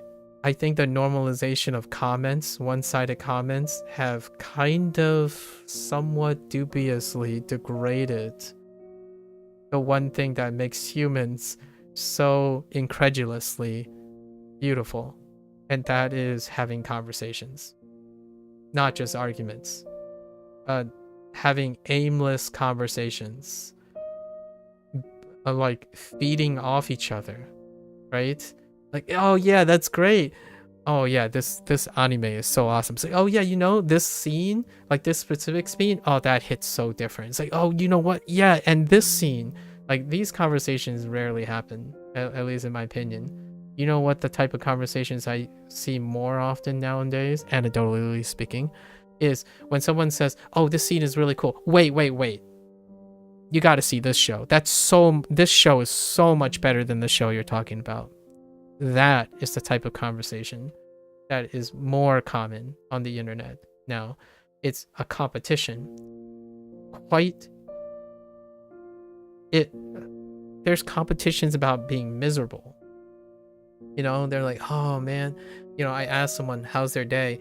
He's like, it's kind of, you know, it's not there. It's like, oh, I'm sorry to hear that. Do you want to talk about it? Like, just a little bit. Like, what can let's turn it, let's address, and maybe I can offer a different perspective to allow one to settle with it or something. Just chatting aimlessly, right? Aimlessly chatting on things. Making it so that it's comfortable. You can say stuff. It's a stranger, so I'm not going to be held you accountable for like we low stakes. Meanwhile, then another person comes in and say, well, if your day is awful, my day is worse. So let's not care about your day. My day is worse. Let's draw some attention to how much more worse my day is. Well, hey, and then the objective person will come in and say, you do know you guys are just complaining about privilege because, like, I know you think you have it bad. What about all the other people in this particular context that happens to always be worse than you? And then that person ends up thinking that they have the righteous indignation of saying something that is true, that pretty much everyone would likely agree on a logical scale, but that person has no emotional intelligence to follow the literal people that they're interacting with now, because they would prefer to be an isolated person who knows better and then basically interrupt the entire constant. So the two that were competing were at least interacting with each other. But then you have the hyper objective internet expert that comes by and make a comment, and then no reading of the room. And what does that tell me? That tells me that this person knows a lot of things. They're probably very smart, but they avoid interpersonal communication, and they do not practice communication between people, because sometimes knowing facts doesn't mean you're good at reading the room, right? So, and it can work. You can find a room where, we're only fact checkers. That's cool. Where did my notes for this unit go?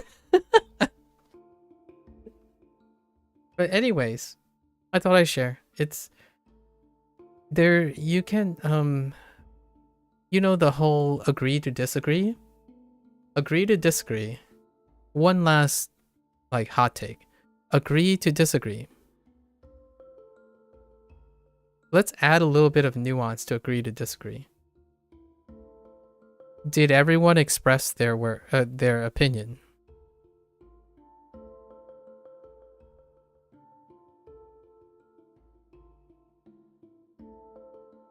Okay? Alright? This, in the internet world, it happens so fast. People's willingness to not share things happens so fast. This is a statement that precedes if everyone shared their opinion that's in the conversation. In fact, I'll add another one. It depends. So, did everyone in the room express their opinions yet? Before you throw I agree to disagree, and it depends in the room. Why, if you're asking me, why is that important? Well, if someone is constantly being cut off by it depends and agree to disagree, then that particular person will no longer have the opportunity to know what it's like to even express their opinion. Right? And then you get a whole generation of parasocial dependent people. Basically, it kind of hurts my heart when someone says, well, I don't want to share my opinion because it doesn't matter anyways. That's kind of a common one. It's not exactly those words. They would say something like, nah, I don't want to share. Right? Or, nah, it's not important. Right? And so my natural inclination is to ask, why do you think it's not important? Because I asked you, so do people ask you questions because it's not important? That's a very valid situation. I think there's a lot of times nowadays when people ask a question, but they don't listen to the answer. What does that sound like? Well, anyone who comes in shares an opinion and they don't listen to the response. Right? These are very, in my opinion, top 10 common behavioral patterns in communication. You come in and you say something and you don't even bother listening to the response, right? Or someone asks a question and they don't care about your answer. You know, it's kind of a negative things. With that said, that's a trend, you know, and trends change. So being hopeful in the future. Hopeful in the future. We're learning a language. Gosh darn it. You know, learning a language. This stuff is important to language learning. How are you gonna use your language if that's how the social norm is? I don't think, obviously I'm being a little hyperbolic and exaggerating a little bit. I like to think that people who are learning languages are more prone to want to talk about stuff, since it requires using the language to talk about stuff. At least that's what I think. And overall, it's been true so far. My experience, my personal experience, language learners are more willing to talk, which is refreshing. Video games, no, not so much. Video games is most of the patterns I'm describing deals with video games, especially video games. Not that might be confirmation bias as well, because most of my experience with streaming deals with video games. So take it with a grain of salt. それでそれで医者医者をおいお医者は何かを say くれたくれ言いましたましたか Oh, right. I don't need the ka for the nani. 子供が好きです。だから先生になりたい。子供が好きです。Oh man, that's such a sentence. 子供が好きです。うん、だから先生になりたい。Hey.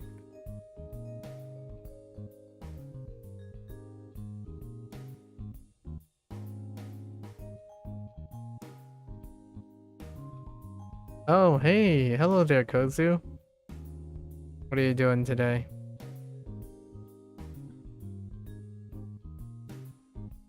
We digressed quite a bit today.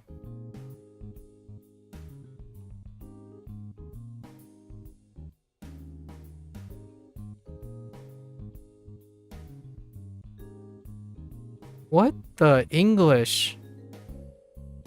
Wait.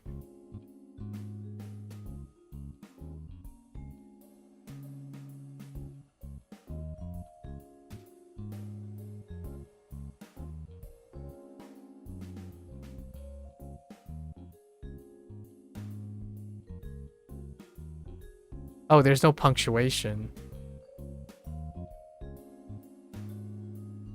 Oh, there's no punctuation. That's why it's so confusing. Oh, you were with family. Nice. Wait, is this the 24 member family function thing, right? Was it 24? I think it's either 21 or 24. It's probably neither. I know there's at least 20. Is this like the big function? Or was that a different day?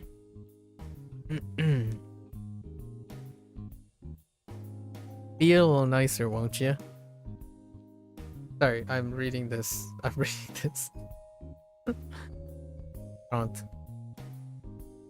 And a few minutes ago, you were looking up creating a backend for your website. Oh, intriguing. A website. もう少し Tell me more. What will you be using this website? Like, what is the idea behind the website? How do you acquire a website these days? What do you do to get a domain? Oh, 24 people was on Christmas? Okay. もう少しは優しくしてよ。優ししてよ新しい靴は黒がいい、それとも茶色？新しい靴は頭がいい。それとも茶色。Oh no, not 頭が。that's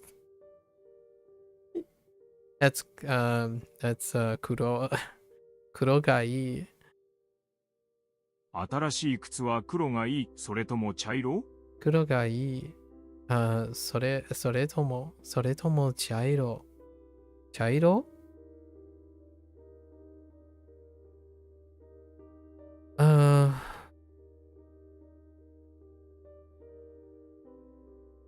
Do you want new shoes to be black or brown?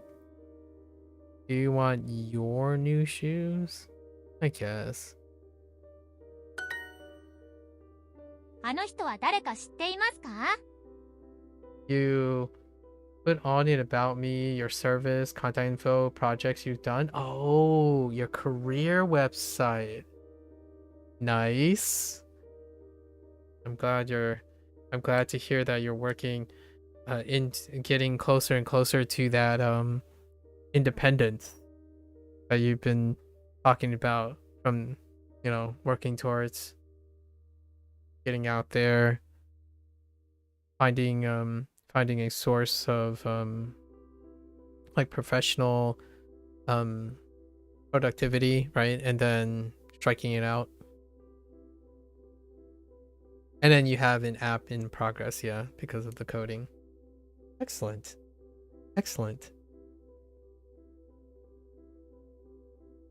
I look forward to seeing some of that stuff. あの人は誰が知っていますか You don't know what specific it on yet? Yeah, well, working. Something might come to you, right? We were today we were talking about aimless stuff. Sometimes aimless stuff could be exceptionally enthralling, you know? Cue the artists who would say, you know, when you have like writer's block or artist block, you would do like something like, let's just draw something. All right. You know,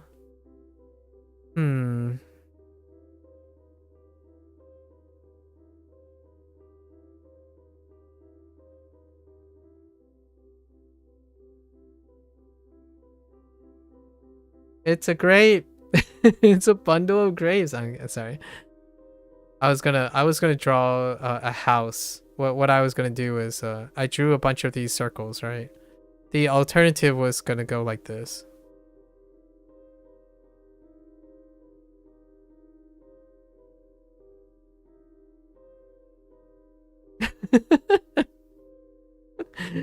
I was gonna do the house like the floating house with the balloons from Up, but that kind of thing, you know. Sometimes doing stuff can elicit inspiration. So something about free flow stating can be helpful too.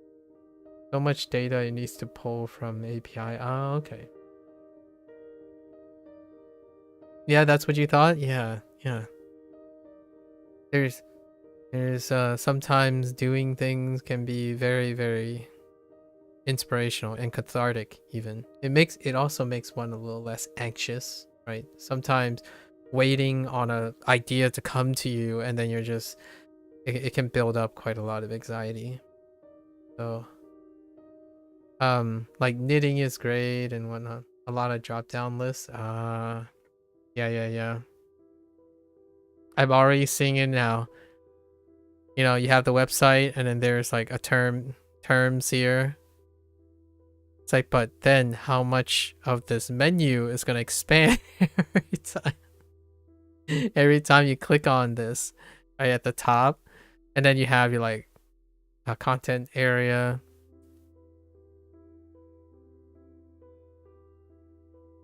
It doesn't have to be horizontal. It could be like vertical and whatnot. I immediately thought of a horizontal layout. あの人は誰が知っていますか?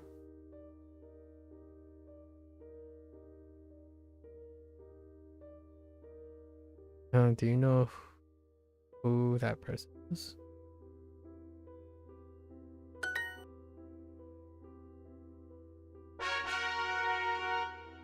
One of these days, I'm gonna get back on schedule. One of these days. Yeah, pain in the butt. I can see that. It's such a pain in the butt. Here's a little. I was watching ads again. I know, guys. I know. Why would you deliberately watch ads? But I was watching ads yesterday, YouTube ads specifically, because there's a lot of marketing directed towards websites, like personal domains. And one of the features that they have in common in the ads is advertising how flexible customization is for menu design. And my first thought is like, yeah, there's a market for that because it's kind of a pain, but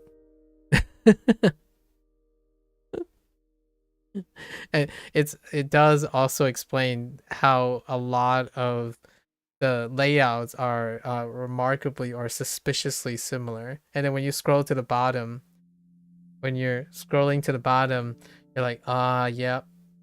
It tells you, you know, there's a mark for the type of service that they're using for the website design. It's fine in HTML, but trying to make it backend is the pain. I see. プレゼント I'm not gonna beat around the bush. I have no idea how any of that works. The closest thing is recognizing what an HTML is. Like HTML5 is the last thing I looked at when it comes to website design. I have no idea what that looks like. 発音 発音。明日の朝7時に起こしてください。ね。明日の朝7時に起こしてください。7時に why would you do 7時 7時 okay 明日何の朝7時に go on yeah, wake up 起こしてください。起こしてください。明日の朝7時に起こしてください。Wake me up at 7. Or please wake me up at 7. Tomorrow morning.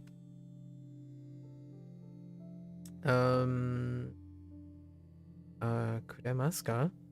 くれwhatますか？ask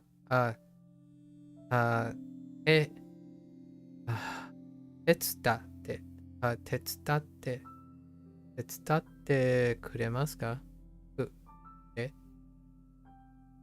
伝ってますか？手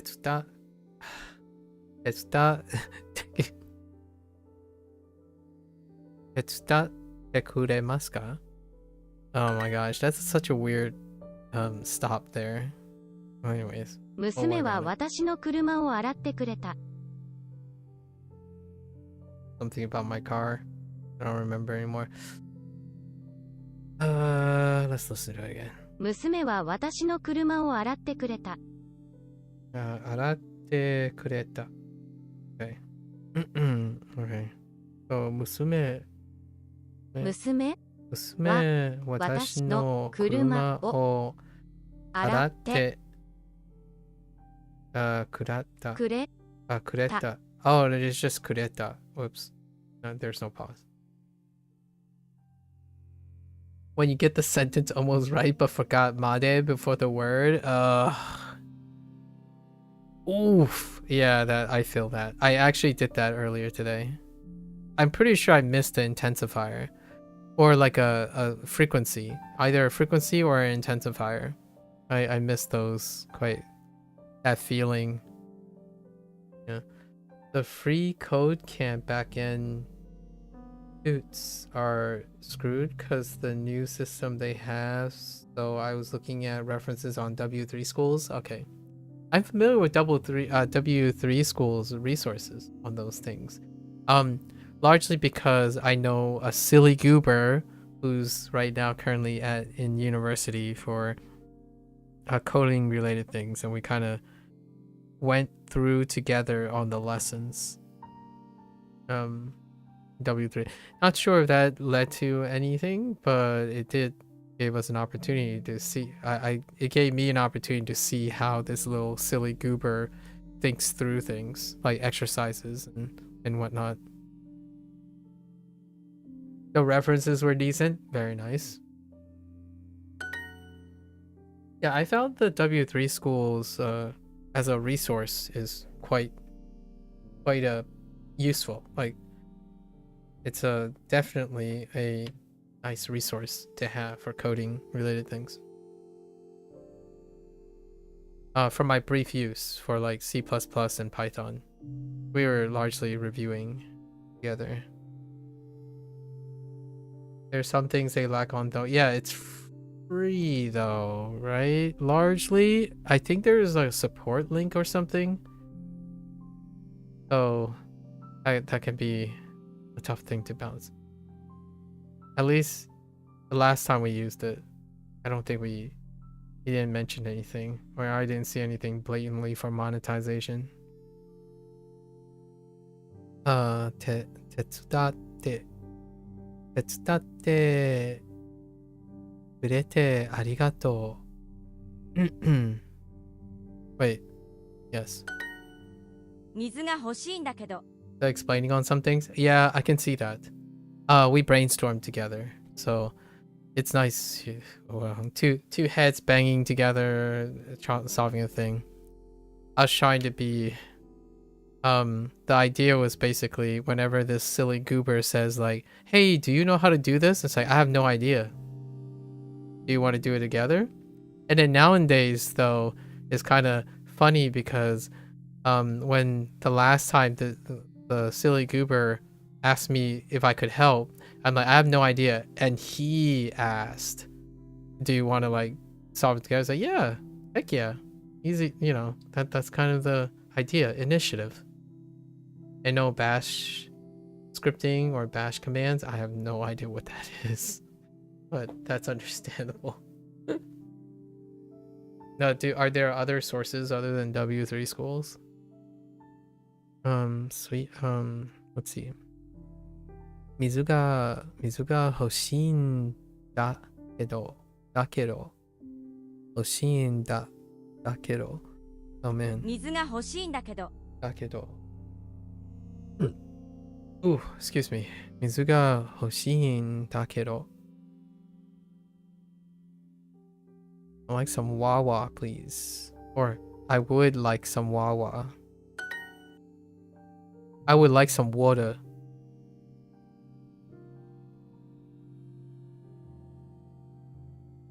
Okay. Yeah, MDN. Okay. I don't think I have a mental image of what that is or what that looks like. Code Academy. That I'm familiar with. 珍しい。珍しい。必要。必要。必要。君。発音。発音。探す。探す。君の名前で僕を呼んで。I can definitely say you don't like strawberry apricot Red Bull. What is that? Would it be crazy to tell you that I haven't ever drank the normal Red Bull before? Notice. I'm clickbaiting. I'm actually baiting you guys. I haven't had a regular, drank a regular Red Bull before. Like, what I mean is, I haven't consumed the Red Bull from its receptacle in any way, like its flavors and stuff. But I have had a Jägerbomb before. But man, that's just like alcohol masked by Red Bull. That's just Jägermeister with Red Bull though. You Jägerbomb. I know. It was for like a social occasion. Oh, strawberry apricot Red Bull, huh? I don't like Udemy because there's too many people. Oh, okay.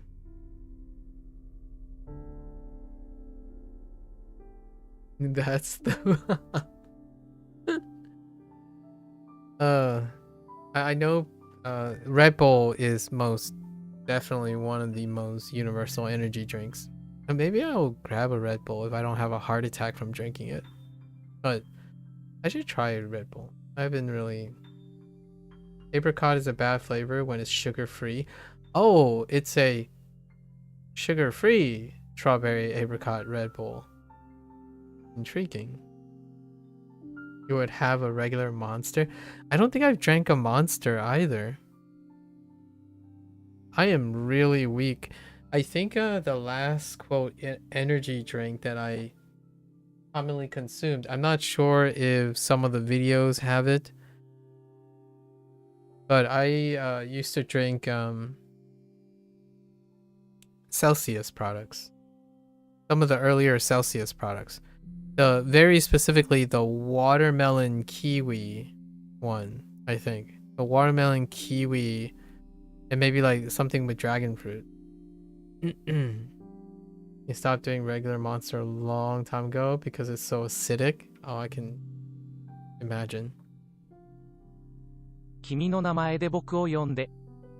And the reason why I came across Celsius products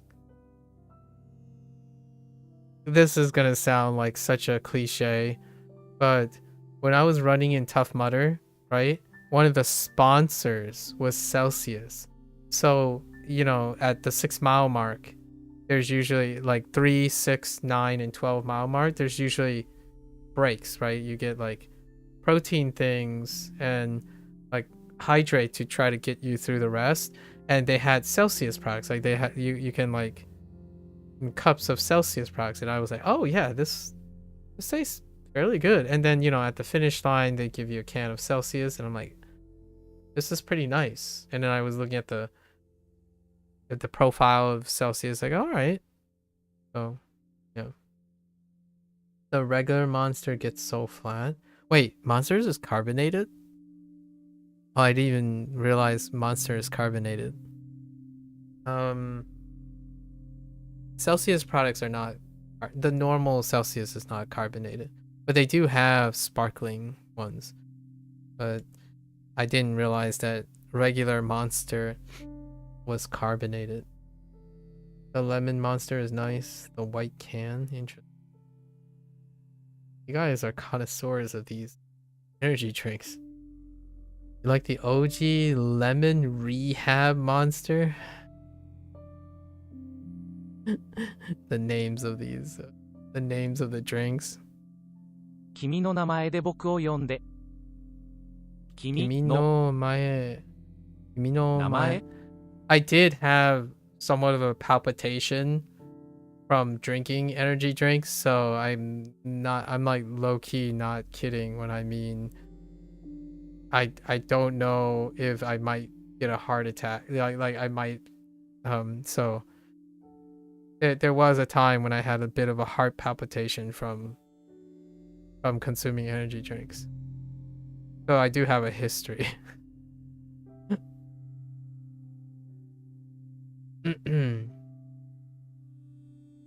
Rehab had tea in it. Oh, okay. So it was less punchy than the mainline stuff. I see. The rosy one. 君の名前で僕を呼んで。僕を呼んで。呼んでね。君の名前で僕を呼んで。I'm missing something. で君の前 Oh, で僕を呼んで Energy drinks are just too much for you. I can imagine. It's like hear me out here. Your body has to adapt, right?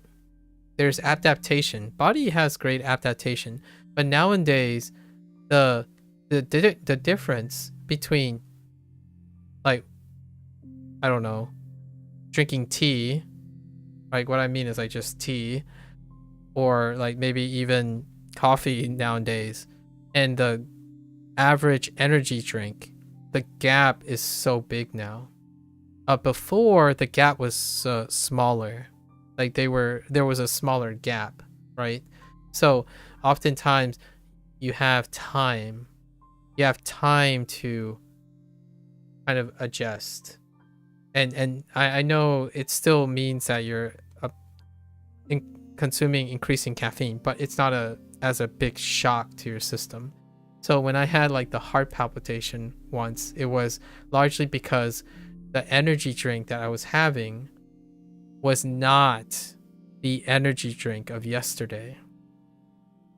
Yesterday as in like when I was younger. So it went from like 50, like maybe like 30 milligrams to smaller volume, an even smaller volume, and like 300 milligrams in a smaller volume than I would be drinking 30 milligrams. And yeah, that really can make it that most people, right, like this would mean that a lot of people who didn't grow up consistently drinking, it can be like an incredible shock to the system in such a short time. the average person you have met in college so far stay up all night binging Monster. Yeah. Yep. From a young age. Big quick adaptation. I actually the youngin one of the youngins that I know, they drink sugar-free Monster as their business budget, but nowadays it seems like there's a pushback and there's a lot of water consciousness, so balancing it out with a lot of water and whatnot. They still take high volumes of daily caffeine overall, but there is a pushback for hydration, right? So that's kind of neat to hear. Still, but both. And it's kind of like a little bit excessive. When I was younger, I did every once in a while when I have to pick up an all-nighter, I would do a 5-hour energy. I can tell you my skin, like I remember my skin like started it felt like I was a radiator. I temporarily became a radiator. Like my skin just started feeling really, really warm. And not anymore. I don't usually do that anymore because I don't have any social pressure to do that anymore, or any obligation to push myself, like physically in that way. 君の名前で僕を呼んで。 It's totally understandable though. The energies of the energy drinks of today is really difficult on someone who had like little to no, or like even normal like simple beverages, diluted beverages like tea and stuff, you suddenly go to like 4 times the amount. All of a sudden it's like taking a double espresso shot. Like you're just drinking coffee, like, oh, you're a coffee drinker, and then someone hands you a double espresso shot, right? And I wouldn't be surprised. That would give you an awful first impression, or potentially a very concerning first impression. Feels like you need 3 cups of coffee to equal an energy drink these days. That sounds about right. I think coffee is rated around like, what, 60? 60 mgs? And the quote-unquote safe range for the daily caffeine is like 200 megs.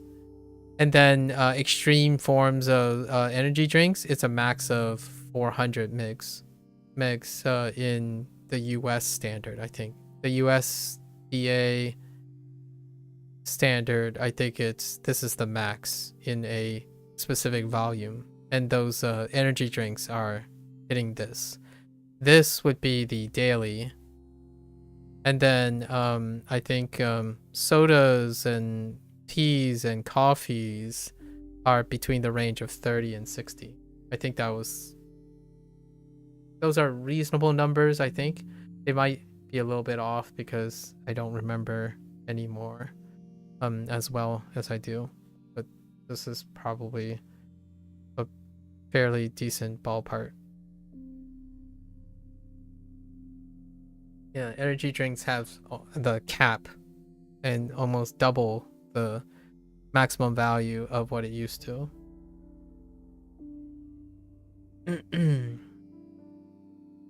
Either the red Lewis Hamilton can or something similar. Interesting. You have been drinking energy drinks for a decade? Wow. Huh. You don't drink Monster or Red Bull often. Your senior year of high school, you started drinking the coffee Monster before school? Is that like more diluted, like the tea version, or coffee version? Interesting. You drink Lucosade Orange. Is that a regional brand? I'm not familiar with that. Or wait, is that a flavor of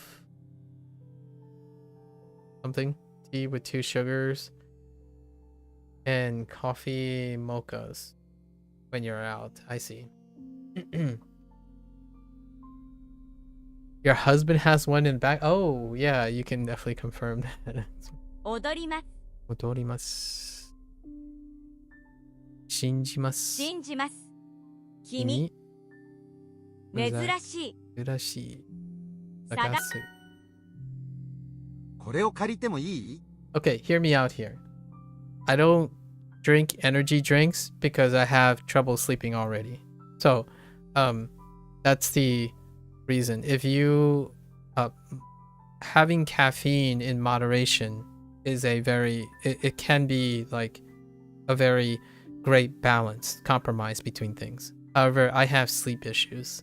So, I'm already hardwired most of the day. It's to the point where my body would say I'm tired, but I'm still running. So that's largely why I stopped like indulging in some like tea and stuff. I don't have any problems getting up or maintaining my schedule and stuff. I actually think getting up and taking a little bit of stimulants and then having that stimulant fade out while maintaining like an activity towards a very pro-circadian rhythm kind of alignment actually may promote stronger sleep because you are more productive, that kind of thing. So caffeine can be moderated in a very productive way for a lifetime, actually, with fairly minimal or like no obtrusive side effects, right? I would use caffeine when that is appropriate. However, my life hasn't been that rigorous in a sense. I already stay up 16 hours a day and still have problems sleeping. So that's caffeine is a non-negotiable thing at the moment. I could see myself taking some caffeine if I go to an event again, like having to perform, right? Like a race or a obstacle course thing. I can see the caffeine can be more beneficial from me being injured and whatnot than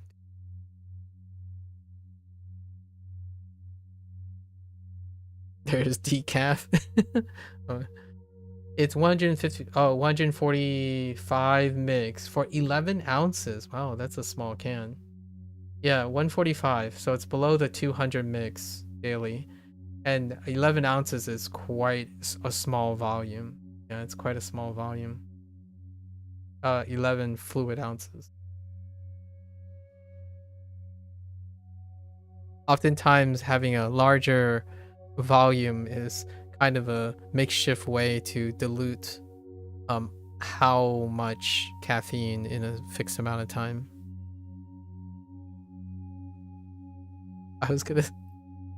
Sorry, I had a very weird intrusive thought about caffeine. my first thought was like, oh yeah, and you're gonna urinate more. Like sometimes when people drink a lot of caffeine, the bathroom kind of feels like it's a nice catharsis because you just routinely go to the bathroom after drinking energy drinks. That's funny. This Red Bull only has 114 mix for 12 ounces. Yeah, that seems even less. You're an 8? The heck? Fictitious? You're an 8.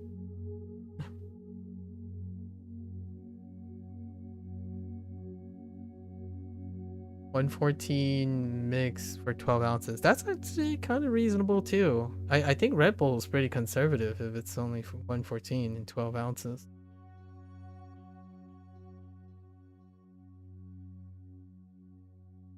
Koreを借りてもいい. Wait, what did I say that relates to that comment? Usually fictitious is like he heard something and he's making a witty comment, but I don't remember what I said. Oh, urinate. Oh my.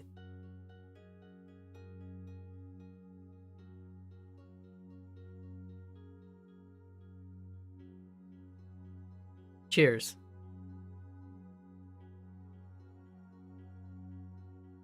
Actually, I really have to go to the bathroom. It's not drinking anymore.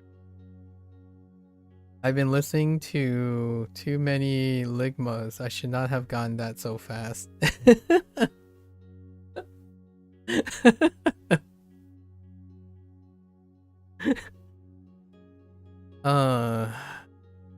May I borrow this?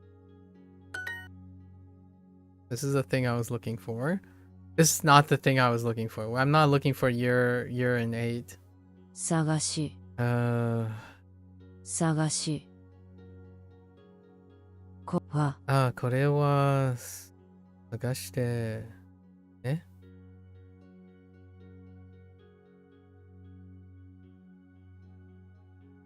これものはね This thing?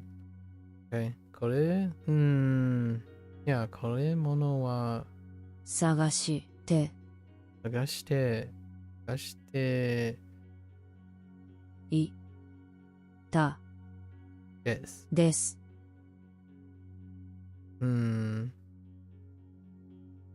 That seems okay. Dang it. Oh, they put at the mono at the end of here, right? Yeah, the thing. It's thing I was looking for. This is thing I was looking for. 荷物を届けてもらいました。Pirate Software's goblins really making my sense of humor nosedive track. Oh, I'm familiar with those. Yeah, I'm familiar with those. Some of those clips are pretty priceless, though. 荷物を届けてもらいました。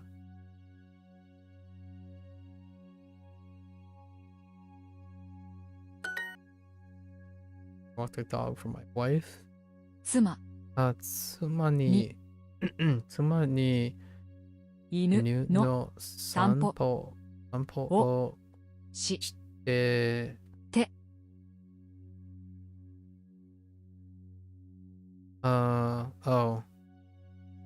妻のために犬の散歩をしてあげました。あげた。あげて。あげまた。Sorry, あげました。Took me a while. I just picked whatever that started with Won't you come with me? 一緒行って。wait, 一緒に行ってくれないの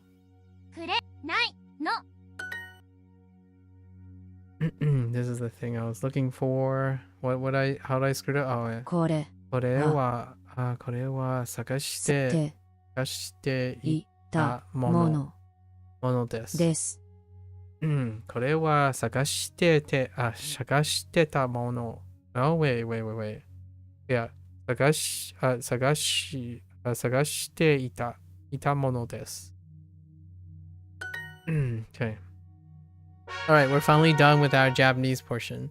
I was gonna review today. I really was. I promise. I was trying to review today, but man, did I get derailed. I derailed again, and we're an hour late now.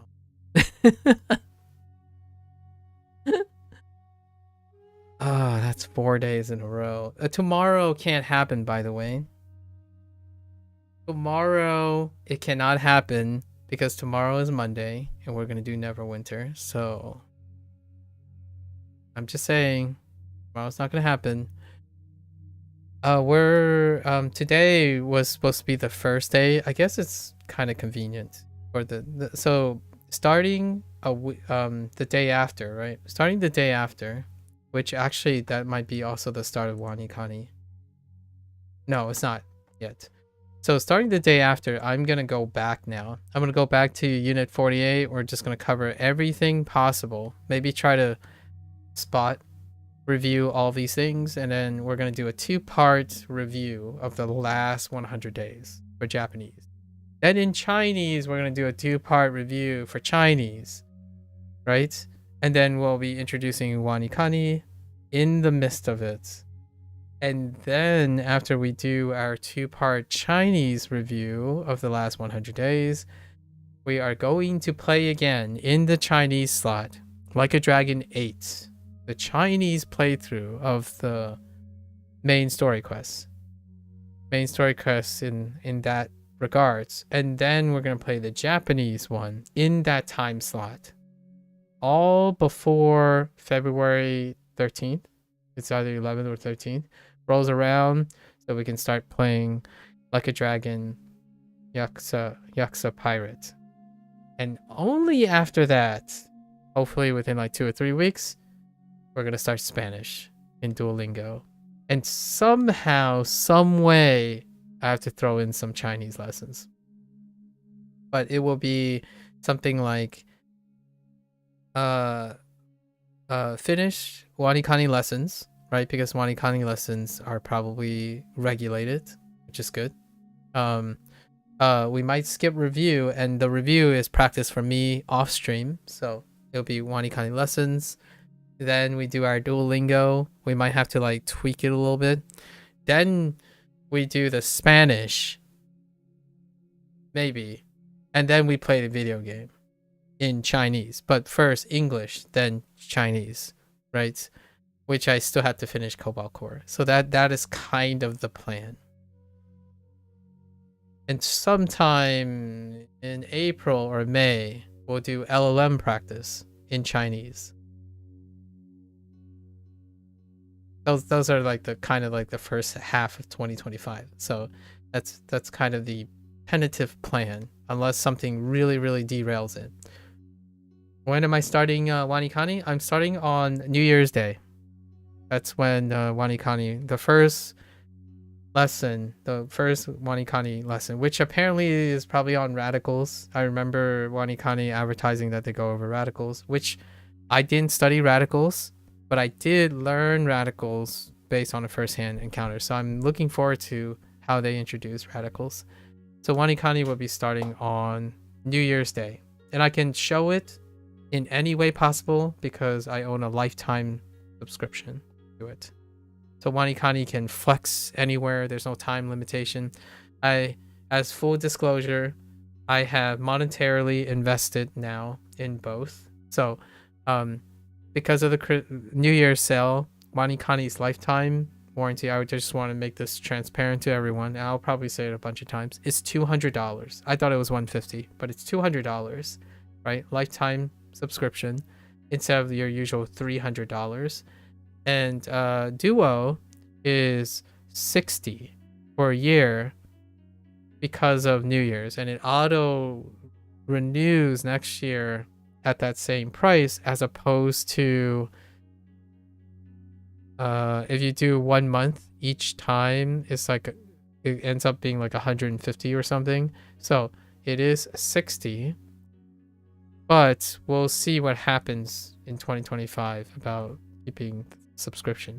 Now the thing I'm talking about, why this is important, is because when I start Spanish in 2025, Duolingo's Max program that uses LLM integration that I want to test maybe for a month, right, is only available for Spanish and French right now. And Spanish for English speakers. So the reason why I haven't already tested this and check it out and whatnot as a like an intellectual exercise is that the Japanese and Chinese do not have that. So that's kind of one of the things. And why now? Largely because Spanish is starting in February.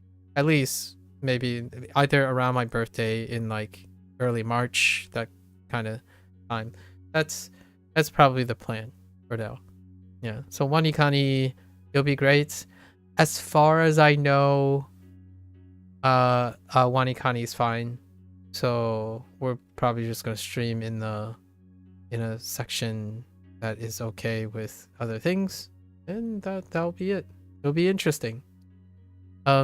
This is a big deal for me because, well, it's been over a 1-year project, right? It's getting close to a 1-year project. It's when it hits the 1 year, this is easily the longest project.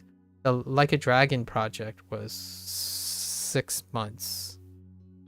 So this is a big one. The second largest project, it was like 4 or 5 months actually. If you cluster them all together.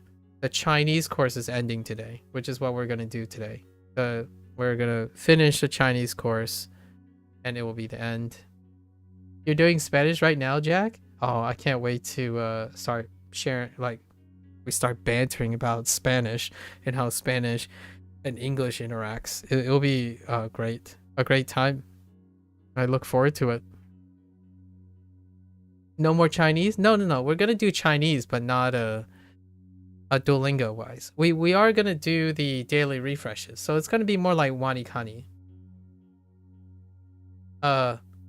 It's gonna be more like Wanikani, Blair. You only get you only get daily refreshes, so it's down here. So we're gonna do the daily refreshes. So we'll keep up with all the daily refreshes. It's a small section, and then we're substituting it. We're gonna interact with Chinese in a different way for temporarily. And then I'm going to set up to do ChatGPT things with Chinese as a discussion thing. So now we're going to like talk about things, discuss things, and then people can, whoever knows Chinese and stuff, you know, you can ask me to, ask ChatGPT to say something else. Obviously, people that I associate with more often, and asking like, not trying to get like ChatGPT to hallucinate or something like that, but more like we're gonna mirror what's available in the Spanish course for Duolingo, because Duolingo Max has Spanish in the ChatGPT stuff. I think ChatGPT is better than the Duolingo Max. Yeah, so that's kind of the idea, right? So you do both, and then we see it, and that's kind of the idea. So I'll probably subscribe 1 month, much later down the road, like at the end of the year kind of thing, like end of 2025, after we've experimented. However, the ChatGPT thing is going to be for Chinese, because Chinese is the one that's moving forward first, right? I'm not gonna sit on this period. So that's kind of the plan. And then everything we learn from ChatGPT, all that like the plans and stuff, as I learned how to tweak it to my use case, will transfer to Japanese when we are complete. And Spanish is going to be dead last, because Spanish course is probably exponentially longer than Japanese. Apparently the Spanish goes all the way up to B2 or B1 level content. Yeah, I was educated up to a B1, B2, B2 before I stopped learning Spanish. So it will be even a different experience. Like Mandarin was a different experience because I also had family and training and ear training and stuff. So that's a little different. And then Japanese was like, I was a hobbyist. So we were going from in a different direction. So it'll be very, very interesting. Spanish course goes to B2, at least that's what it says on Duolingo. Yeah, it's between those two, and that's their aim for most of their top languages. Like the statistical top language, their ballpark was an attempt to get there at some point.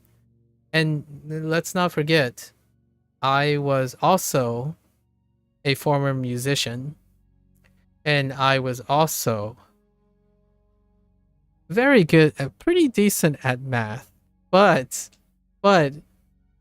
it would be really fun to just see what they have as the foundations for math and music, because that's kind of their main squeeze right now for Duolingo. So I would need to come up with a setup for blue stacking or emulating, like screen capturing my phone within a safe boundary, right?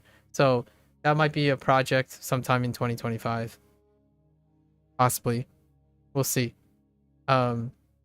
Anyways, lots of fun things. So for now, the next 7 days of Japanese is going to be like me reviewing as much as I can. It's a cram session, basically. It's a cram session for the last 100 days because this is the longest period. It's double the length of the longest period I ever had since the last time I reviewed.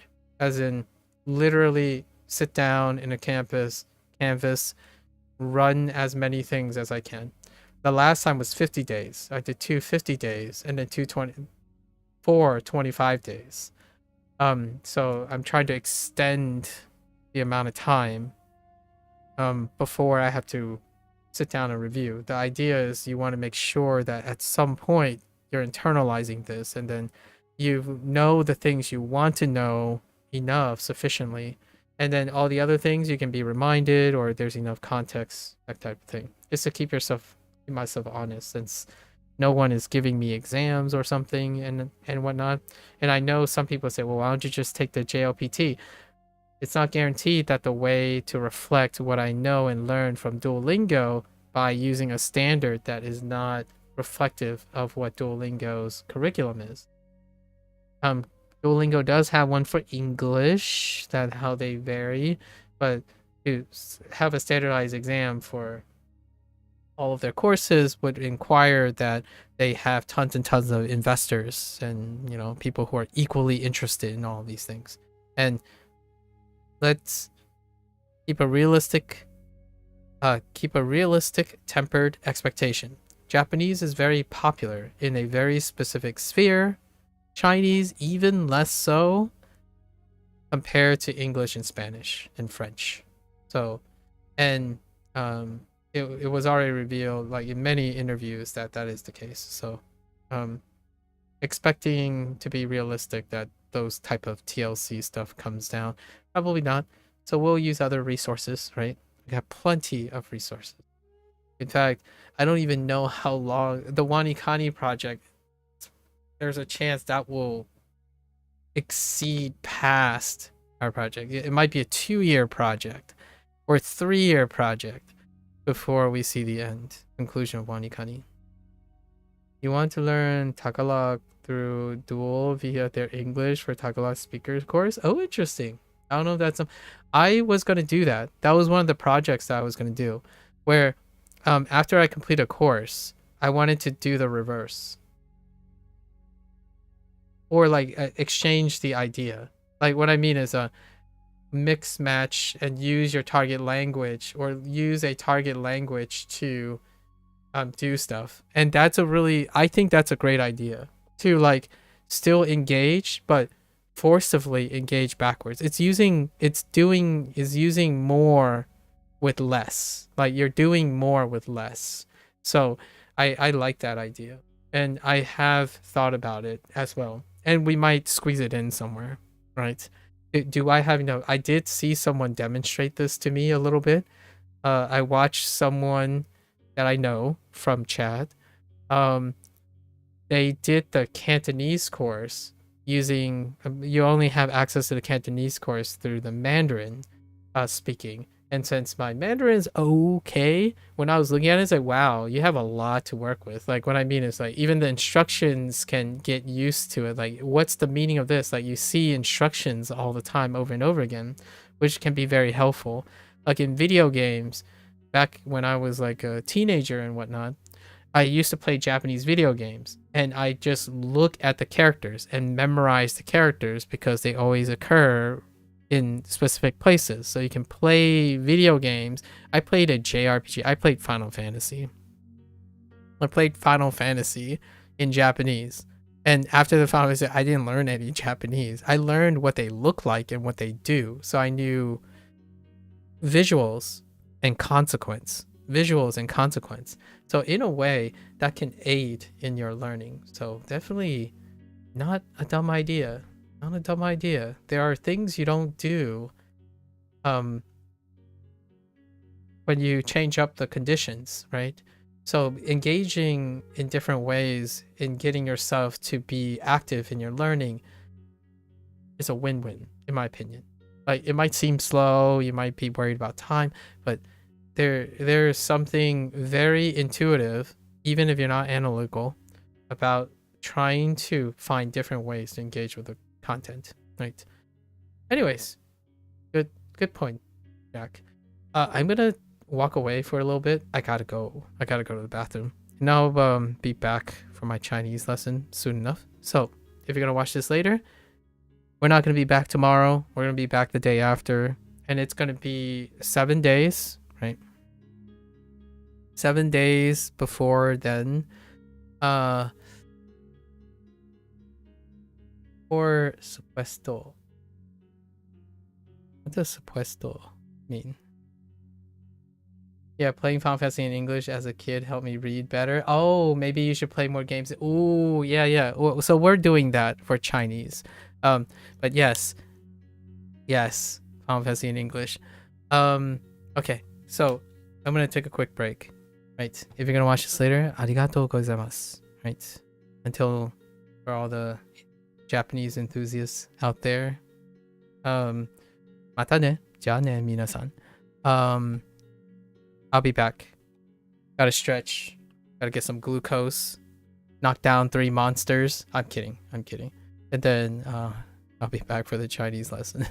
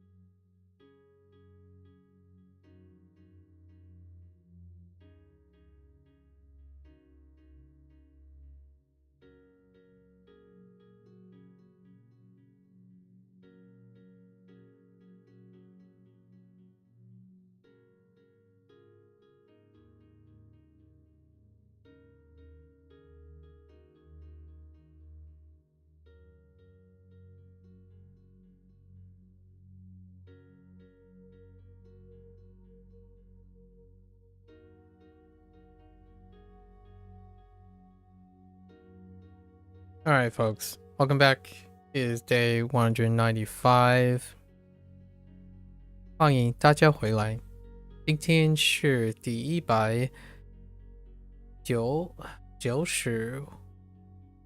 天95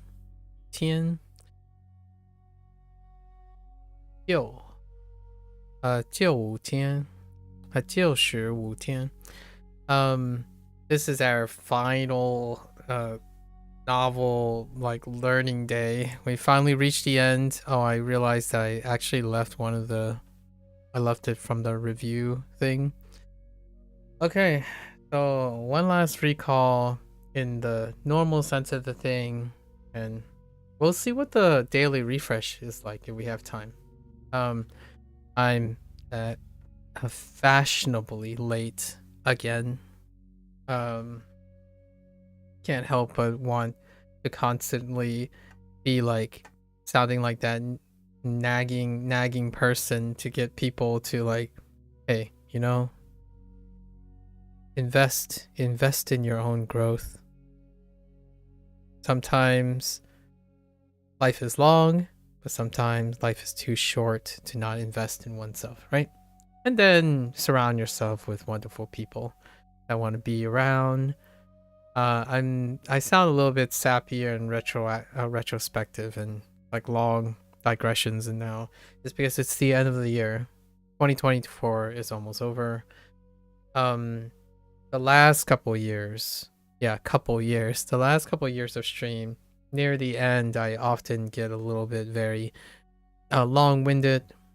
I spend a lot of time reflecting and celebrating and trying to pep people up, but at the same time, you know, it's a bittersweet moment. End of another year oftentimes can be a very nostalgic pit of remorse and regret sometimes, and I want to squelch that, obviously, and then build people up, encourage people to be looking forward to the next year, right? Oftentimes that's kind of in the spirit of celebration of New Year's internationally. Of course, New Year's depends on the solar calendar and the lunar calendar. However, I like to say that my attitude towards New Year's, both the Western New Year and the Eastern New Year, is very similar. It's a hybrid of the two, right? You wish people good health, good fortune, happy thoughts, make them want to be excited of the new year, whether they're in the pits or not. One of the greatest solutions, or one of the most appropriate things one can do to get someone who you might know is having a problem or being a little depressed and whatnot, is to get them excited, get them involved in their lives, and then hopefully making yourself available. And then one day they can be available for you too. So it's great to have that camaraderie while at the same time also exercising a bit of self-love, right? Sorry, that sounded really, really soppy. It does, end of the year does that to me. All right, so let's get into our. It's such a coincidence that we've reached the end of the Chinese course in Duolingo right before the New Year's rolled around. So what a way to end it. Technically tomorrow's the 31st for me. However, tomorrow, today's the 30th. Actually, tomorrow's the 31st. At 30th. Sorry, it's past midnight now, so I gotta adjust my frame of mind. So appropriate. New Year's Eve, right? Okay. When we hit our review cycle for this. Okay, so let's talk to coworkers, right? I don't think I've done very well on this recall. I was slacking a little bit. We've been rushing. Sorry. We had so many good discussions lately. Okay.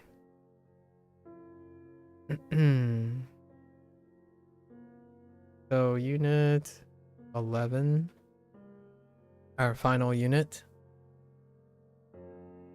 So we did weather first.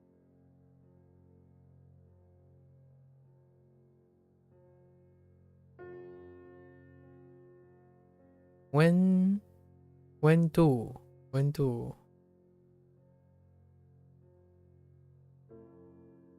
Oh my goodness. Please.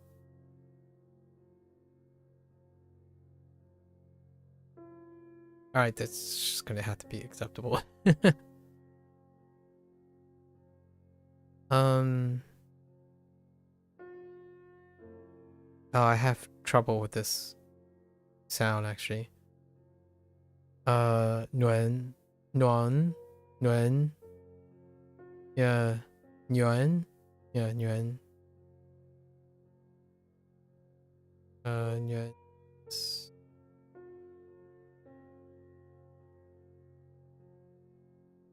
Yeah.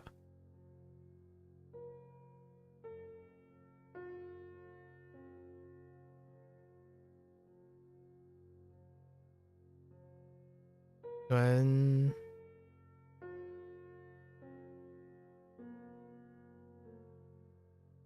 Whoa. And it's a different read on P. Whoa. Nguyen, Nguyen, Nguyen, Nguyen, Nguyen, Whoa. Um,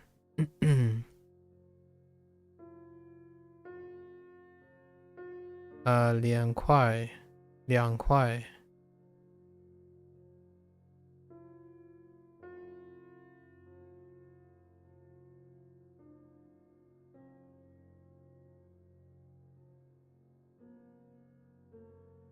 ，2块。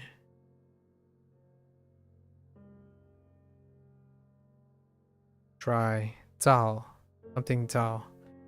干燥，干燥。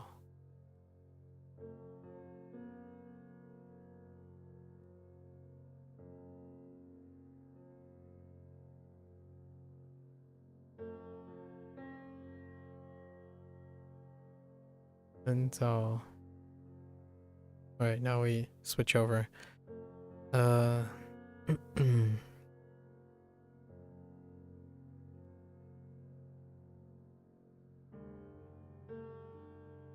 No. Wait a minute. Sheng, yeah, Sheng, oh. I'm like, wait a minute. Sheng Yi. Sheng Yi.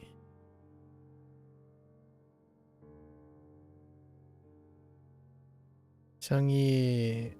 Responsibilities.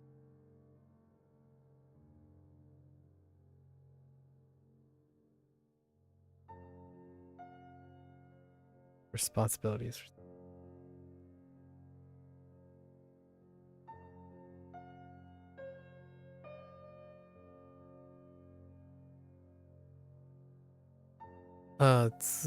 No.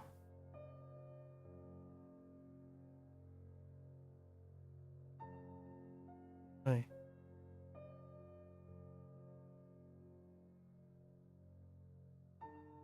I see the character, but what is it? Mu, Fu, no. Jing, no.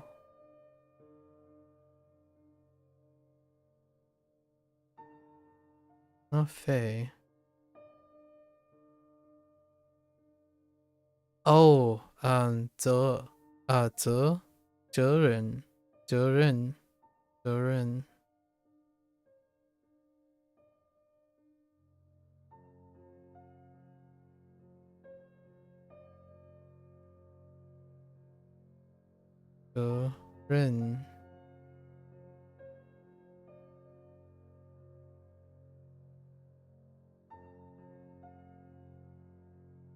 Responsibilities. Stress. 发意. Oh, it's actually the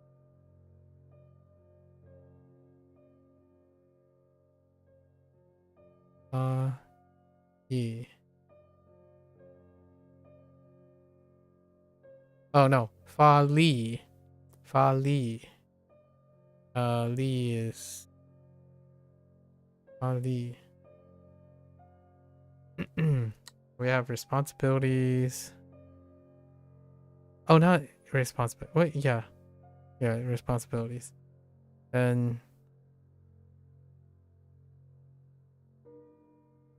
oh,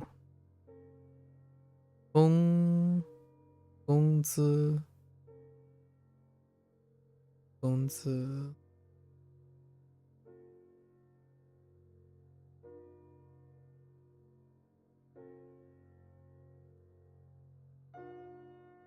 there's 加班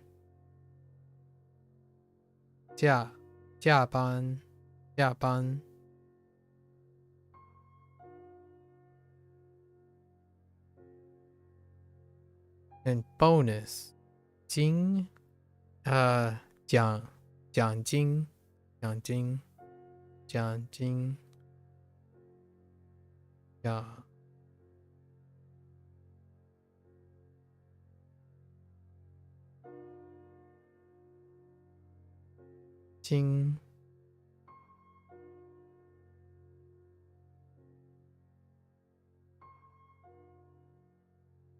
Being on stage 19 is crazy. I mean 11.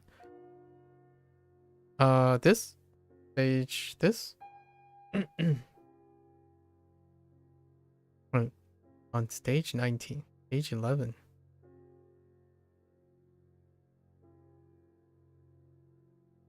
It's our last. It's kind of a bittersweet moment. Our last unit.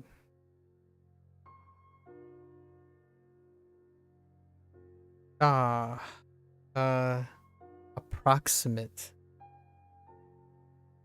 I had a trouble with this yesterday. Yeah, 大约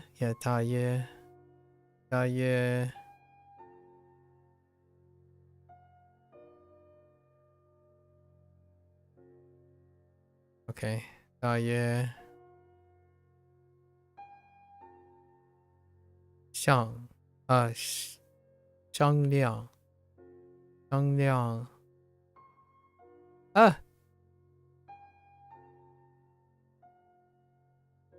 Sorry.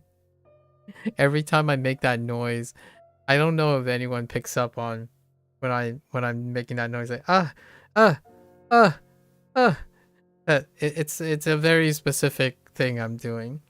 I don't know how many people watch Bob's Burgers anymore, but it's whenever I don't remember her name either. The one daughter, whenever like she's panicking, she makes that noise constantly and like walks around while constantly making that noise. And whenever I do that, that's what I'm referring to.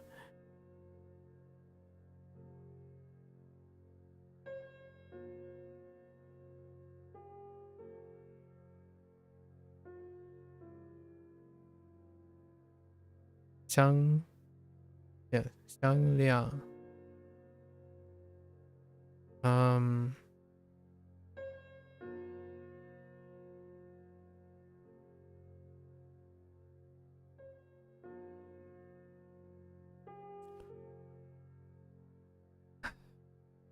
Okay, so what is this? Approximate. Now we got 商量. 商量 is to discuss. 商量.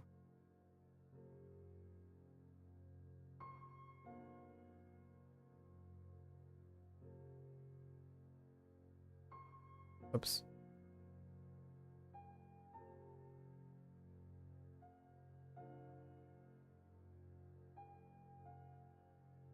E. 意见 or opinions. 意见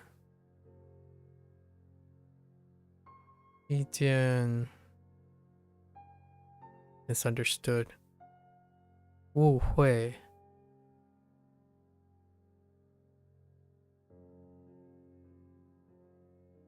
Oh, no. That's not the right radical.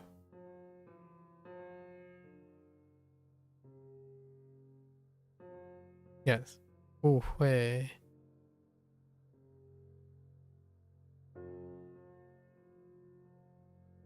Uh, 误会 misunderstood, which leads to an apology.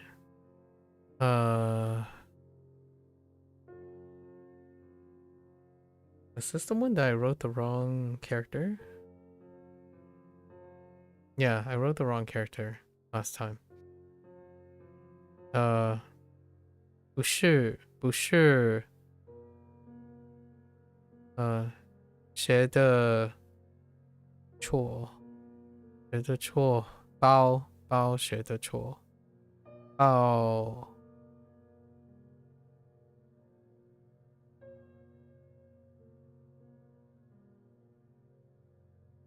It's bao. This one. I mean bao. Oh no, wait, maybe it's not. No, never mind. This one's fine. It's definitely this bao. 抱歉. Okay? I'm gonna have to double check this one. We'll put a dot here. 抱歉.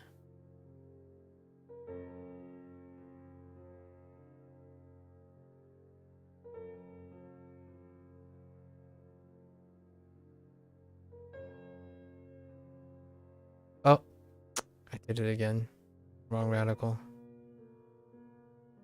Yeah, 抱歉. To be sorry. And then to forgive. Forgive. 原谅.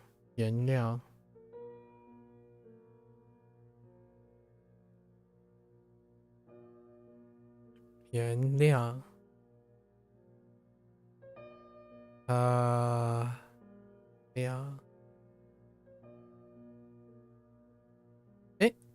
All right. Now we have the other side of things.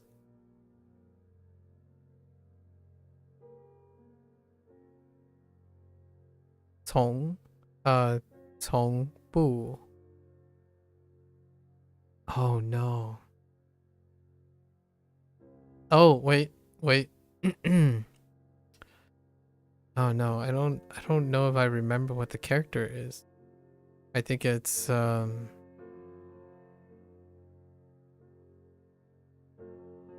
it's like this.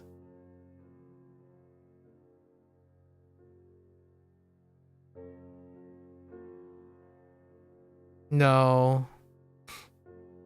Yeah, I don't remember. It's long. We'll just skip long. I missed 3 yesterday, right? No, missed technically 2. Lan and for lazy. Lan on and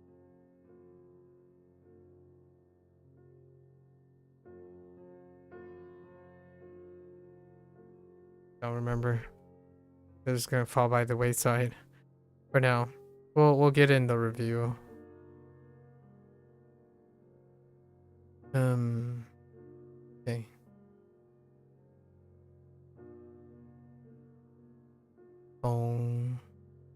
从不 never give up. 从不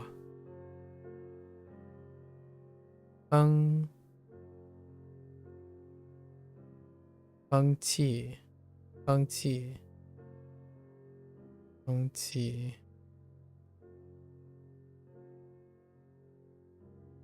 Ugh, that's a little sloppy.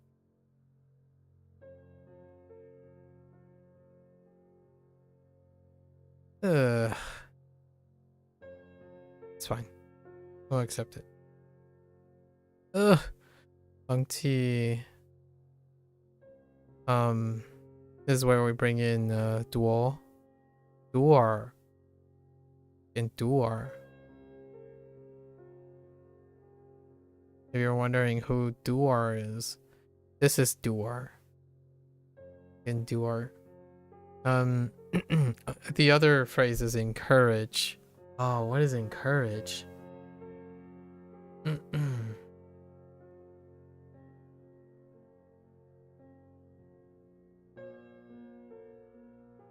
Yeah, I don't remember encourage either. Duer. Okay. Duer. Duer 是一只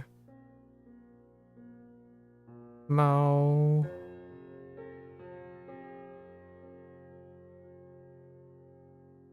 猫头. Okay, and then we gotta write this like twice the size because the character is too congested. It's ying.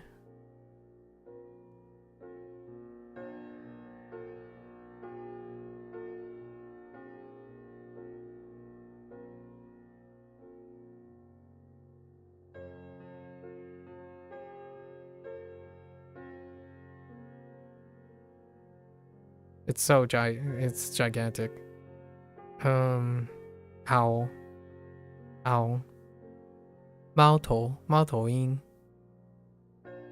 猫头鹰。I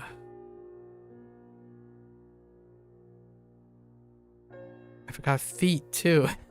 Oh no. 早. I've got 早. It's kind of like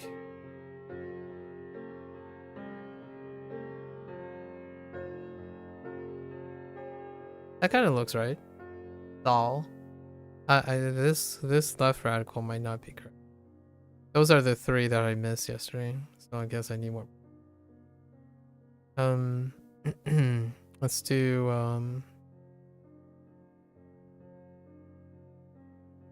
the ones we did practice.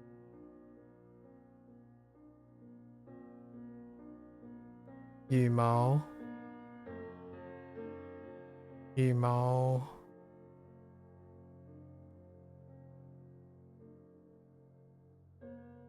Feathers. Green feathers. Yu Mao. Like 绿色羽毛. 绿色的羽毛.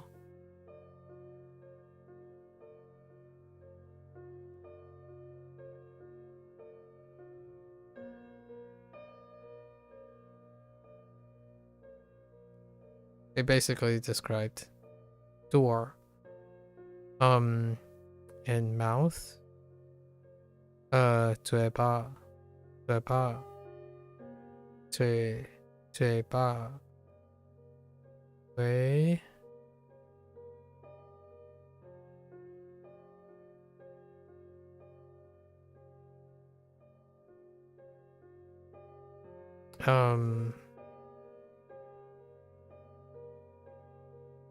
yes, 嘴巴. And our new color, which is orange. 橙. 橙.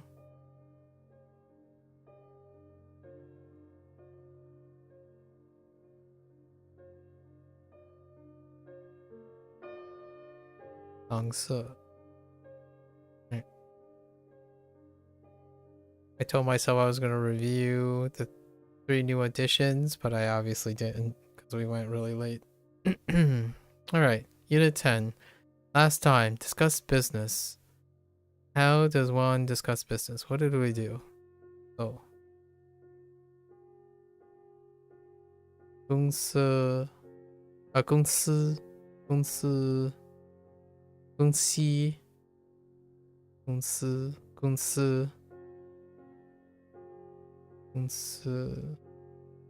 Whoops. No one saw that, it's fine. 对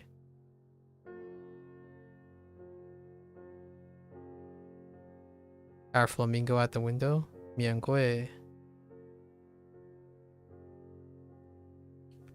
But now no, there's no window. It's just a flamingo. 会微信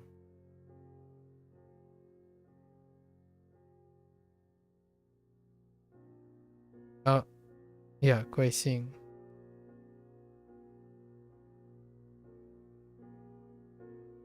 Right? Yeah, 贵姓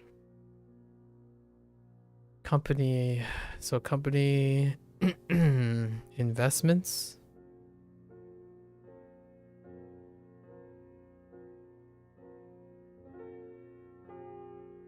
Uh, 投资，投资。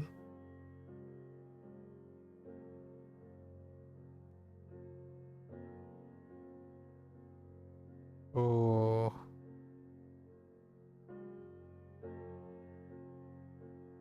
回做 to collaborate 回做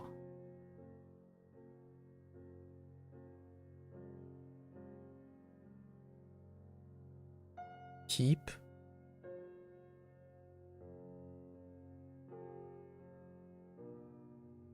keep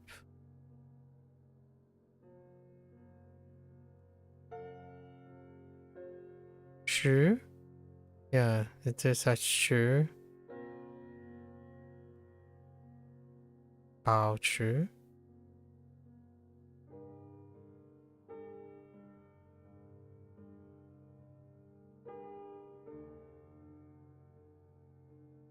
保持 contact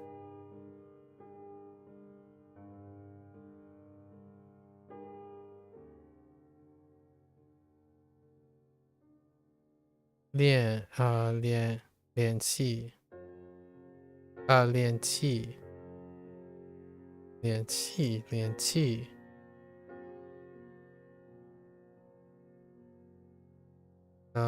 系 maybe 联系 I have to check on that too. Things are falling apart.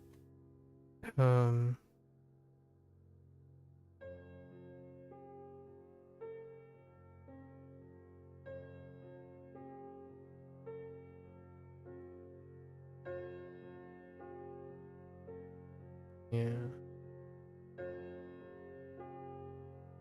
And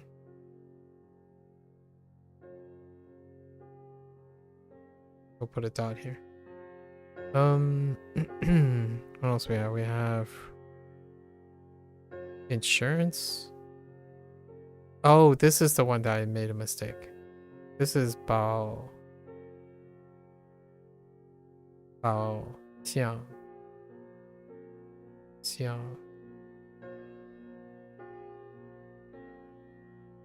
insurance for risks. Risks are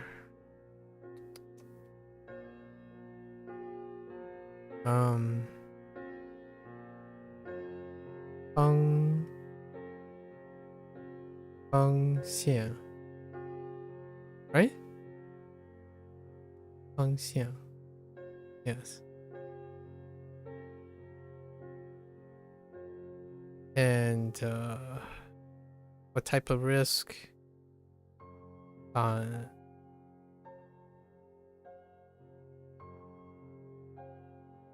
Which I deal with, which I consider a lot of times. 版权 copyright 版权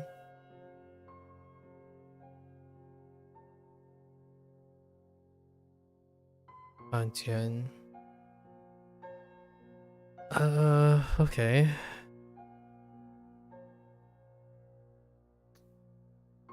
Consultation.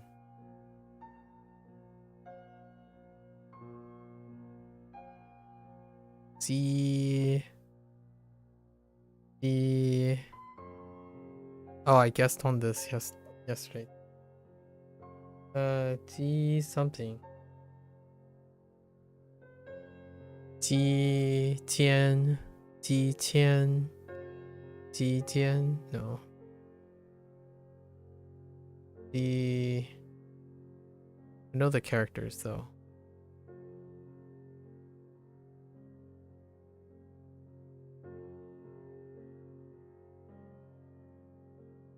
Jian, maybe Jian.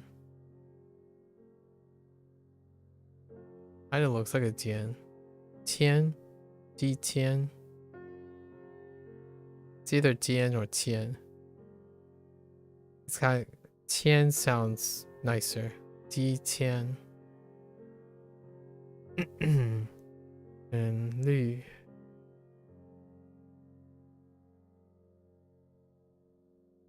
律师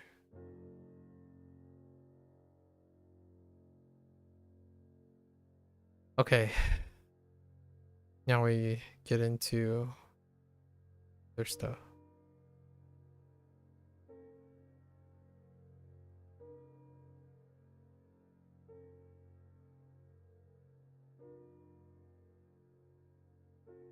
Paxiang. Right, Paxiang. Paxiang Shi. Paxiang Shi.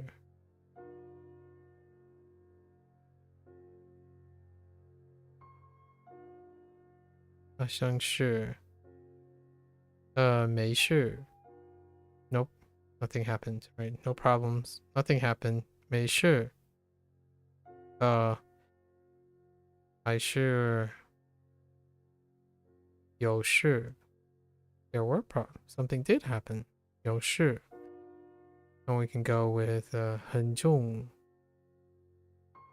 No. 严重. 严重. Something serious happened. Right? 严重.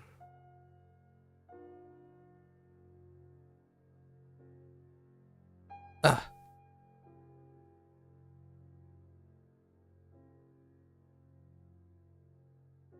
严重. So on the one hand, we have an accident.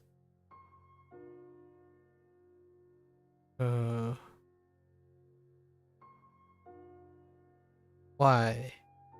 Something why? EY.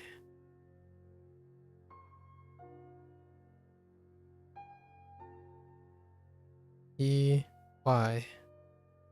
Accident. 受伤 injury or yeah, injury, injured. 受伤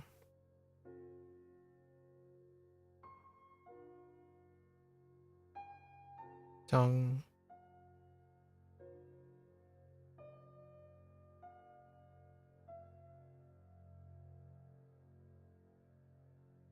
受伤 and help 救命 救 help 救命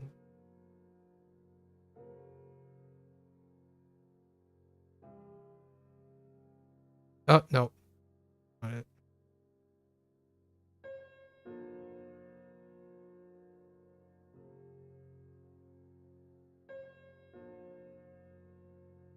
救命 and 救护车 ambulance 救护车护 护车 so tall. Now we have the other side of things. We have toll.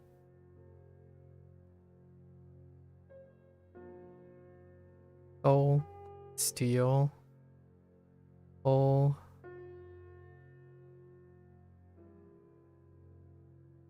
Baojing. Calling the cops. Baojing. Jing is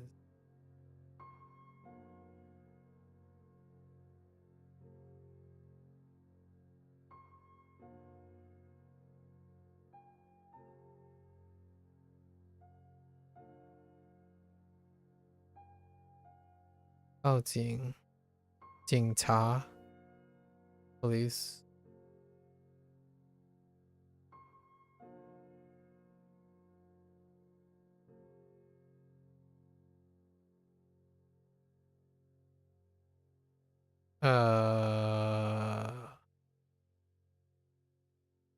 Yes. Okay. 辛苦 辛苦 辛苦 hard tough.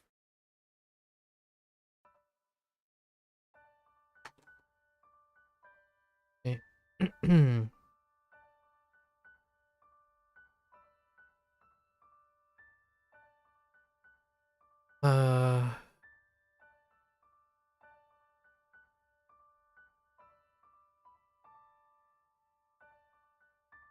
感谢 give thanks. Thank you. 感谢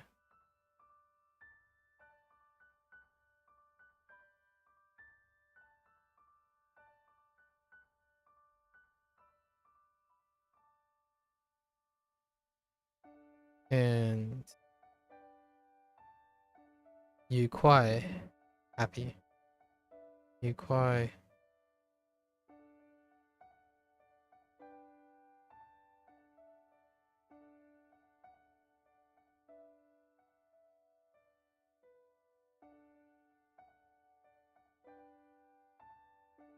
okay. So what we're looking for this and line and encourage. Yeah, I'm drawing a complete blank on. Oh, T something.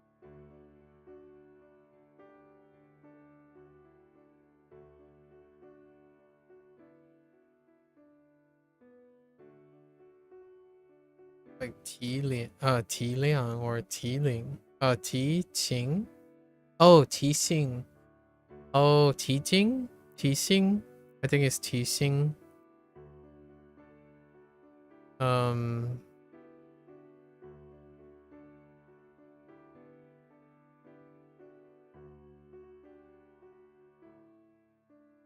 This T, and I don't remember the Xing. Because this is a repeat, the other one isn't. Oh, wait. Oh. There's something else. Oh, no, there's more. Because I... Oh, no, wait. I remember what Xing is. Oh, no. No, there's another thing I'm missing. The character is... It has Li in it. I'm missing so many. Because it looks like this. It's missing a character to the left. Missing Li. Yeah, I'm missing quite a bit, actually. Alright, so let's double check on the read on this. What did I think this was? Contact. I was thinking between qi or qi or qi.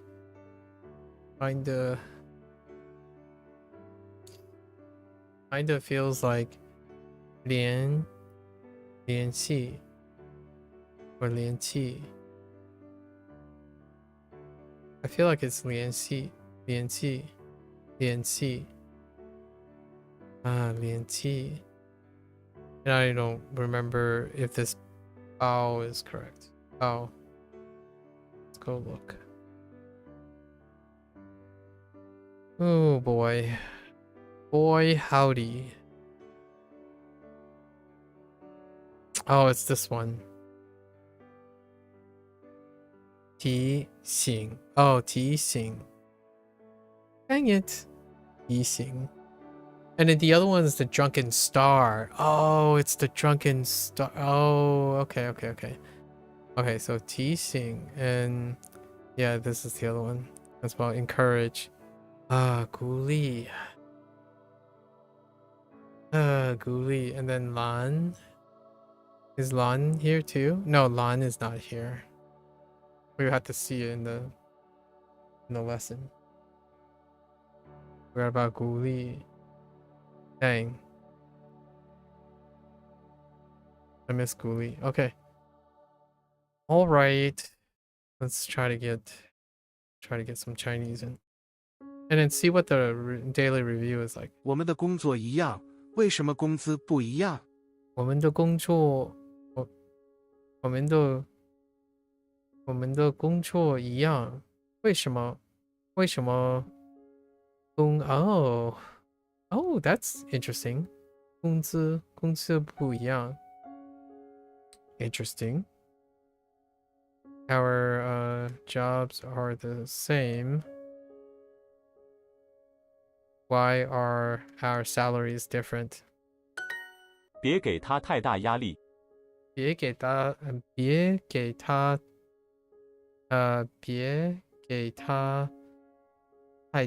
太大压力。别给太大他太大压力。压力。 Stress, don't stress them out. 多尔鼓励我们从不放弃学习。多尔鼓励我们从不放弃学习。I forgot to check the other one. Dang it. It's fine.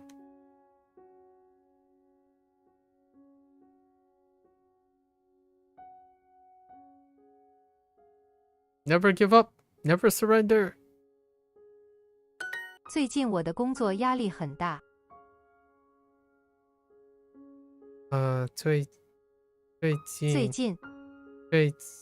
最近我的工作压力很大。My work has been very stressful or under a lot of pressure recently. 这个工作工资高，但是压力很大。这个工作工资高，但是压力很大。So this work has a high salary. The salary of this work is high, pays a lot, but it's very stressful. A lot of stress.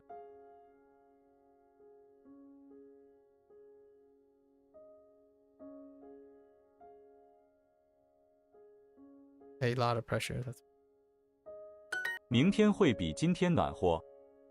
明天比今天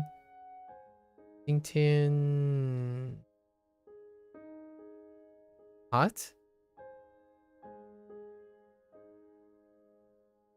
明天会比今天暖和。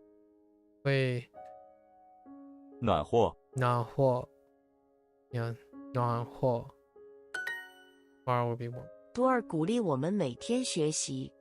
多尔鼓励我们每天学习。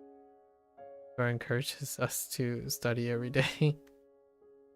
他喜欢给你发电子邮件，鼓励你学习。他喜欢给你发电子邮件，鼓励你学习。你 他喜欢给你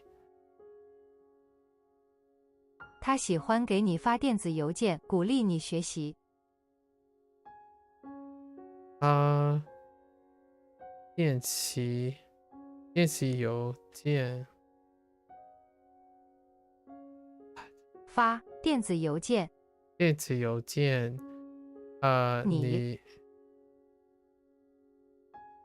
你鼓励你学习。Yeah. So he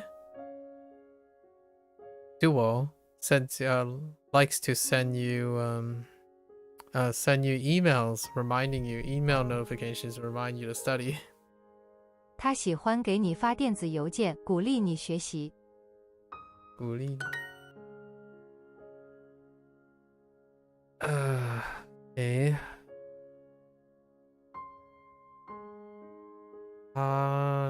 Yesterday.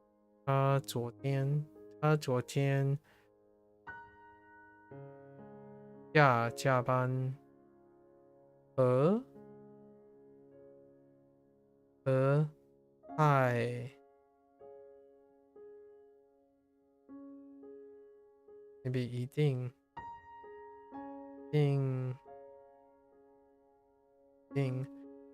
他一定加班。昨天他昨天一定加班才 Oh no no, you don't 一定 have to. 才回来很晚回来很晚。很晚 or is that somewhere else? 他昨天下班才回来很晚 or 他才很晚很晚回来很晚。 We'll go with this. Dang it. Dang it. It's the other way. Oh, no, it's not. Oh. I couldn't make up my mind how to phrase the latter half. Oh. So only came and then back late is interesting.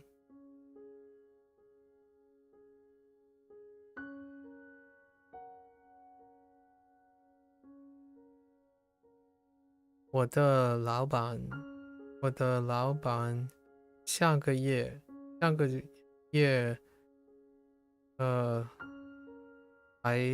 没有给我的没有就是没有给我工资so 老板，我的老板没有给我工资哦上个月 Forgot the time. Also need time to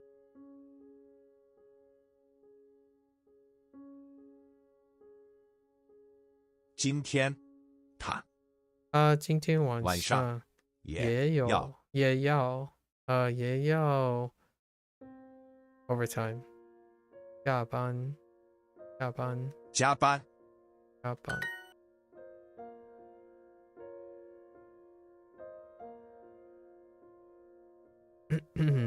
我这个星期每天要加班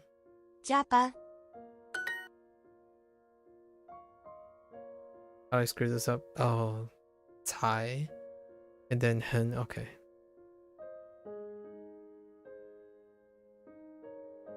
Okay. 他昨天加班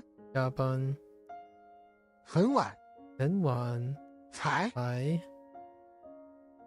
回来 Wait, no, 回来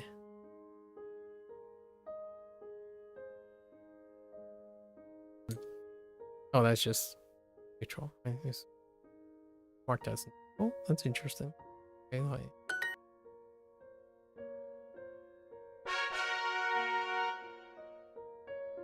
Okay, that's okay. We'll just keep going forward here. 我们的老板很麻烦。我的老板很麻烦。我们的老板很麻烦。别离开我。别离开我。他去年离开了伦敦。他去年离开了伦敦。他去年离开了伦敦。他去年离开了伦敦。我会给你打电话。我会给你打电话。你们不会给我打电话。你们不会给我打电话。他是世界上最有钱的人。他是世界上最有钱的人。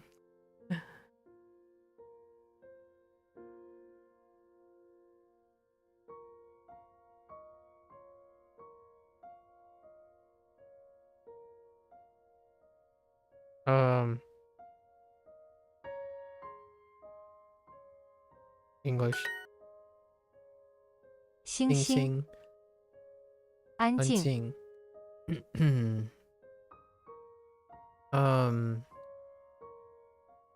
铅笔，世界，铅笔本，笔记本，笔记本。Sorry, I got 过去3个月我在德国工作。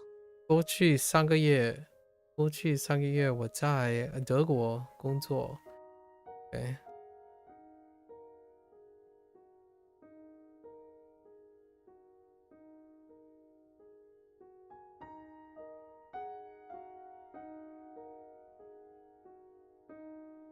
What? Oh. 过去3天为什么你不回我的电话？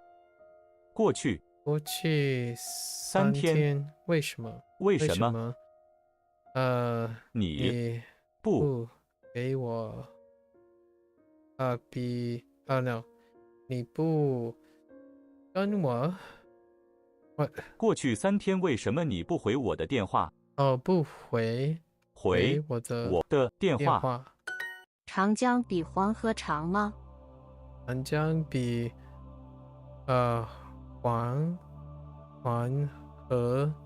黄河长吗？长江比黄河长吗？长吗？长江 yes 长。The answer is no. Wait. The answer is yes. Wait, which one's? Oh no. Yeah. Wait, which direction is this? Oh yeah, it's fine. The answer is yes. Right? Yes. What was this? Chang Jiang.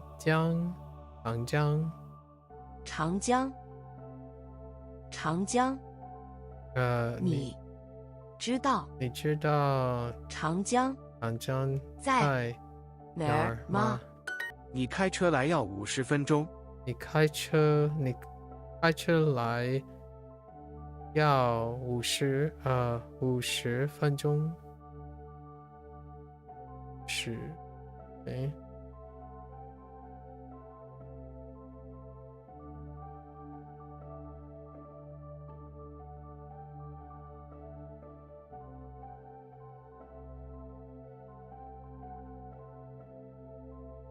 Wait. What am I missing? What? Is it like 4? It'll take 50 minutes for you to drive here? Oh my god.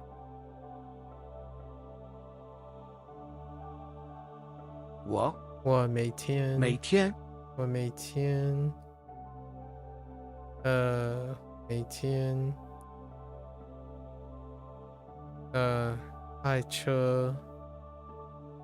开车去公司。他是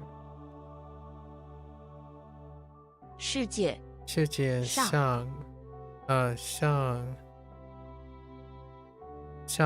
有钱的人，最有钱的人。对。你们看了电子邮件吗？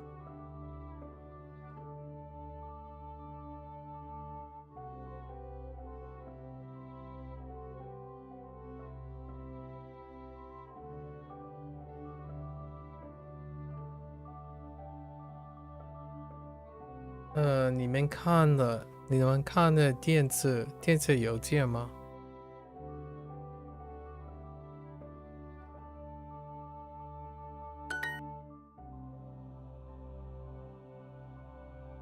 ？Oh no. How you say just? 我只 no.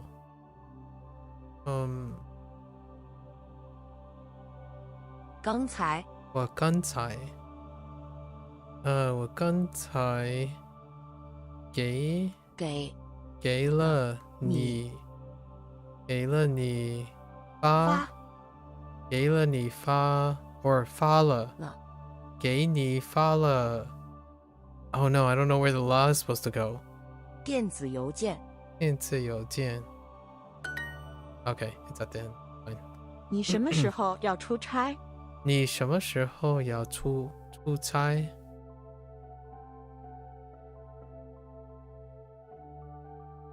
我明天要出差。我明天要出差 OK 我明天要出差。你去过他的家吗？你去过他的家吗？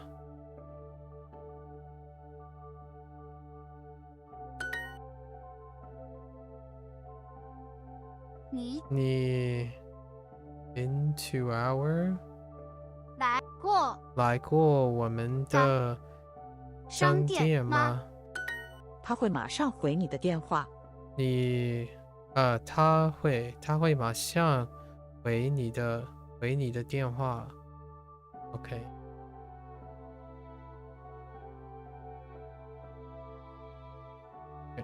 我还没有回你的电子邮件，对不起。我还没有回你的电子邮件，对不起。Right. 我还没有回你的电子邮件，对不起。他已经买了机票。已经买了机票。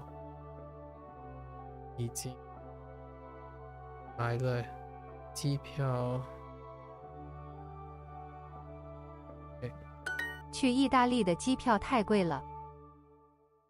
OK 去意大利的机票太贵了。我们一起去吃午饭吧。我们一起去吃午饭吧。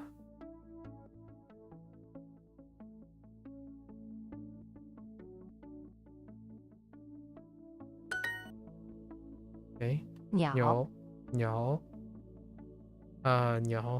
刀办公室一起banana just kidding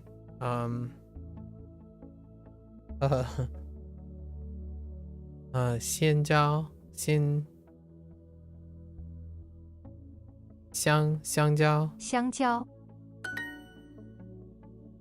不远，你可以走路去那里。不远。Oh, that's the archaic banana? Yeah, it's the archaic banana. Yeah, for sure. What's the non-archaic banana? What do they go with now?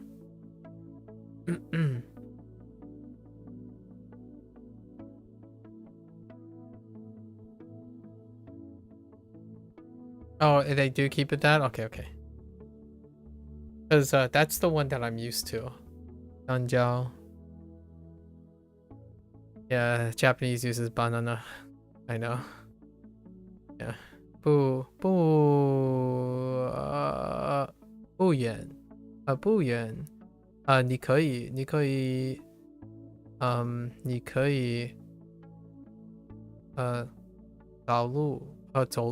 走路去哪儿去那里。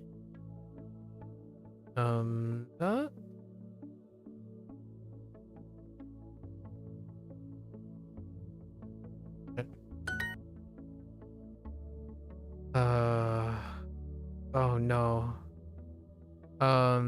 This is 量。No. 质量。Dang it. That's a 质量。芭蕉. So close. Actually, Japanese use 芭蕉. Ooh. That's closer to yeah, 芭蕉 is pretty close. Bayou is the Fujianese. Bayou is like a plantain, I think. Yeah, it's closer to that. Yeah. Bayou is the Fujianese, so it's closer to 芭蕉 as well. 远远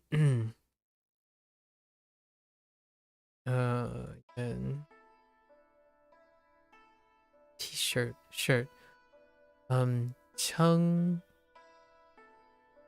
衬衫啊 man 衬衫 it's yeah 衬衫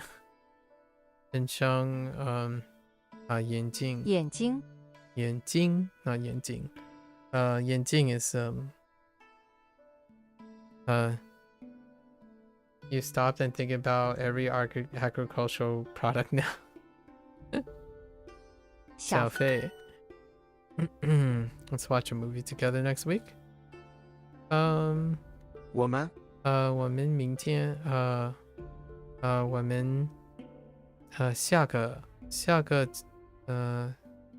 week 下个星期看电影吧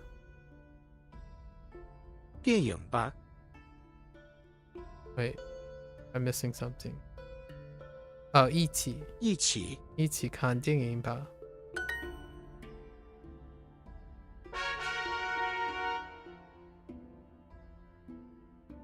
走吧。Like the Japanese word for corn is super messed up because they never had corn.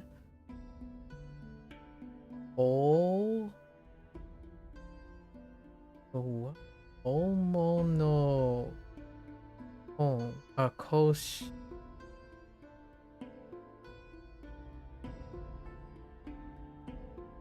Tomoro. Oh yeah, Tomoro Koshi. Oh, interesting. Someone that was Japanese used corn as their username, so I'm not sure. Soba.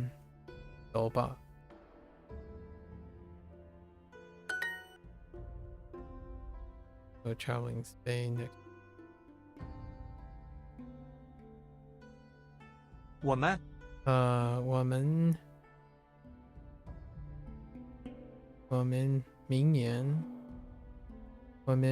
明年去西班牙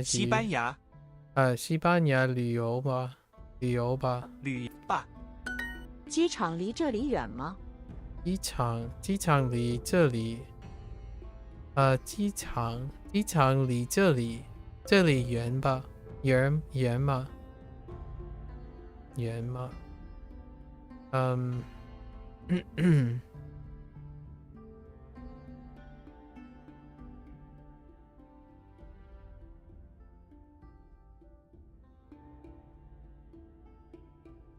酒店离饭馆太远了。Corn could mean like native corn or the selective bred giant ones that families are families with. Yeah, I can see that. 酒店离饭馆太远了。酒店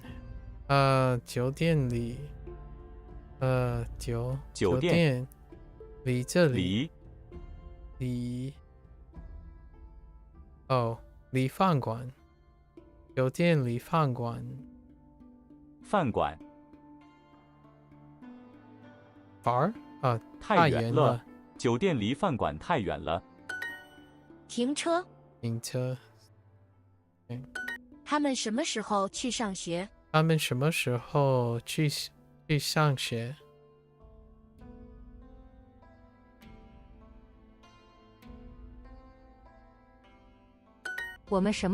去喝啤酒？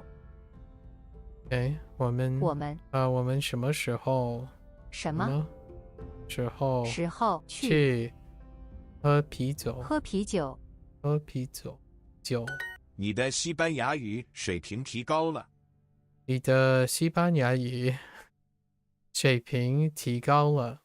Soon, maybe, one day.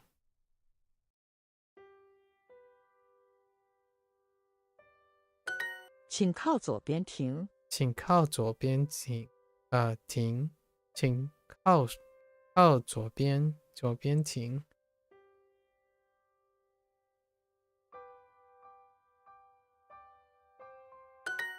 我的公司不让我请假。我的公司不让我请假。不让我请假。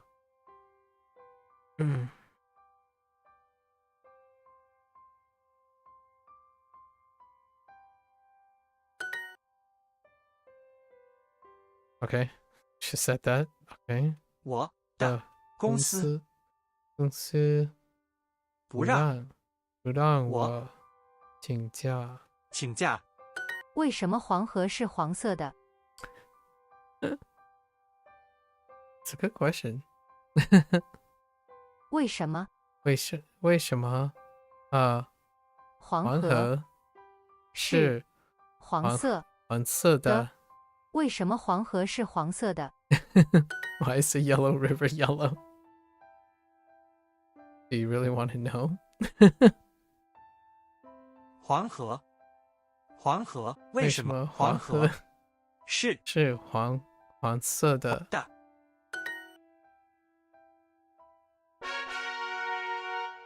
Alright. It's always very casual when it comes to practicing Chinese. 你对这件事情有什么意见？ And now we're back to all the things I keep forgetting. Because this is the last one. I've been slacking off pretty hard the last couple days. My stamina is pretty low when we get to the Chinese lessons. 你对这件事情有什么意见？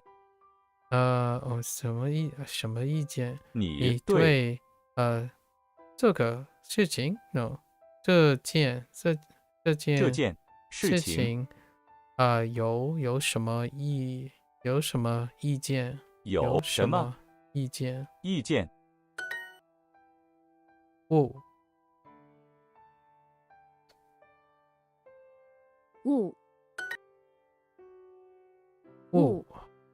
Oh, it is bao. Oh yeah, I screwed up. The bao that I thought was bao is bao. It's bao. The bao.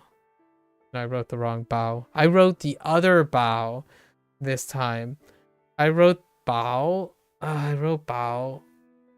I avoided writing bao, but the first time I wrote bao, the other bao.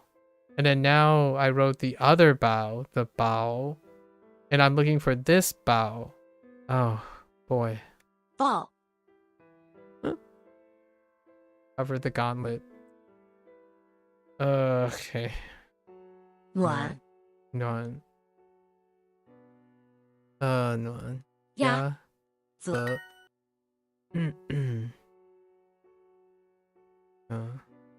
oh. Hello? 报 This was Jian, right? Yeah, Jian. 讲 讲 讲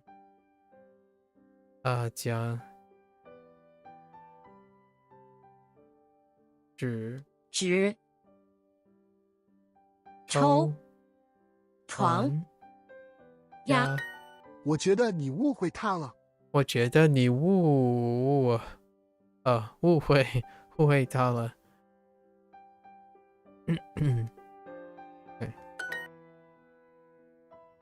OK，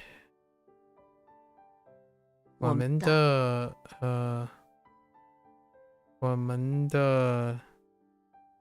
生意 no 的我们生意的 no 生意的我们的生意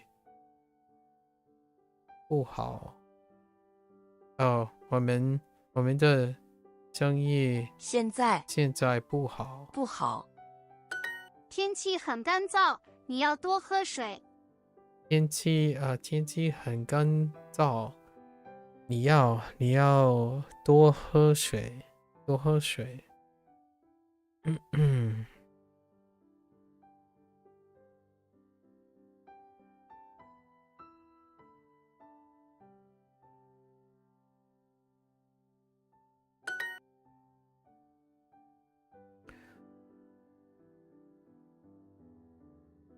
Yeah, wrong bow. This bow. I messed up this bow. 抱歉抱歉。我不能。我不能帮你。我不能帮你。这次我不能帮你。这个工作工资高，但是压力很大。这个工作，这个工作工资高，工资高，但是压力很大。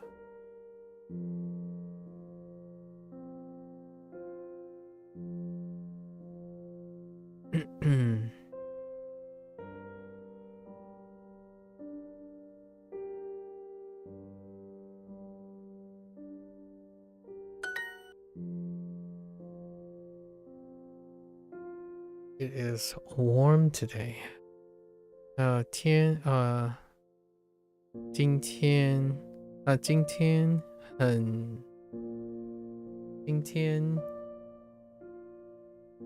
很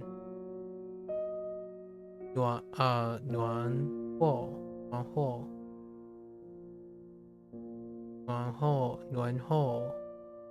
和。I don't get it really well. 今天暖和。暖和。我们出去吧。Or yeah, 我们出去吧。Oh, I forgot the 很。我这个星期每天要加班。我这个星期每天要加班。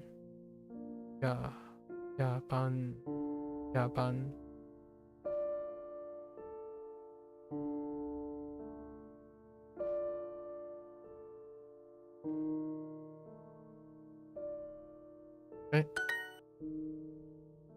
All right, whose responsibility is this? Who's responsible? So, 责任。责任。这是谁的？这是谁的责任？责任。我想先跟老板商量一下。我想先跟老板商量一下。哎。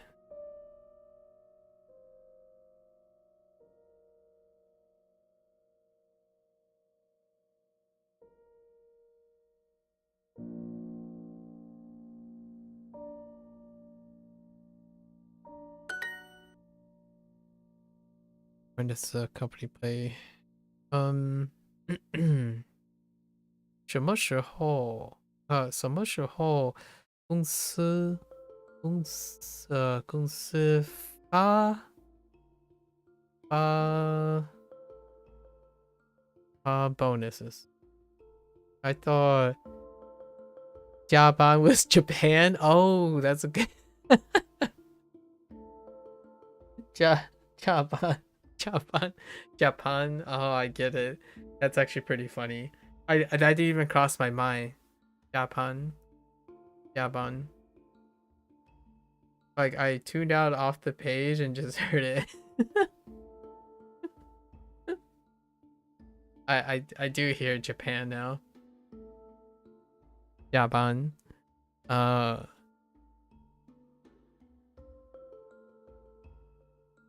What does the company pay? 什么？什么时候？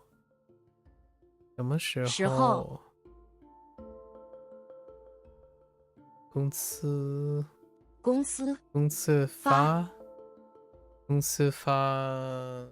bonus 奖金 All right. We're making work. I mean, we're doing work. Not making 外面的温度非常高。外面的温度，呢？Yes. 外面的温度很高。温度哦，太高，非常高，非高，外面的温度非常高，非常高。door I'm sorry door 有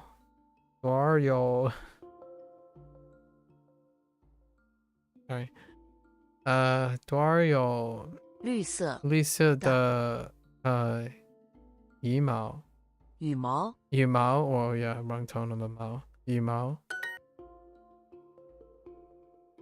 You're a Japanese learner, but you're interested in Chinese. What would you say are the similarities and differences between studying Chinese and Japanese? Chinese has an alphabet with their characters, and Japanese doesn't. I'm kidding. I'm sorry. I think one difference would be the most glaring difference, the most glaring similarities that you will love or hate is Hanzi and kanji shares pools in characters. So that would be if I had to highlight a similarity, this would be someone who already has Japanese. This would be the first similarity. This is not, I would say, probably the most noticeable one. And the highlighted difference, I would say, which can be an advantage and a disadvantage. Hanzi is treated in the sense that usually there's one read average. And then obviously you're familiar that kanji has multiple reads because of onyomi and kunyomi. That's kind of one of the highlighted differences. Now, you might be thinking, whoa, hot dog. That means you only need to remember, focus on one thing, but that means you get double the density in characters, if you know what I mean. So like, to reach the same, like maybe like the purposeful things about characters, then you must really like these characters. Now this is one of the things that are highlighting the characters. Now in terms of similarities and differences in like a different property, let's say speaking, obviously the difference is Chinese is tonal and Japanese is technically tonal in a different sense. It's pitch accent, right? I'm generalizing here, but when I think of tonal changes, I think of pitch changes. So to me, as someone who is used to hearing pitching up and pitching down, I can hear Japanese as a tonal language, but it's often more consistently tonal. While Chinese is more dynamically tonal. So you could consider it as a similarity or a difference on your mindset, right? When I hear a Japanese sentence, I hear a tonal difference. So I focus on, a lot of times I focus on chunks because it reminds me of Chinese tonality. So that could be something that you find that's similar or different. And that can be a thing too. So, and then listening. I actually think the Chinese sample size. So I'm kind of like tackling each thing, like listen. So for listening, Chinese sample size, like their voice, like when you have automated voice and stuff, I think it's higher fidelity and accuracy. Largely due to the nature of there was a lot of early investment in communication when it comes to Mandarin, largely due to its like bigger footprint, right? But now it might not be true, but the fidelity is already set. So when you're listening to voice samples and stuff, and then Chinese has a lot of accents as well. So Chinese has a lot of accents. Yes, we have to keep that in mind too. Has a lot of accents. However, when you're thinking about like vocal sampling, right? The vocal sampling, it's quite reliable.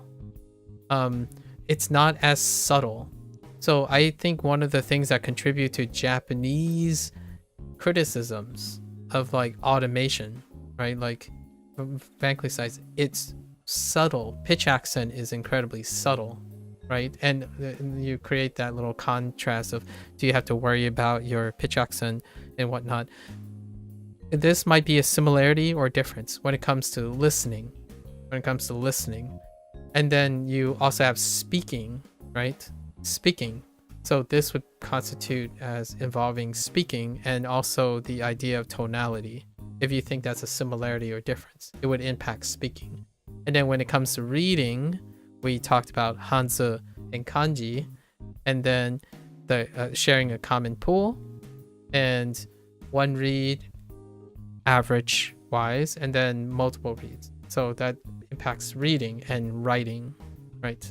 So those are probably the ones that I would highlight since you have experience with Japanese learning. And I think all of this stuff is why I enjoy learning Japanese and Chinese together. So for these reasons, I think Chinese and Japanese are fantastic together. Now, it is nice to have a foundation in one or the other so that you can use it as a memory aid. I wouldn't necessarily, I wouldn't know anymore. I consciously chose to be covering all the foundations of Japanese before I tackled Chinese. The caveat here is I had a background in Chinese sounds already. So it can be a little bit different for your experience. However, hearing from other people, it is quite engaging when you are relating Chinese. So oftentimes one of the quote unquote tricks, right, that you get to force yourself to engage in a new habit I talk about is related to something you already do very regularly, related to an established habit. And this rings true for languages. So oftentimes when people say, oh, it's easier to find a related language, right? However, to me, I don't necessarily think the relatedness is driven by its similarities and differences, like the literal similarities and differences. It's the psychological benefit that the two languages are related in the way that you can engage with it. So like Japanese seem daunting to an English speaking person, because when they look at the characters and they look at the sound and stuff, the characters themselves, it's very difficult to form an attachment to them. However, if you look at French, Spanish, and other Romance languages, or even German, there's something you can almost intuitively attach yourself. Not necessarily the semantics, like how difficult the grammar structure and stuff. There's something familiar yet new, right? And Chinese does that for Japanese. At least that would be my take on it, for an additional thing. Apparently old Korean had tones, but nobody really knows for sure. Interesting. I could see that, because that whole region typically is tonal, right? How many non-tonal, like how many are there macro languages without tones outside of Korean in that region? Because I personally, hear me out here, I personally consider Japanese a tonal language. If you are to consider that pitch accent is important, like to distinguish, there are pitch changes in Japanese too. But I don't know if there are any languages that aren't tonal in that region. Some Nigerian languages are tonal. Oh, that's really far away. That's interesting. Yeah, I really like it. And the tonal thing here's the thing. I'm not sure how interested you are in pitch accent, but personally, Mongolian isn't tonal. Interesting. I should listen to Mongolian a little bit more. Not tonal. Huh. So, pitch accent. I think I qualify Chinese tonality. This is only my personal take. Chinese tonality is like a grossly more liberal flexibility of pitch accent. And then English, you just throw it out the window. So I feel like if you ever want to go from English to disciplining your ear training and your vocal training, and then go into the strict discipline and sharpness and restrictive sharpness of Japanese pitch accent, I think tonality is in between these two.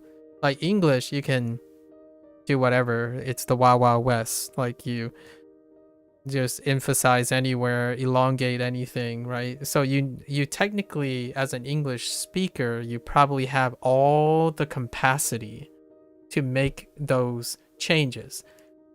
In Chinese, you have to buckle it up a little, right? You have to get more discipline, but it's less strict than Japanese pitch accent. So what happens is, I think if one of the things that I feel was really wonderful is if you start engaging in tonality already, it's a bridge to pitch accent. Not that I'm saying you can't learn Japanese and communicate fairly well comprehensively through mimicry and not really having to execute pitch accent perfectly and all that stuff, right? We already, lots of controversy about that. Tonality, there's a lot more dynamic. It's like a grosser version. Like if you're thinking ka is really tonally like different from in Japanese, it's more of that. It's incredibly. I wanna plug Chinese a little bit. It's kind of fun. It feels like you're trying to. It's breathing some of the English back, in my opinion. So if you spent like 99% of your time in Japanese and you were an English speaker, it might feel restrictive. Like you can't just elongate vowels and elongate and mess up mora and stuff and still get the point across. When you step into Chinese, it will feel like it laxed up a little.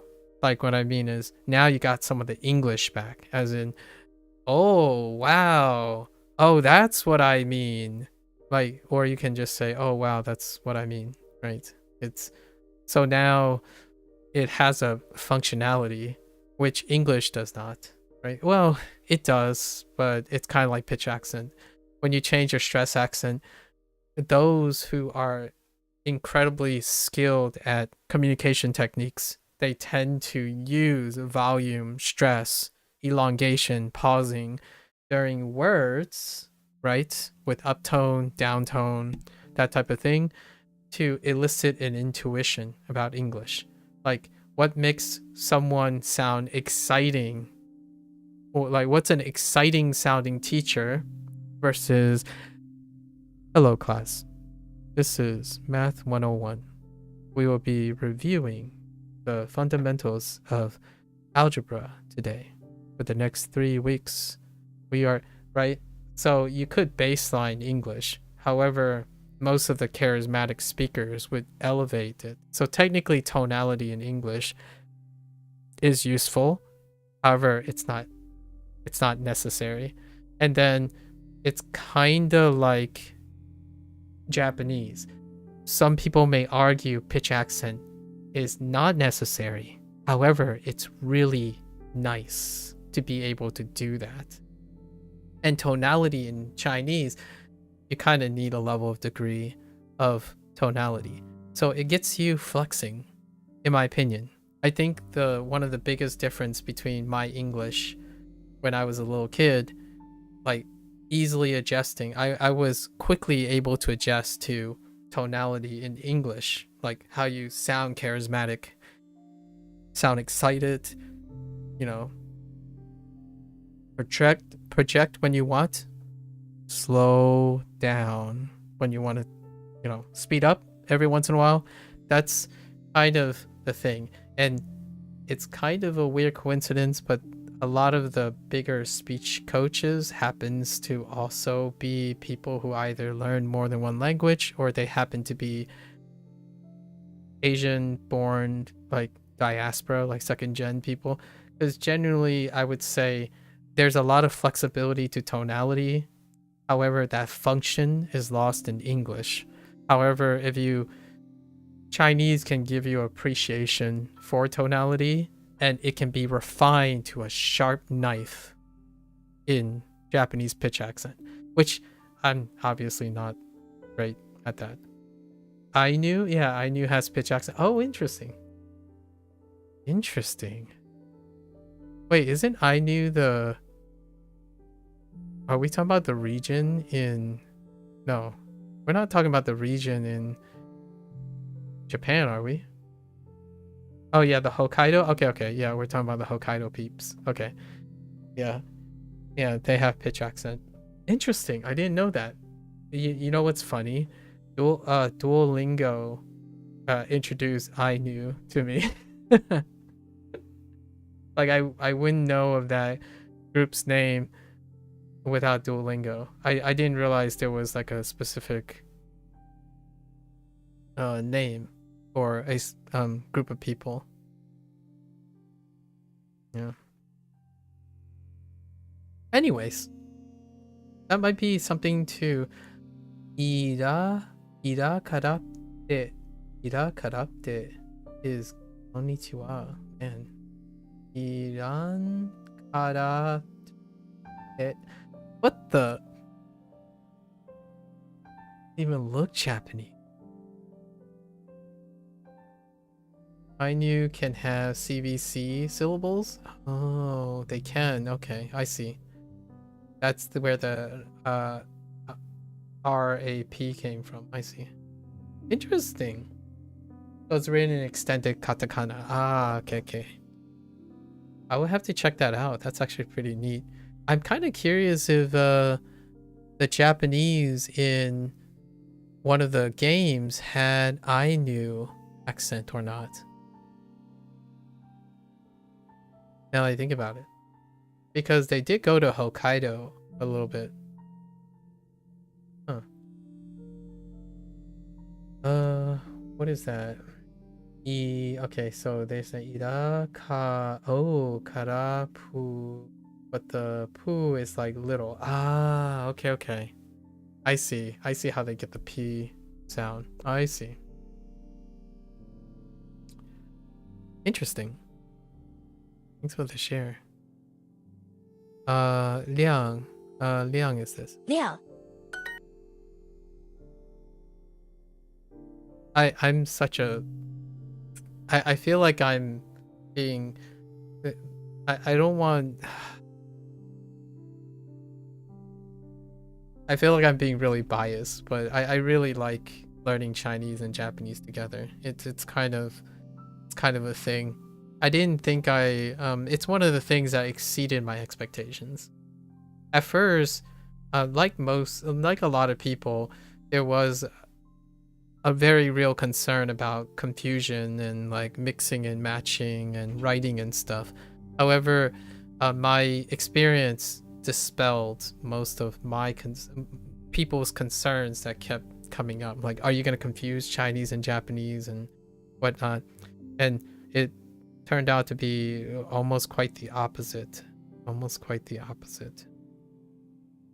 Obviously, this is anecdotal. I don't actually know how often people learn both Japanese and Chinese at a later life, like much later, and how often, like, what are their experience like. I should really ask someone. I don't know how many people out there who are English speakers who who ended up picking both, picking up both the languages and had a similar experience. I have a very positive experience. Take it with a grain of salt, because whenever I'm learning something, the more quote unquote difficult it is, like, you know, the word difficult, the more I'm engrossed into it. It provides a challenge, in essence, problems I can solve. So I really love that aspect. Anyways, yeah. Those would be my top similarities and differences. That happens every day. It's legitimately, it's hard to read Chinese without thinking about Japanese. Unless I'm reading an English sentence, of course, like this. Okay.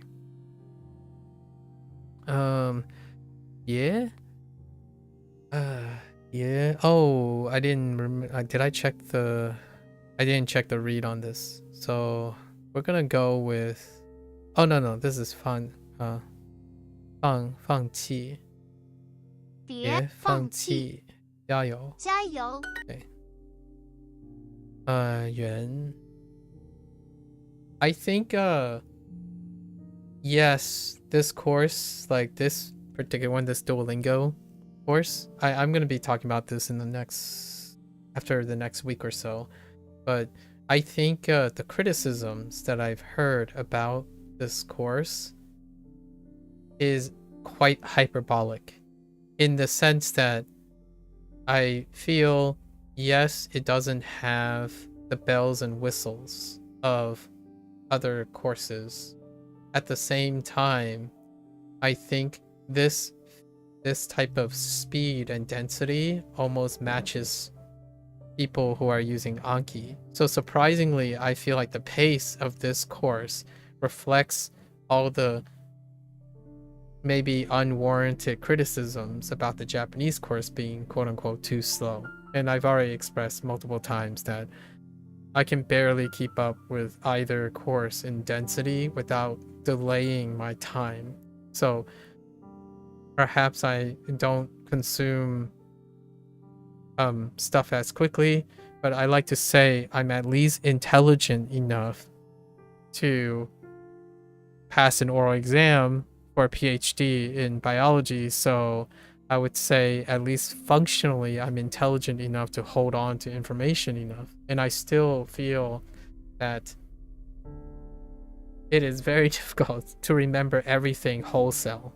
Just straight up wholesale. If someone told me they go through this course that says, oh yeah, it was too slow, I remember all the words, I would be incredibly skeptical.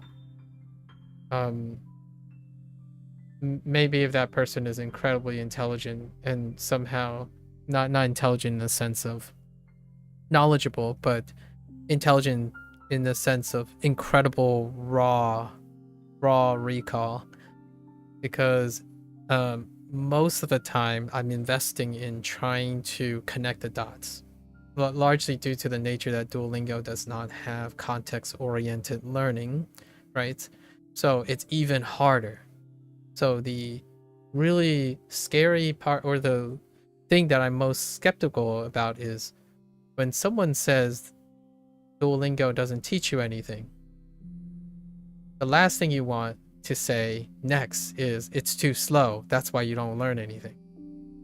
And then the other thing is to cite everything that makes remembering the stuff even harder as a way to forward saying it doesn't teach you anything. Actually, I would say the Chinese course could slow down, but that means making it longer, as in providing that context and stuff. So, and I feel like the Japanese course, interestingly enough, feels the same way. And that's kind of a scary thought, that it's the opposite. To me, it's almost the opposite solution. Like, one cannot struggle with learning one cannot solve their learning problems and retention problems by speeding up a course. I think that's one of the biggest criticisms that I do not understand about these courses, where your complaints are that there's not enough things to help you learn, and yet one of the major complaints, the top major complaints, is it's boring and it takes too long. It's not as engaging as one might think. However, if you're trying to convince me that downloading Anki and doing flashcards as fast as you can is any more engaging, then that's selective bias, that's a placebo. It's not necessarily something that logically makes sense to me. It's a cognitive dissonance. You believe in flashcards because you're going fast, and you believe going fast makes you learn more in a smaller amount of time. That to me is probably one of the biggest criticisms that I'm probably gonna bring up in the next couple weeks. Like, if you're afraid you're not learning enough, or you can't seem to retain enough, the last thing you want to do is seek a thing that throws even more information at you at a faster pace. It could throw information at you at a faster pace, but with a different approach, maybe. However, speeding up is the last thing you want, in my opinion. Like, I feel like it's so worth constantly saying that. If you are having problems remembering things and retaining things, it's likely that you want to embellish what's coming to you. That involves slowing down, right? Slowing down, adding more details, and that's very warranted. The criticism about the lack of context-specific learning in Duolingo, absolutely warranted. It will likely greatly improve retention. It will also greatly slow down the person's progress, quote unquote progress, as in the new things they get to learn, right? Or the new things they get to see. I would be haphazard to say that you're learning anything if you see it once and then you're like, oh, I know it. Okay, you see another 10 times, that's good enough. Let's just move on, right?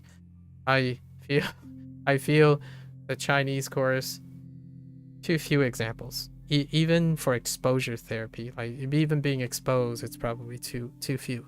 However, with that said, I think it goes at the speed of people who use Anki. Maybe even slower than the people who use Anki or Japanese. I think they go over way more vocabulary, self-administered vocabulary. So if I sit down and watch someone do a Anki stream, right, they're going over like 50 to 60 things, but they're expecting to go over 50, 60 things and staggered over and over again and trusting SRS to do that. And that's okay. I think that works too. My criticism deals with the pace. It leaves you desiring more, but it definitely covers a lot of vocabulary. Like a lot. I don't even know what the final total is. I'll have to count it up some other day, maybe for the review.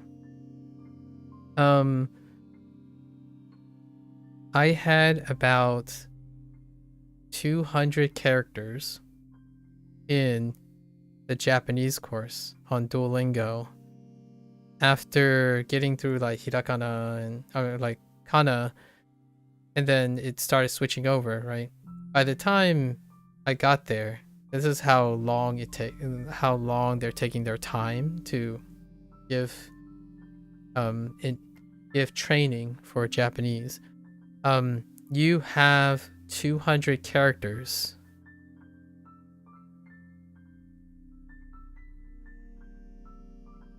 Within the first 11 or 12 units, right? if you get through section 1 and then another 2 more sections, you probably have close to 200 characters in the Chinese course.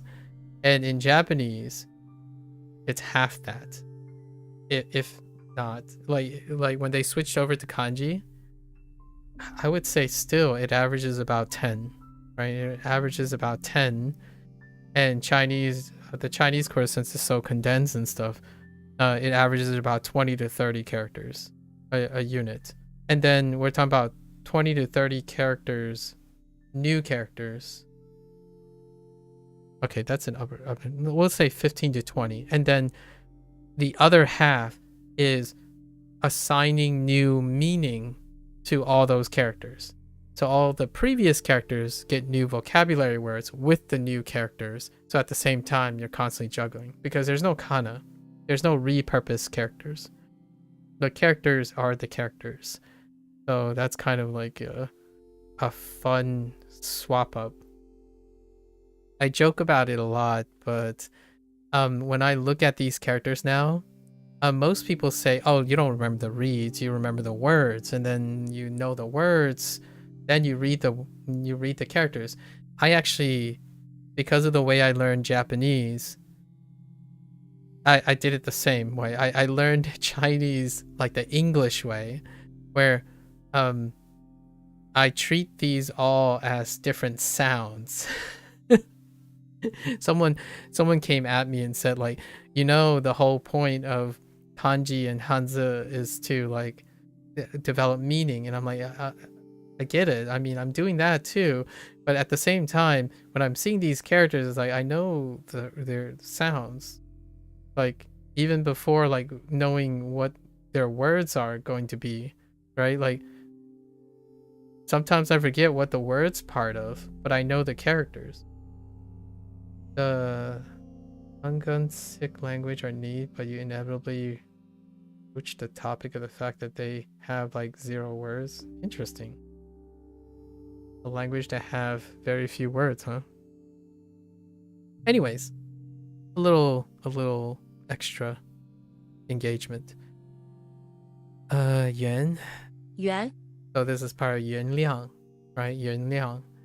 So now when I see letters and pronunciation, you can put in stuff. You can put in different characters to form words, which is like the alphabet.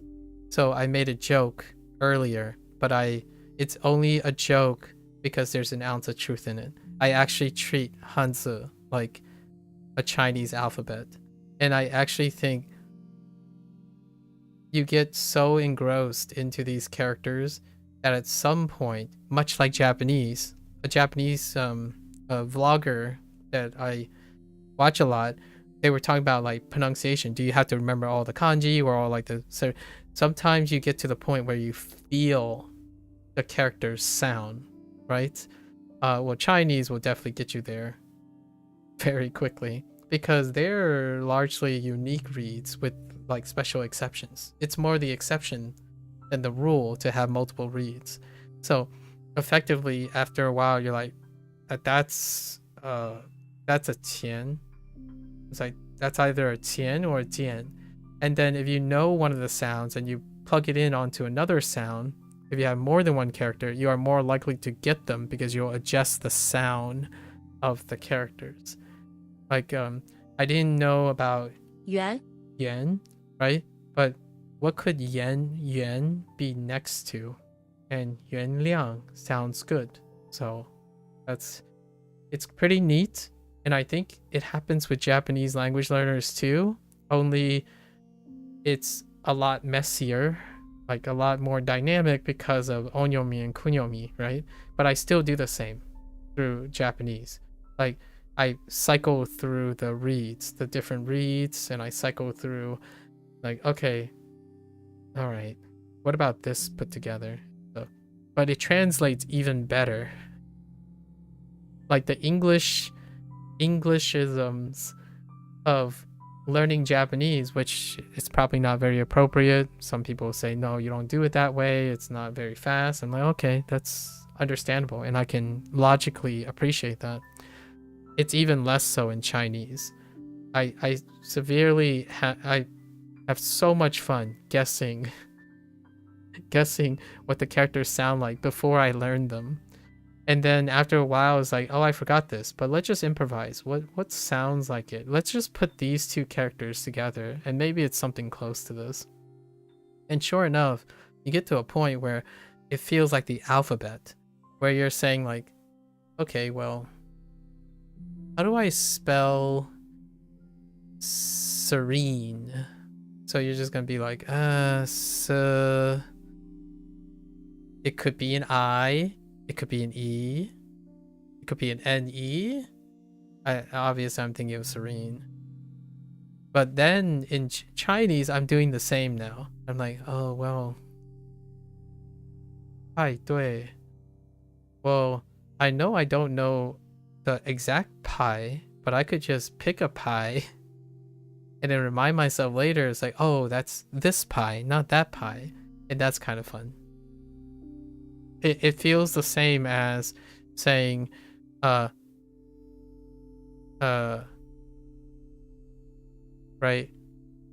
Oh, it's that though.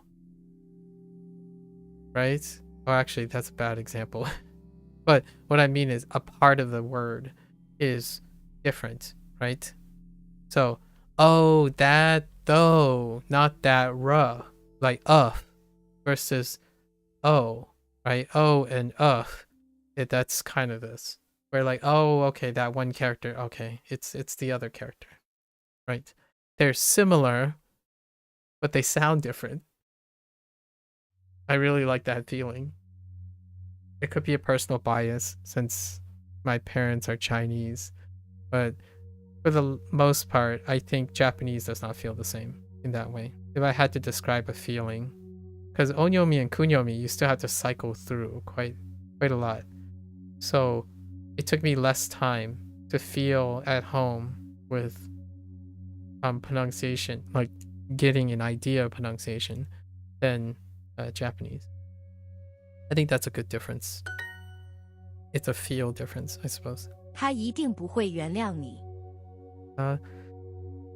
Like every noun of any kind of technology is a loan word in that language. Oh, I see. I could see that. 他一定 yeah, 他一定 yeah, 他一定不会原谅我. Also, religious books are out of the question. They don't have religious books, huh? Well, what are their... Do they practice spirituality with their language? He will not give you... Oh, 一定. He will definitely not forgive you. Duo. Oh, whoops, English. He will not definitely forgive you. What's wrong with that? Sorry. Animistic? Oh, okay. Door. Door. Sorry. They do sample vocal, like synthetic voices do struggle with that though. It's kind of funny though. 是 door 是一只聪明的猫头鹰哦，很聪明的。Your mother's side was from Ukraine, but the stories go back far enough that they're straight up shamans. Intriguing.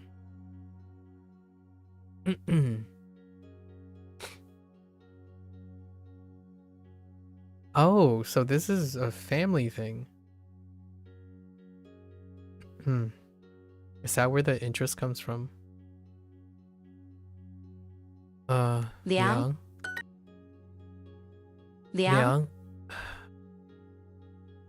Yuan. Kind of? Okay. 亮报 when the weather is dry and also cool. 天气现在天气是no 天气很 dry 叫something 叫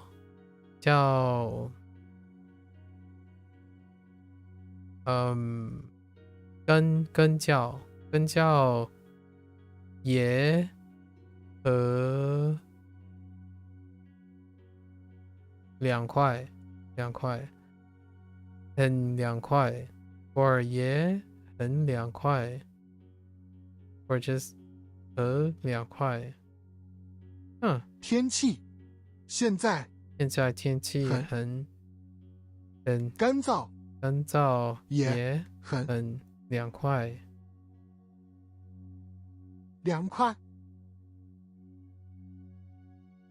现在的天气很干燥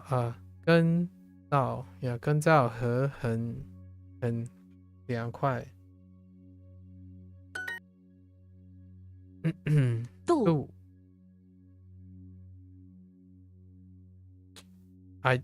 this one's tough though 暖 kind of reminds me of yen the long-standing problem with yen 暖 and 暖 when 则雨现在的温度大约是15度。现在什么？现在的温度大约是15度。现在的温度是15度。15度。现在的温度大约是15度。大约是man 大约 approximately 大约是15度。那只小鸟有红色的羽毛。那只小鸟有红色 what 红色的羽苗 what the heck that's not duo what kind of bird has red there's no red birds in Duolingo what the heck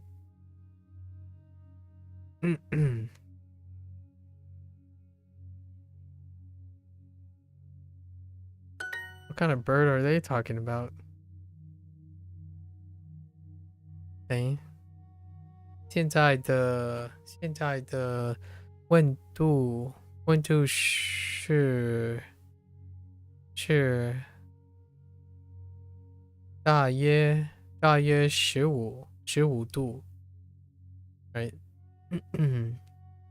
现在的温度是大约15度Modern Russia was a colony from the 800s that never really expanded until much later. There were indigenous people all over Siberia and stuff. Oh, so they were largely isolated for some time. Interesting.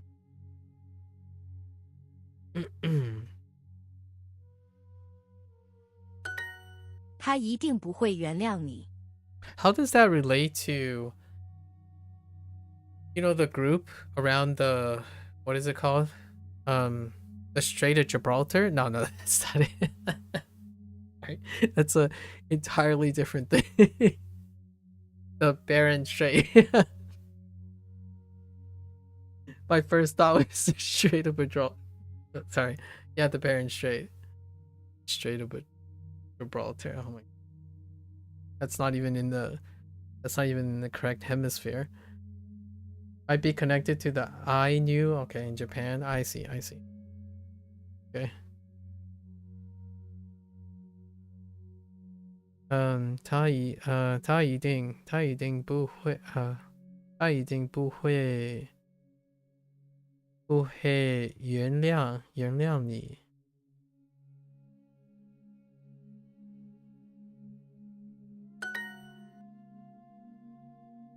That was a mistake I made. Yeah. All right, we're almost there. I want to see what the daily refresh is like before the day's over. Dang. Oh, there's Lan. Oh no, I didn't remember Lan. Like, that's too tough right now. Lan. That was yesterday too. Lan, and then this was missed too in Xing. Yixing. Tixing. No, Tixing. This is Xing. Tixing. Yixing, Lan, and Chang, Chang orange. Chang. Not Chang. 多尔鼓励我们每天学习。 Apparently, the Genghis Khan descendant tests are patrilineal only. Patrilineal. There's a I don't know if you saw recently, but due to a lot of data mining and availability of like, you know, very popular genetic testing, that like famous observation, if you will, that very proliferative observation of Genghis Khan descendants and testing turned out to be far more spurious than one might consider. It was an interesting as of recent like availability due to like lineage tracing and stuff, due to like the advancement availability of, let's just say, publicly maybe consented available genetic reads and genetic technology. It's an interesting thing you might be interested in, actually, looking at the current scientific perspectives on the whole Genghis Khan thing, on the descendants tests, and now that there are more comprehensive and, I guess, scalped personal genetic material, like genetic information. I saw a few articles written about it, and then a few of the channels that I watch did a cover on addressing the conventional knowledge of Genghis Khan lineage. Quite interesting take. Obviously, still a lot of corollary conjecture and whatnot. Or多尔鼓励我们每天学习每天学习。I have a very particular interest in genetics still, right? I know that doesn't substitute for a hands-on experience. However, it's still close and dear to my heart, especially virology related stuff. Still looking at those COVID articles and what people are studying nowadays. It's kind of like how does it feel to be on the outside of genetics? It feels like that whole feeling of you get messages, you get like information way late, right? Because all that research and stuff is ongoing. So without being on the inside, you can't appreciate what is actually going on until it is published. Kind of feels like being on the outside all the time. But largely, you literally had a philtrum gap in your mustache line, not exactly 100% European stock. All right. That's kind of funny. Yeah, the phenotyping due to like oddities and features, right?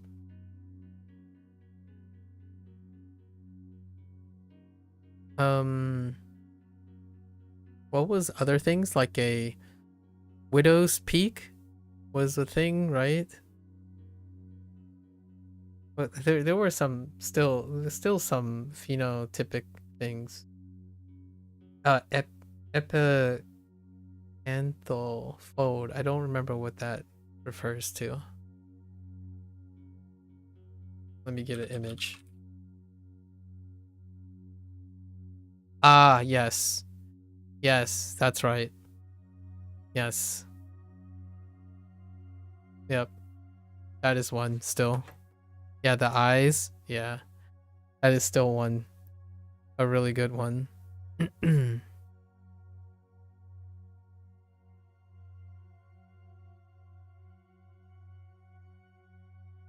Cool.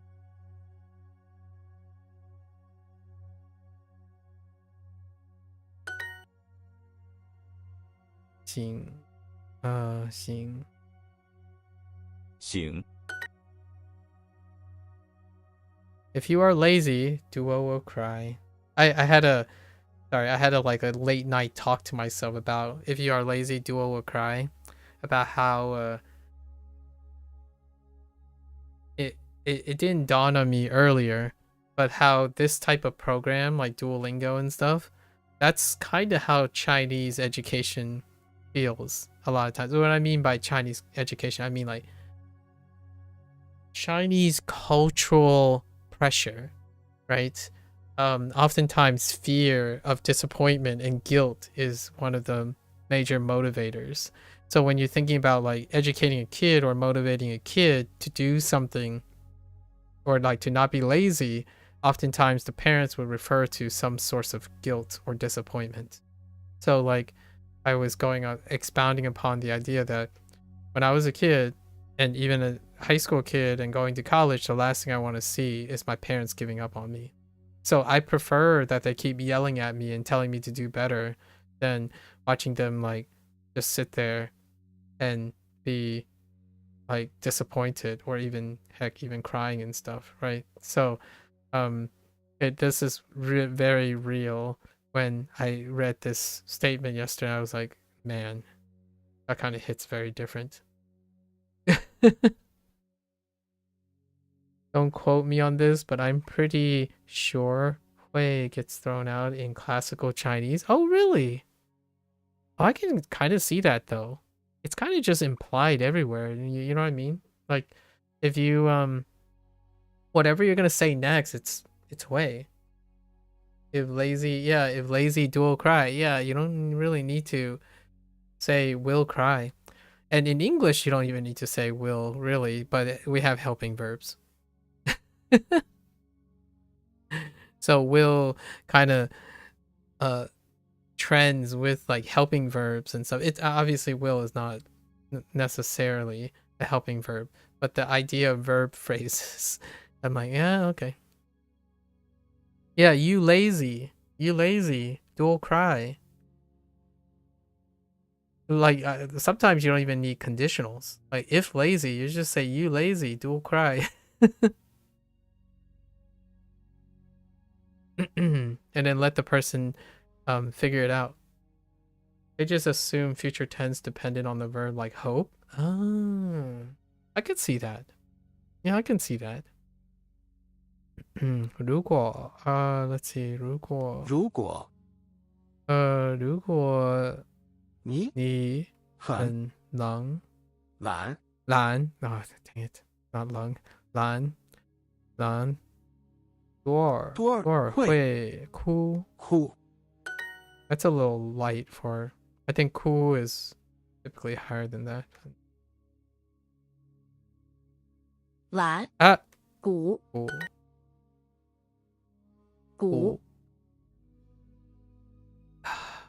醒暖暖啊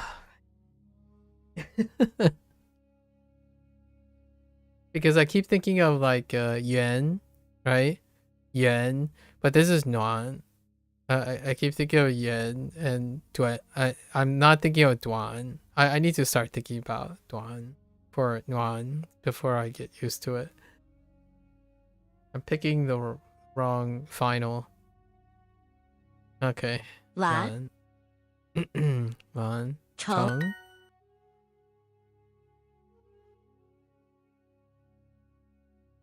Lan.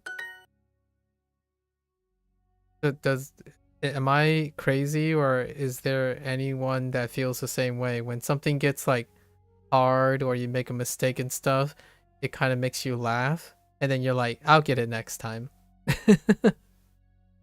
I feel like that's how I treat obstacles most of the time. If something's really hard, the last thing you want to do is let it get you down.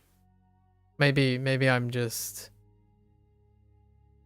built a little weird, but for me, when I make a mistake, I raise my emotions to match it, so then next time I can get it, possibly. It's kind of like the pep talk that people give. Like if you're not relying on other people, you have to know how to pep talk yourself. So if you're down, you have to know how to pick yourself up, right? So I tend to laugh when I get like things repeated incorrectly and whatnot, and then tell myself that I gotta figure this stuff out again. Cheng. Thanks, Ichigo. I don't know how far removed modern Tibetan is from classical Chinese. I have not heard Tibetan for a long time now. I've heard it briefly in some movies, like Chinese cinema, but a modern Tibetan is in the Chinese production, but I don't remember how they sound anymore, if I even knew back then. Cheng. Cheng. Cheng. Yuan. Lan. Gu. Xing. Gu doesn't like lazy people. You heard him. Door. Door. Door. 不不喜欢难的人。很难的人。多尔鼓励我们从不放弃学习。多鼓励我们常不放弃学习。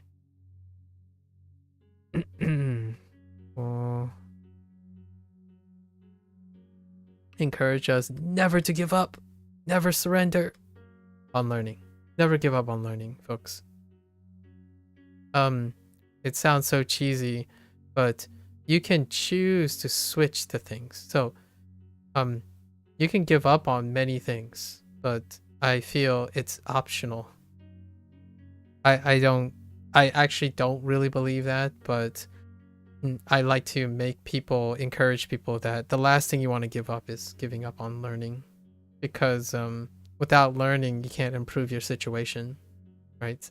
You can certainly make the situation worse. I know, cynicism is a really big place and a dark place, but the last thing I want people to give up on is learning.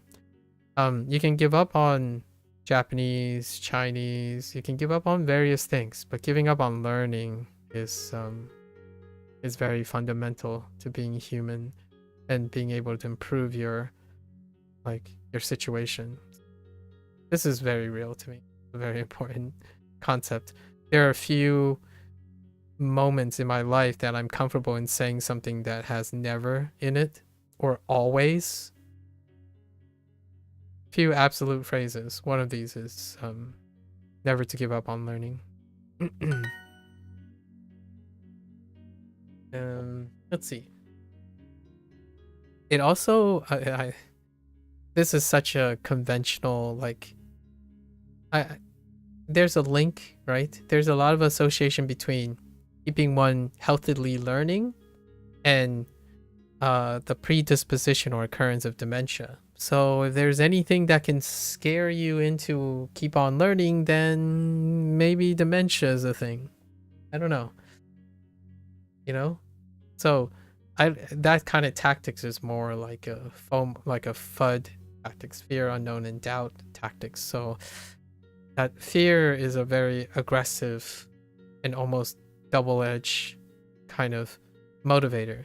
However, a lot of research would suggest some converging evidence between individuals who keep on learning throughout their lifespan versus individuals who do not, who live long enough that cancer might not be the quality of life dip in a person, but dementia is. So perhaps that's an incentive to pick up a language sometime. That sounded really, really forced. My bad. 请 I truly believe that, yes, fear is very effective, but I really, really would take up the challenge of using positive reinforcement as a way to challenge fear, largely due to the internet relying on fear the most, or sales, business models, and all that stuff. There's plenty of fear going around. It almost feels, it almost feels like the internet might be slowly getting Asianified. Sorry, that's terrible generalization. But the fear is what's driving a lot of things. Fear of being left out, right? Fear of missing out. Fear of not doing the best. Fear of not being competitive enough. Fear of not being fast enough. Not good enough. You put fear in the front of most things and you have a whole generation of people who live with insecurities coming up, right? And it's again, I keep reminding myself, it's so disappointing and heartbreaking to see someone say, well, if I start now, I'm not going to be good enough to make it worth my while. That's fear, right? That's fear speaking. It's like, well, when you start, you don't know where you're going to end. So have no fear, but wishful thinking and hope. Classic. With that said, it can end up being worse. However, with inaction, there isn't change. Ting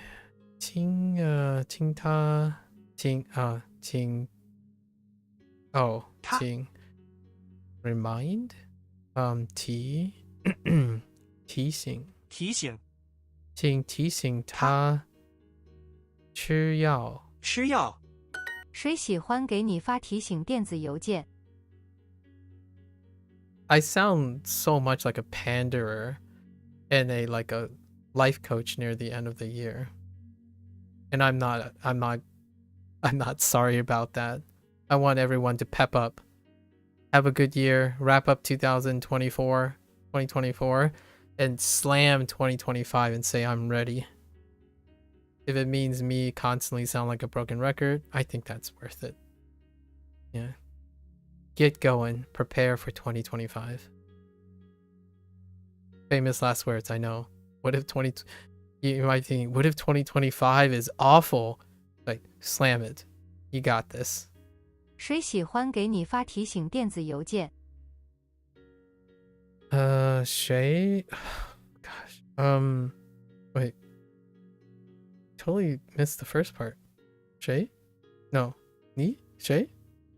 谁喜欢给你发提醒电子邮件？ Yeah, this one's kind of weird. 谁给你发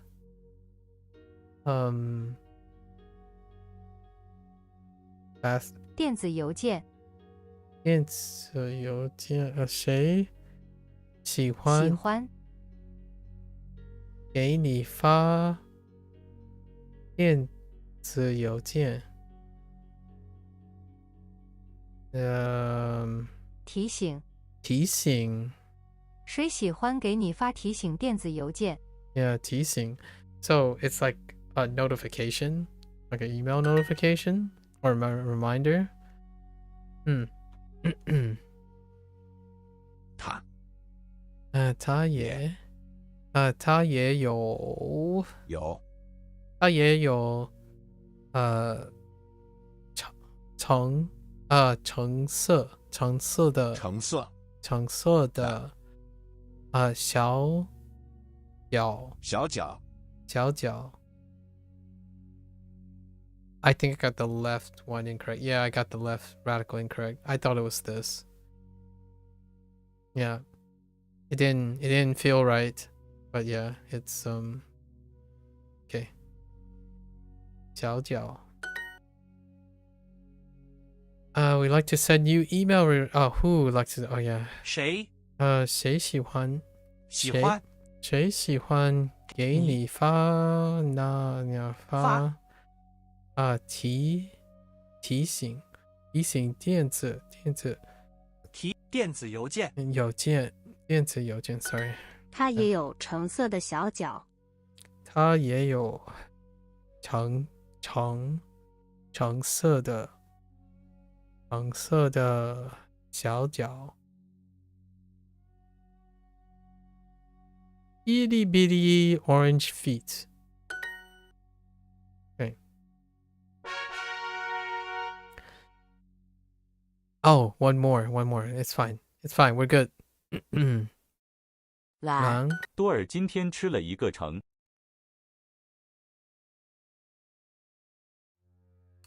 多尔吃一个今天多尔今天吃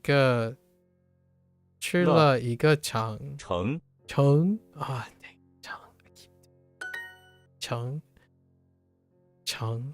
橙公司。Okay.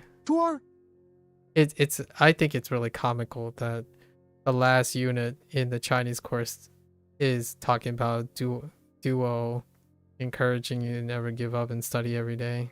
It's kind of a great parting ender. 多尔鼓励我们每天学习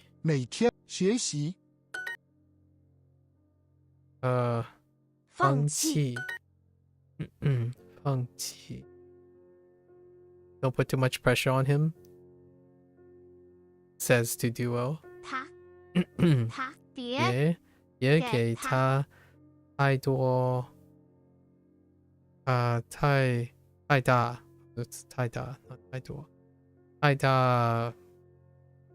压力。谁喜欢给你发提醒电子邮件？ Oh my gosh. Okay. All right. 谁喜欢给你发提醒电子邮件。提醒电子邮件。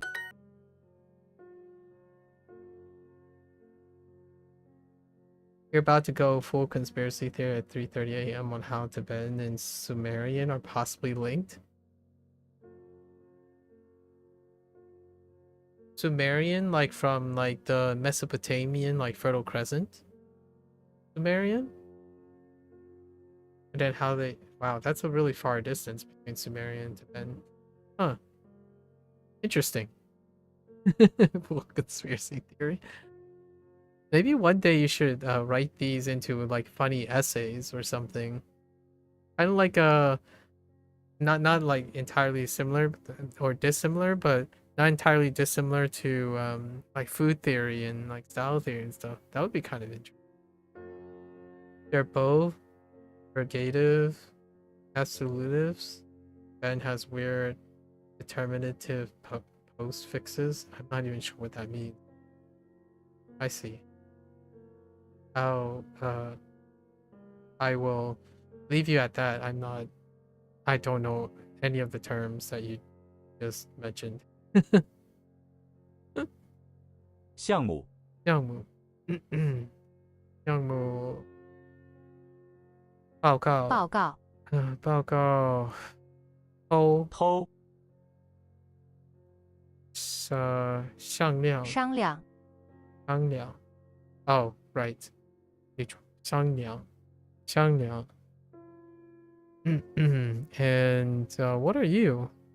预算现在的温度大约是15度。Oh. 现在的温度现在的温度是15度大约 We're getting intensifiers 大约 or like like adverbial stuff. I'm doing this with Japanese too. I'm like dropping 温度大约 I'm dropping like I just skipped to the end. I'm like, oh, okay, well it's this. Yep. 我这个星期每天要加班。 Ergative is when you flip subject and object pronouns with transitivity. I walked, me saw, he. Oh, interesting. I saw him. Okay. And then what does absolutive mean? Do they mean that they don't instill possibilities? Like there's no, they like to flip things that are absolutes, as in like if I saw him, that's something that has already happened, so they only flip during things that are absolute. I don't know what absolutive in terms of ergative means. Ergative, ergative. 我这个星期每天要 Japan 加班I can't unhear it anymore. 加班 Oh, what does 加班 even mean anymore? Oh, overtime. Oh, that's kind of funny. That overtime sounds like Japan.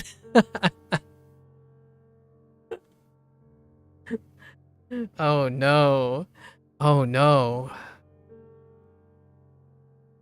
I need to work overtime every day this week. 偷项目商量意见报告现在的天气很干燥，也很凉快。现在的天气很干燥，也很凉快。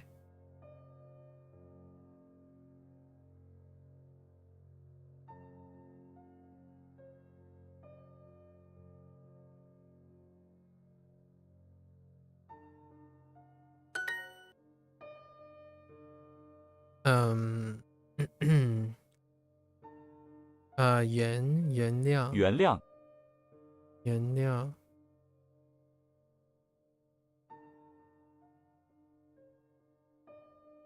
商量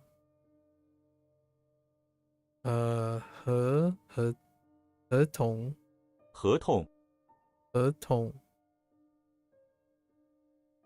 压力项目多尔是一只猫头鹰，今年7岁。Oh, there it is. Wait, he's only 7? That doesn't check out. Oh, wait. Oh, here's a deep cut. Wait. Hold up.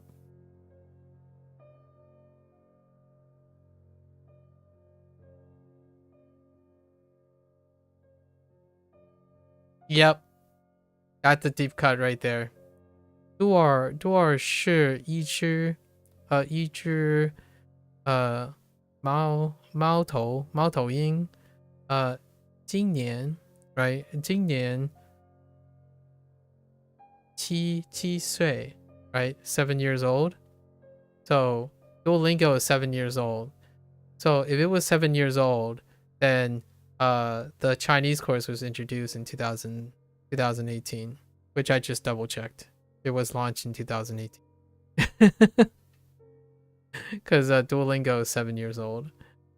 It started in 2011. I was trying to figure out if the 15 was related to how old Duo will be soon, but Duo will only turn 14 next year in 2000. But this one is definitely, it checks out.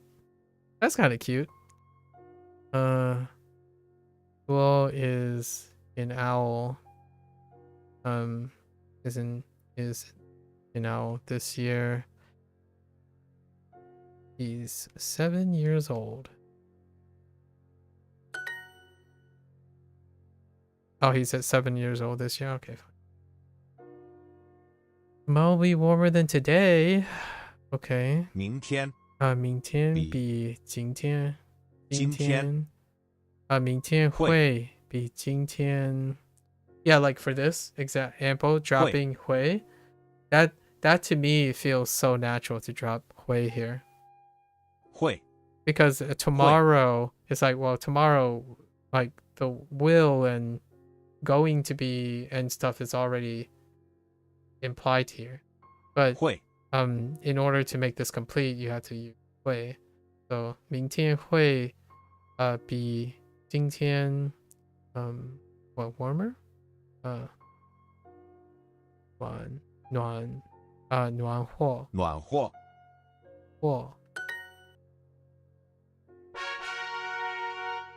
There it is. We did it. Okay, we'll just do one exercise and see what happens.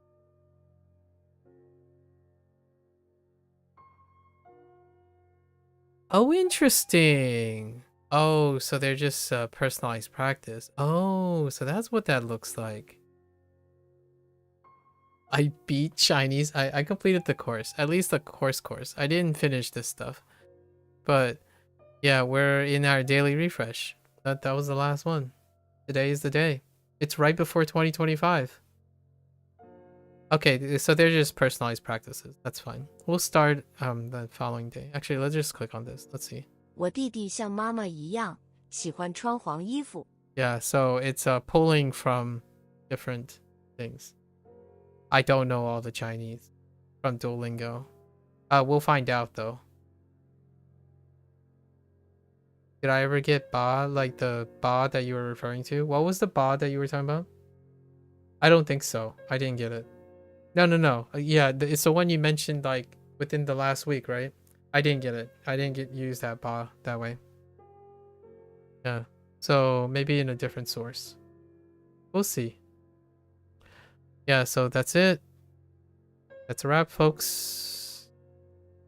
And it looks like it's pulls. It's not a distinct pull. It's 他的中文像你的一样好。 Let me see. 我弟弟像妈妈一样喜欢穿黄衣服。 Okay, so they're cycling through different personalized practices. So what it is they're taking personalized practices from different units, and then those units are set to those. So maybe every day they cycle through different units. Yeah, we made it through Chinese. So now I'm gonna summarize what I said in Japanese. In the end of Japanese course. Right now, ba and ye are the big prepositions I see. So let's summarize some stuff, right? This is marking a 100-day period, right? Okay, I should write these on here. So what we're gonna do in the next week-ish is that I'm gonna do daily upkeep. So Chinese is just gonna be daily upkeep from now on, for the time being. And this marks the 100-day period. So before I had a 50-day review and another review at 100 days, right? And now it's been 100 days since my last review. So it's double the time. So this is day 200 is coming up. So we're going to go back. We're going to do our daily reviews. And then with any extra time that I have, we're going to go back 100 days. And we're going to prep that stuff for my review. I've already done one at these days. And the review goes like, I recall all my constructs. And now my constructs are really long and big. Before, back then, I didn't do long constructs. So now I've upped the game to longer constructs. So we're going to try to do that all in 2 days. Because last time when I tried to review 50 days, it took over 8 hours. Like straight up 8 hours writing and then commentary and stuff. So we're going to try to split it up to 2 or 3 days. Now, before I prepare for Chinese, which still has a few days in the docket, I have to prepare for Japanese, which had the same structure. Actually, I started with 25 days. And it went to like 25 days, day 50, right? For like the first couple. And I was like, okay, this volume's okay. 25 is pretty low key. So then I moved it up to 150, and that's what it lines up to here. And then I did a 200, which lines up to here. And then now Japanese is hitting 300, right? It's actually tomorrow or the next stream. So I'm going to spend like a week doing Japanese, going over as much as I can, and I'm going to be doing like a 2 to 3 day parter to summarize whatever I have changed and whatever I've done since the beginning. It's a way to show the difference between day 25 and 300. So we're going to summarize like all the, even go over like frequently asked questions, you know, FAQs that I had over time. It's usually a mix of that. The prep part is though, I need to go over all the constructs. And there are, what was Japanese? Let's use Japanese as a model. It was 40, so I'm on 78. I need to remember 32 constructs. So I need to go over and see how much I remember of 32 separate constructs from memory. So now I have to review all of them, right? And then I'm going to split them up into 15 and 15, I guess. Or 16 and 16. However many. There might be plus or minus 1 because I'm not quite sure where it ends and where it starts right now. That's probably going to be... Gotta upkeep to keep Duo from kidnapping your family? Yeah, we gotta stop that. Or like throwing you in a van and breaking out into a K-pop song, right? Right? Like serenade you in a K-pop routine and then shove you in the van, you know? Right? I see, Hideyoshi. The two propositions. We might get it in some other form, but I have to scout. I have to peruse for a different Chinese source or how we can engage with Chinese differently outside of the plans that are already being made. I already mentioned that after this review, Chinese is going to move into a gaming slot. And the gaming slot, the immediate plan is we're going to be playing Like a Dragon 8 again. Like a Dragon 8 again, but now we're going to finally play the Chinese story playthrough. The main MSQ. Right? And then it's going to be occupied by the Japanese playthrough. Because that will then set up for the English, Chinese, and then Japanese playthrough of the new game. Like a Dragon, Yakuza Pirates. So that's what's planning for this slot now. Because this stuff is going to go fast. It's going to go fast for upkeep. As largely now we're in review. We're not actually learning anymore, right? For getting stuff, we're getting into Anki territory now. We're getting into Anki territory. So That's what we're gonna do for now.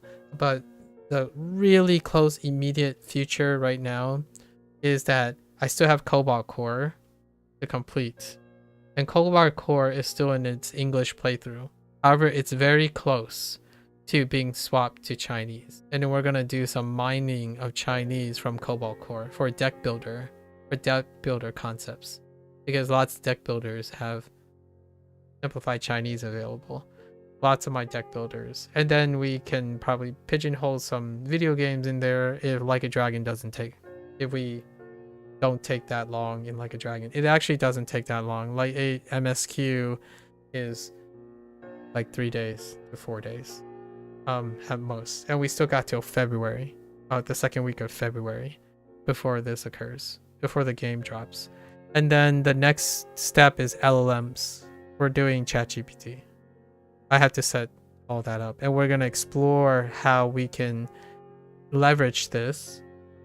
And that will set us up with something to compare with Spanish. And Spanish and Max stuff at the end of the year. Most of this is already discussed in the Japanese section of the stuff. So LLMs are the most the following project along with video games. Video games will be in the slot with your quick upkeep. So Duolingo Japanese will still be followed by the review upkeep for Chinese. That means that we will probably put Japanese Wanikani first. So Wanikani is starting in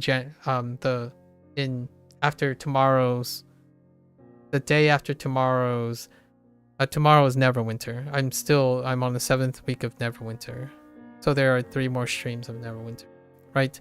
But Japanese Wanikani will be starting in New Year's Day, so it will be before Duolingo Japanese. And then it'll do upkeep in Chinese and then gaming.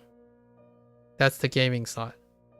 And the gaming slot will be attempting to play English things and then use it as a form of reference to play Chinese things until a later date. Because that slot has to be... that slot will be filled with Like a Dragon for the time being. So for January and February, we're pretty much locked in.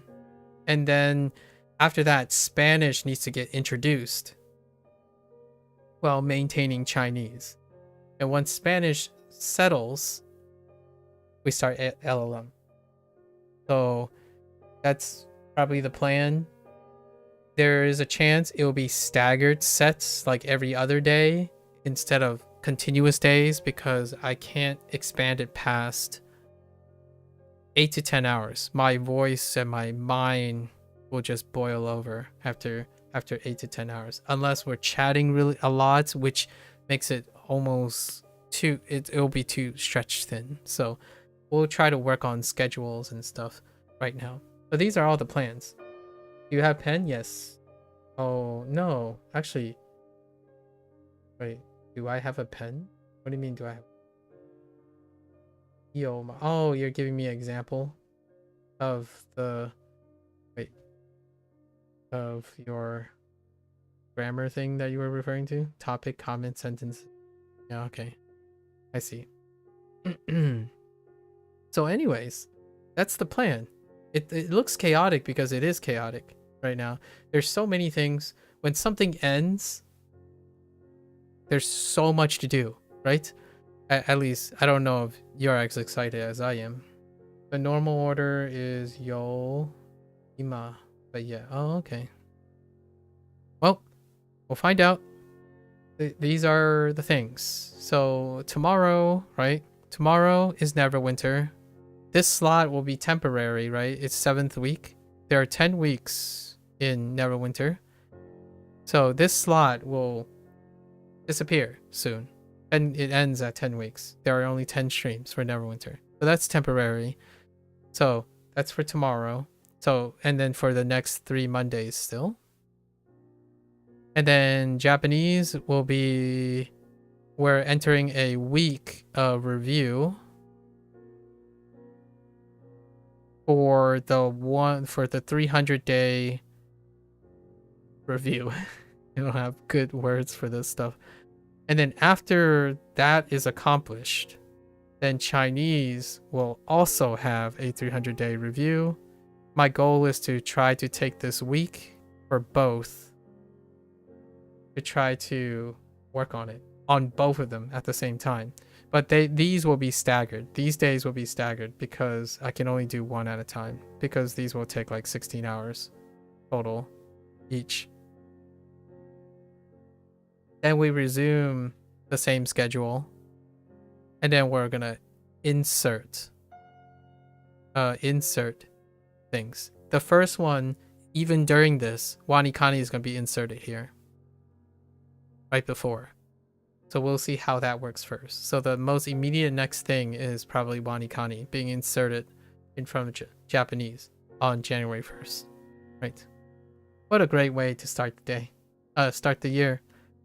We hit Wanikani. Yeah. Exciting. I haven't thought about anything that I can insert yet other than LLMs. I already had planned to use LLMs for both of these. So, yeah. Alright, folks. Well, that's a wrap. Hopefully, there's something interesting there. We kind of talked a lot about it. Today I was being a little bit more generalities.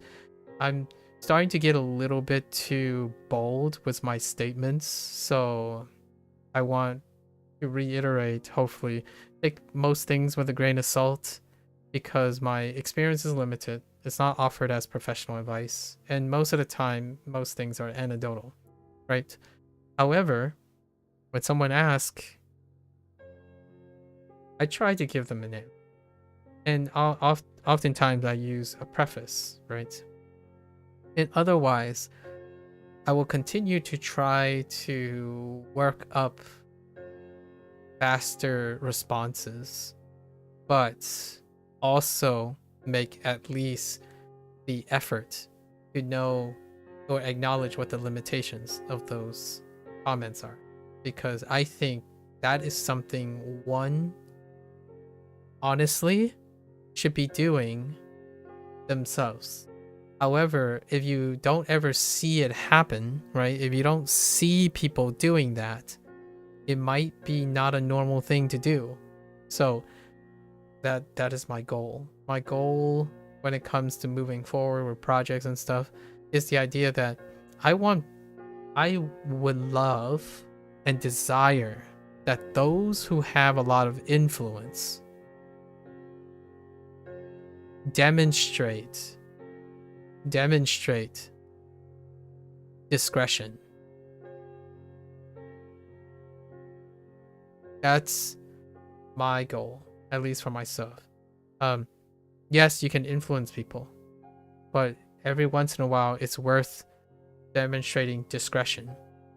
I think without the demonstrative discretion nowadays, comments, cell tactics, decision making no longer has a form of deeper discretion, right? There's no longer decision making anymore.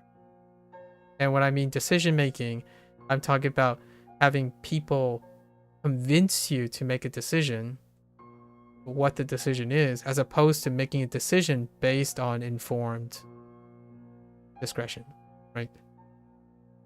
That's kind of a thing. So mirroring what I'm doing is not what I want to see myself thinking about a couple years down the line. I kind of dread sometimes the feeling that if someone says or implies that whatever I'm doing is the best way to do something, or you decided to do the same thing I did and it didn't work, and then you're calling me out on saying, oh, you didn't do this because it didn't work for you. It's like, well, I didn't say it worked for you. What I'm trying to demonstrate is what I did to get to where I am. So I'm not selling anything. I'm not selling whatever I'm doing here. I'm showing you how I engage with the material. So hopefully one day I can distinguish between the things I guess the advice I want to give versus the advice people assume. Right? So the social norm now is if you see it enough, it's considered advice and it's considered the right way to do things. If you see a lot of the stuff that I'm doing, I do not take accountability. And like I'm saying that those people do not represent my confidence in my own approach. Like what I mean by that is if a lot of people start doing the same thing, I'm no more confident in my approach than what I have established myself. Because you can't account for spuriousness and individual variations. People constantly say it depends. I would encourage them to learn to explain how it depends. It's hard. It requires a lot of effort. However, that exercise is really, really important. It's discretion. It's making tough decisions. Saying it depends and using catch-all phrases means that you don't have to do it, right? When you say it depends, you no longer have to engage in the conversation. You don't have to weigh anything. You don't have to try to do anything. If you say that to me, that says it's not worth your time. And I'm like, okay, fair enough, right? Like that's what it interprets to me. However, there's a deeper, longer, and more systemic indifference. When someone says it depends, it has become a reflex for a lot of people. Yeah, the sleepover right now. Nice. Nice, Anakis.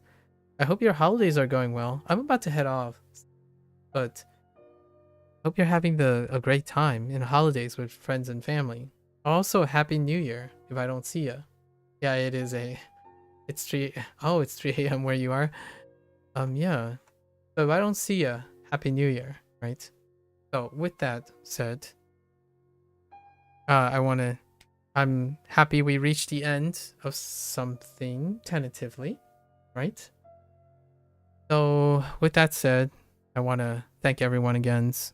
Again, this is a great tentative conclusion to something, like a logistical conclusion, and then we're going to wrap it up with a review, like a composed review that isn't going to be short. I mean, like, how do you summarize over 500 hours of stuff? 18 hours seem fairly reasonable. So with that, if you're gonna watch this later, yes, yeah, right. Yeah, I really thank everyone for questions and stuff. I love answering questions, but more so not necessarily providing an answer, but replying to inquiries. And then I totally welcome other people to provide their own insights. And no, it's not divided by experience or intellectual capacity. If you have an opinion, it's a representation of whatever your background is. If you happen to be younger, your perceptions and perspective is different. It's informative, right? If I'm going to collectively provide advice in the future, maybe even consider a professional distribution of something, I think for me, I am genuinely more interested in other people's input than my own. So be wary of that. And yeah. And to everyone else, thank you. Have a happy holidays. By the time you watch this, maybe holidays are over. I hope you had a good one with loved ones, friends. You know, practice that interpersonal communication. I'll catch everyone on next time. Stay safe, stay healthy. Happy holidays. Bye-bye.